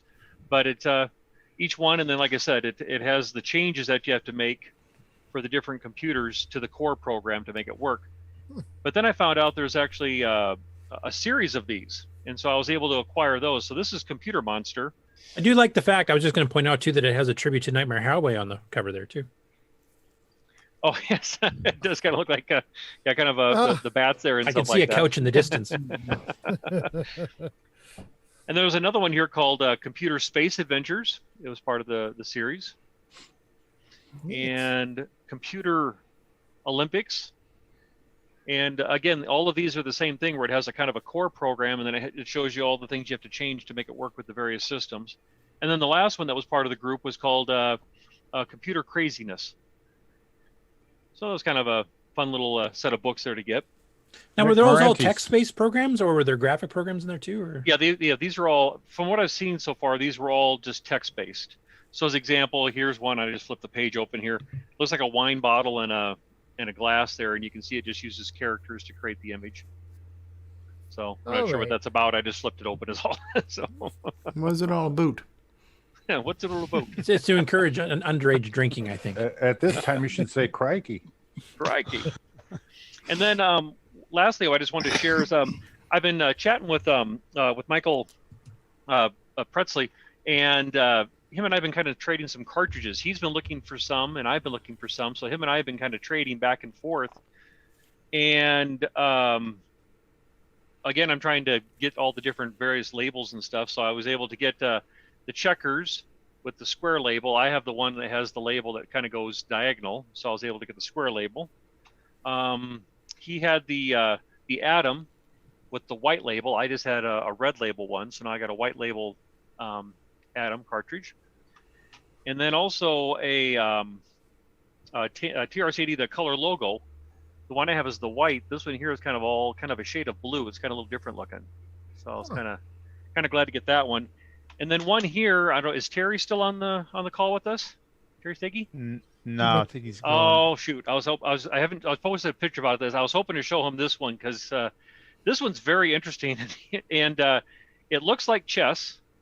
Looks a lot like chess. Sure. When you look on the end, but if you notice, it's a relabeled, and there is a TDP label underneath it. What? Yeah, so there's a TDP label that's underneath the bottom of it with a Radio Shack label. So I thought that was kind of an interesting little find. So what's that got to be worth? I don't know, but he asked me if I wanted this, and because he knows I collect all the different cartridges and stuff. So that was kind of a neat little find. Normally I would try to fix these and re-glue them back down, but that's one obviously I'm not going to touch. Right. So I wonder if Tandy, like when they shut down the TDP distribution idea of selling outside of Radio Shack stores, did they take the stock back and then just relabel them like that for Tandy products and resell them? Could be. So? Yeah. That's what my first thought was, is that maybe they just had a stock of TDP cartridges. So I wonder how many other ones are out there that are just covered over, because the label, it's covered over and people are completely unaware that they even have it. We have to peel all of our carts now. It's like that Beatles album, man. People are going to be ripping them apart like Willy Wonka and the Chocolate Factory, trying to find the golden ticket there. So. And contact me because I have cart glue. Okay. Okay, there you go. $7.50. That's all I have today for you there, Nick. All right, thank you very much. I guess I assume that covers everybody for. I got one thing I just want to mention quick. Oh, okay. And it looks like Brian Schubing. Were you raising your hand, Brian, or were you waving goodbye? Yes, I was. Okay, so Brian's got something after Curtis. Oh, sorry, Brian. Yes. Brian, you want to go first? Curtis, you go first. Curtis, go ahead. I can go first. Yeah, just a quick announcement for the people on the beta, the beta of the beta for Nitrous 9. I'd sent out a week ago. I mentioned it in the last week's show too about testing out the new mouse button for selecting windows forward and back. I've only had feedback from 3 people so far, so I know some people have been pretty busy the last while. So I'm hoping if some of you guys can get back to me and make sure the instructions are understandable, that it works as expected, etc. So if any of you are on the program, please send me some feedback. That's it. All right, thank you. And Brian, my apologies. I thought I asked you earlier, and I guess I didn't. So No, I go didn't. ahead. I forgot all about this at all. That I had this. I can't remember where I got it, but Okay, hold Color on. It's not logo. focused. Oh, there it is. Oh, cool. this is the disc base. The disc. Woohoo! You guys could start a logo programming club.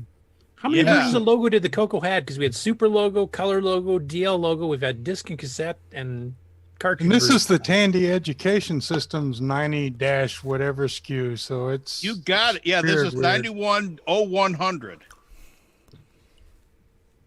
Cool.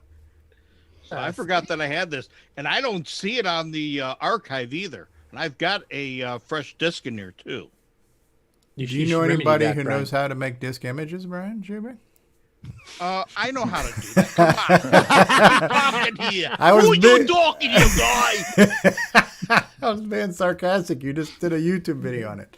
So That's yes. right. Here, hold my beer. Hold my beer. All right, thank you guys. That was a very interesting segment, and I don't know about interesting, but it was a segment. It was a segment. One last acquisition note.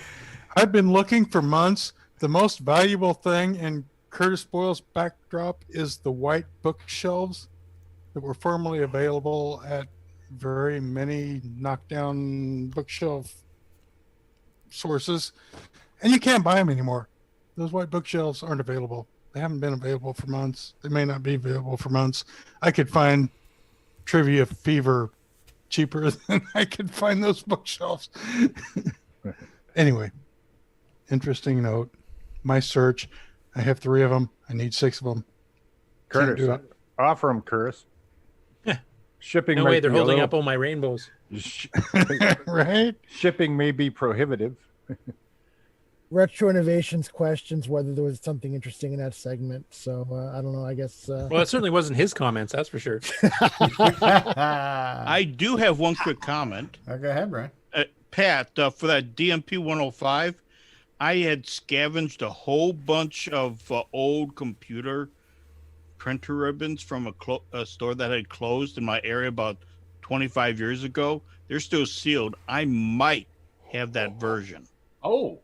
I might. Doubtful, but I might. I've got even some daisy wheel stuff. Wow. Okay, great. Pat, are you on our Discord by any chance? I do not have a Discord, no. But I Yeah. can get on your Discord. Oh, okay. I'll send you the information. I'll just Okay. reply to your email. But yeah, that might be a good way for everybody to keep in touch with you. You mentioned something earlier that I'd like to just ask a real quick question about. You mentioned that this one lady whose father was a hoarder is selling out his collection. He's got a bunch of stuff. I don't know if you know about the computer reset craze that happened this summer. Mm-hmm. Computer reset closed, and I don't know if you're aware of this. It's now remained open. It's being run by a bunch of volunteers, and there is a huge kind of crazy collector's boom now for anything that's found, like barn finds. And recently they found a bunch of Amigas and trailers out in the Arizona desert. I don't know if you guys knew about that. Was it right above the ET cartridges, or? Well, it's funny you mentioned that. I mean, there's a whole story behind it. And the guy from Kansas City gave me, and it's on the other side of the room, so you can't see it. I mean, as much as I could take Commodore software, he just had a lot of it was still sealed. And he said, this is the last that I have of this, but he said he got like 24 Amigas that were near new. Wow. Yeah. In any event, that was a huge deal. And I'm wondering, I'll follow that Facebook face. But what a great thing! I'd love to get that out to the rest of the YouTube community, because that sort of thing just makes people go crazy, you know. Yeah, that was a very interesting. So thanks for that find. That's pretty cool.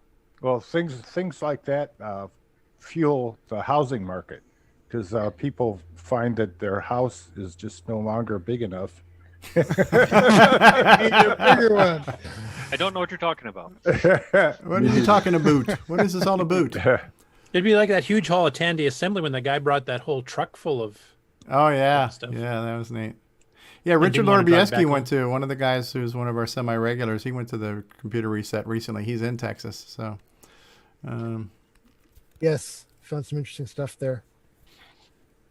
He's the guy who makes the boomerang memory boards, among other things too. So, cool. There's nothing, excellent people skills, that guy. Oh yeah. There's nothing cooler than somebody calling you up, somebody that you know, sort of know, and they go, "Hey, Ron, my mother passed away, and in her garage was a Model 3. Can I bring it over?" Gee, let me think a minute. Sorry about your loss, but yes. Yeah. Yes, please. What a neat thing, huh? Yeah. They're probably happy that it's going to go to somebody who's going to care for it, as opposed to ending up. Yeah, and when people know, that was like, for me, a buddy of mine knew I was into this stuff, and he's like, he got all those consoles I showed you guys all day, like Nintendo 64s and Nintendos and all the Segas and all that stuff. I got a whole lot of all of that, and I was able to pick it up on Father's Day. So it's kind of cool when people know you're into that and they come across those once in a lifetime things, and you're able to, like in like the Xer set that's above me here, that's kind of like a once in a lifetime thing. Yeah, that was a find. So it is kind of neat. Like I said, somebody tagged me on Facebook saying, "Yeah, I know you're into the retro stuff, and this guy's in Port St. Lucie. I know you're in Florida. You ought to hit him up." So. Yeah, that way cool. their stuff lives on, right? Yeah. And your wife just loves you for it, I understand. So. Oh yeah, oh yeah. I think everyone that collects computers like this should probably have an SUV as opposed to a car with 4 doors. Well, another thing too, and I think Mark Overholzer mentioned this, that it was mentioned in one of those Apple Juiced newsletters at one point in time, is you almost need to have like a living will for your collection, as far as like a next of kin on what to do with it. Because if not, like right now, God forbid I drop dead tomorrow, my wife, the first thing my wife's going to want to do is just to burn everything that's in this room. So it's just like, you kind of need to prearrange the afterlife for your collection after you're gone too. That's something that you actually have to think about. It's funny you mention that, Stevie, because this is part I didn't mention about it, but the CoCo Crew episode, that was one of the discussions they had, was on how to will it to somebody else, or have it set out so that it goes to somebody a club that so it doesn't just get thrown in the trash. Yeah. Bury it with you. Yeah. Bury it with you. With a really long extension. Yeah, I need a whole like Egyptian tomb with all my retro stuff set around me, so in the afterlife I can still be working on my 8-bit machines, right? So I just want my CoCo 2 with buzzard bait playing, and I'll be all fine. Oh my goodness. Yeah, that would kill me too, I understand. All right, so Stevie, I guess, are we going to roll the outro? Yeah, I guess we can do parting thoughts. And I definitely want to say a very special thanks, Pat, for joining us. It was great to have you on. Looking forward to watching your channel. And as you add more content, feel free to jump on anytime and share your stuff with us. And also, and Pat, do you know when you're going to be releasing the third part of the John Roach interview? I'm hoping to do it Monday. Okay, because I definitely am looking forward to that too. So yeah, Monday, I really want to keep as close to Tandy as I can, and Monday is the next time I can release something, so it's gonna be Monday probably. Okay. Cool. Well, we had a kind of a small panel today, but we still had a good show. We made up for it in quality versus quantity this week. And again, Curtis, I want to thank you. This month, it's just the amount of Tandy content you've found for us, and the amount of community outreach you've done, and all the synergies and relationships you've fostered have been incredible for not only the show, but just in general for humanitarian purposes. There's So actually a few thanks. videos I skipped too because some of them were, they mentioned CoCo and the Tandy, but they, showed it for like 2 seconds and didn't talk about it, so it didn't really worthwhile. But there was a few others too. So yeah, this is actually this show is a first for me because I didn't know Patrick Euland had long hair. It's thin, but it's hold on to it. a COVID cut. Good job. Good job. All right. So anybody have any parting thoughts? Any final words you want to say before we roll the outros and everything else? Oh shit. Oh shit. Why don't you give us a stop right there too, Nick Morantes? I'm laughing. Okay, stop right there. Stop right there. Stop that horse shit right there. Where is our boy? Really should stop right there. He's usually in the car driving somewhere. Yeah, he was on earlier. They're at a roller coaster park with the fake Eiffel Tower. Oh, that's right. Yeah. My parting thought is Nitrous 9 you beta testers, please give me some feedback. There we go. Sooner rather than later. Anyone else? No news is good news. Yeah. And Mark B, thanks for being here as the backup. I was warning Mark. I go, I'm not sure how much energy I'm going to have. I might fade before the show goes, and so he's ready to press the button and pick up if we had to. And luckily I made it. You guys kept me awake, which is great. And thank you all. And yeah, I mean, honestly, my heart has been tickled this month, specifically with all of the kind of goodwill that's happening, right now with COVID and politics and all kinds of stuff going on in the world. The real world is not the happiest and cheeriest of place, unfortunately. But to see that virtually we have this kind of global goodwill that is going on, it does my heart good to see that. And so I want to thank all of you guys for being phenomenal human beings and doing that and bringing some light into an otherwise dark and dreary world that we happen to be in right now. So thank you guys for doing that. I'm very proud to be part of this collective of just positive, amazing human beings. So thank you guys. Yeah, obviously I haven't been watching my secondary YouTube channel called I'm a Dick. Actually, this past week I was feeling kind of grateful for the regulars we have in the Game On Challenge. Just Tasman and Frodo and just people that came from different groups and people that contribute and take part every week, and I really appreciate that. So thank you guys for taking part every week, or whatever you can. But some of you are every week, and I really do appreciate that. Pat, you should come next week. Hang out. All right. Matt. Well, to play us out, we're going to get another encore, the second encore of CoCo Thoughts. And then we'll even throw in a little bit I Want Tandy, because you just can't hear that song enough. And then we'll hear the final closing credits, and we'll press the button. Last chance, Brian Schubring, anything you want to say to your fans at home? Oh, I don't know. Just make some noise and be happy. You know anything about DriveWire, Brian? Anything DriveWire, VCC, disk images, anything like that? You want to maybe start an impromptu discussion on that for an hour and a half? Would you like to? No? Anyone? No. Anyone? Okay. All right. David Ladd does that. I know enough to shut up sometimes. All right. Here we go. Enjoy these encore presentations, and we'll see you guys next week. Peace and love, and CoCo forever. And now, CoCo Thoughts by Samuel Gimes. Breaker 19, this here's the Tandy Mouse. You got a copy on me, Light Pen? Come on. Oh, God, this is awesome. Yeah, 10-4, Light Pen, for sure. By golly, it's a big mess, cleared up database. Come on. Yeah, it's a big 10-4 there, Light Pen. Yeah, we definitely got asteroids ahead, good buddy. Mercy sakes alive, looks like we gotta save this convoy.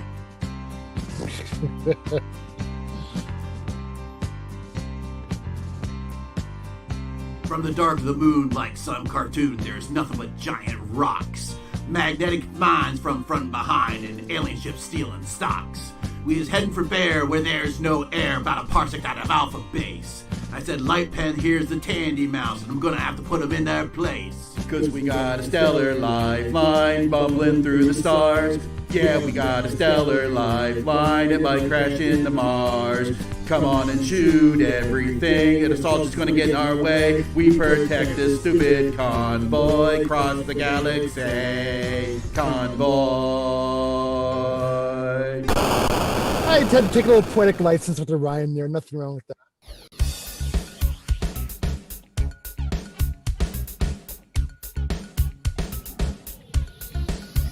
It rhymes, damn it. We have enough to make a CD, I think, of our music. Vic 20 is such a bore. Apple II is priced so high. Tandy, I'm gonna buy. We got the Nightmare Highway song too. I want Tandy. I want Tandy. I want Tandy. I want Tandy. Gonna play till the sun goes down. Ain't no final games around. Model 100 in my car. Just like Fletcher, I'll go far. I want Tandy.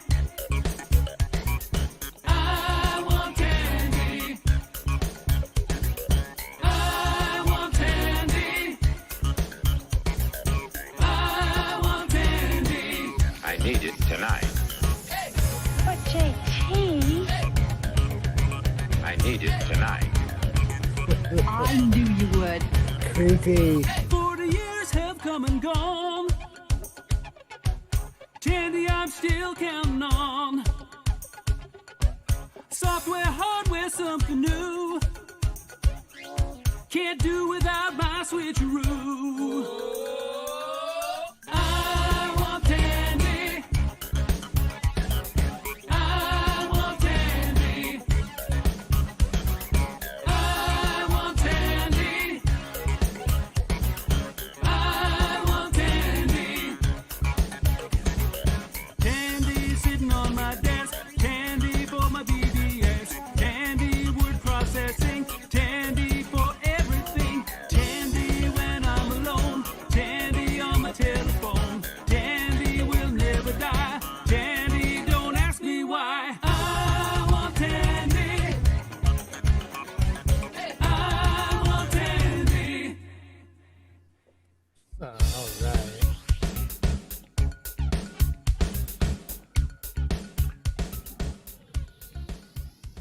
This concludes another episode of CoCoTALK, the world's leading live talk show featuring the Tandy color computer. For all things CoCoTALK, visit us on the web at CoCoTalk.live. We'd love to hear from you. Send feedback, suggestions, even segments via email to CoCoTalk at CoCoTalk.live. CoCoTALK is rocking the 8-bit world, keeping the Tandy flame alive. We may be mocked, but we'll never stop, 'cause CoCoTALK is rocking the 8-bit world.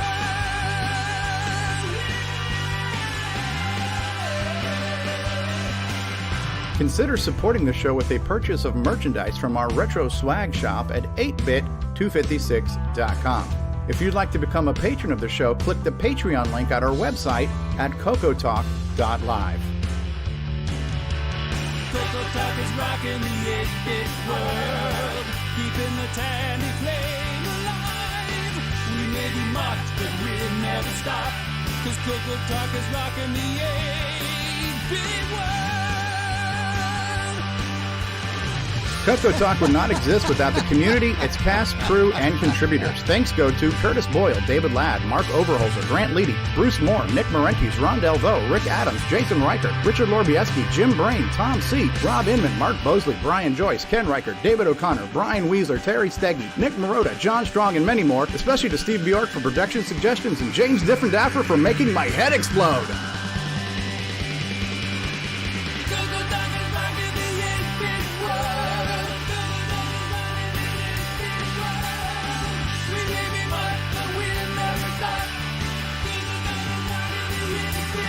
Please help support the CoCo community by visiting some of its various contributors.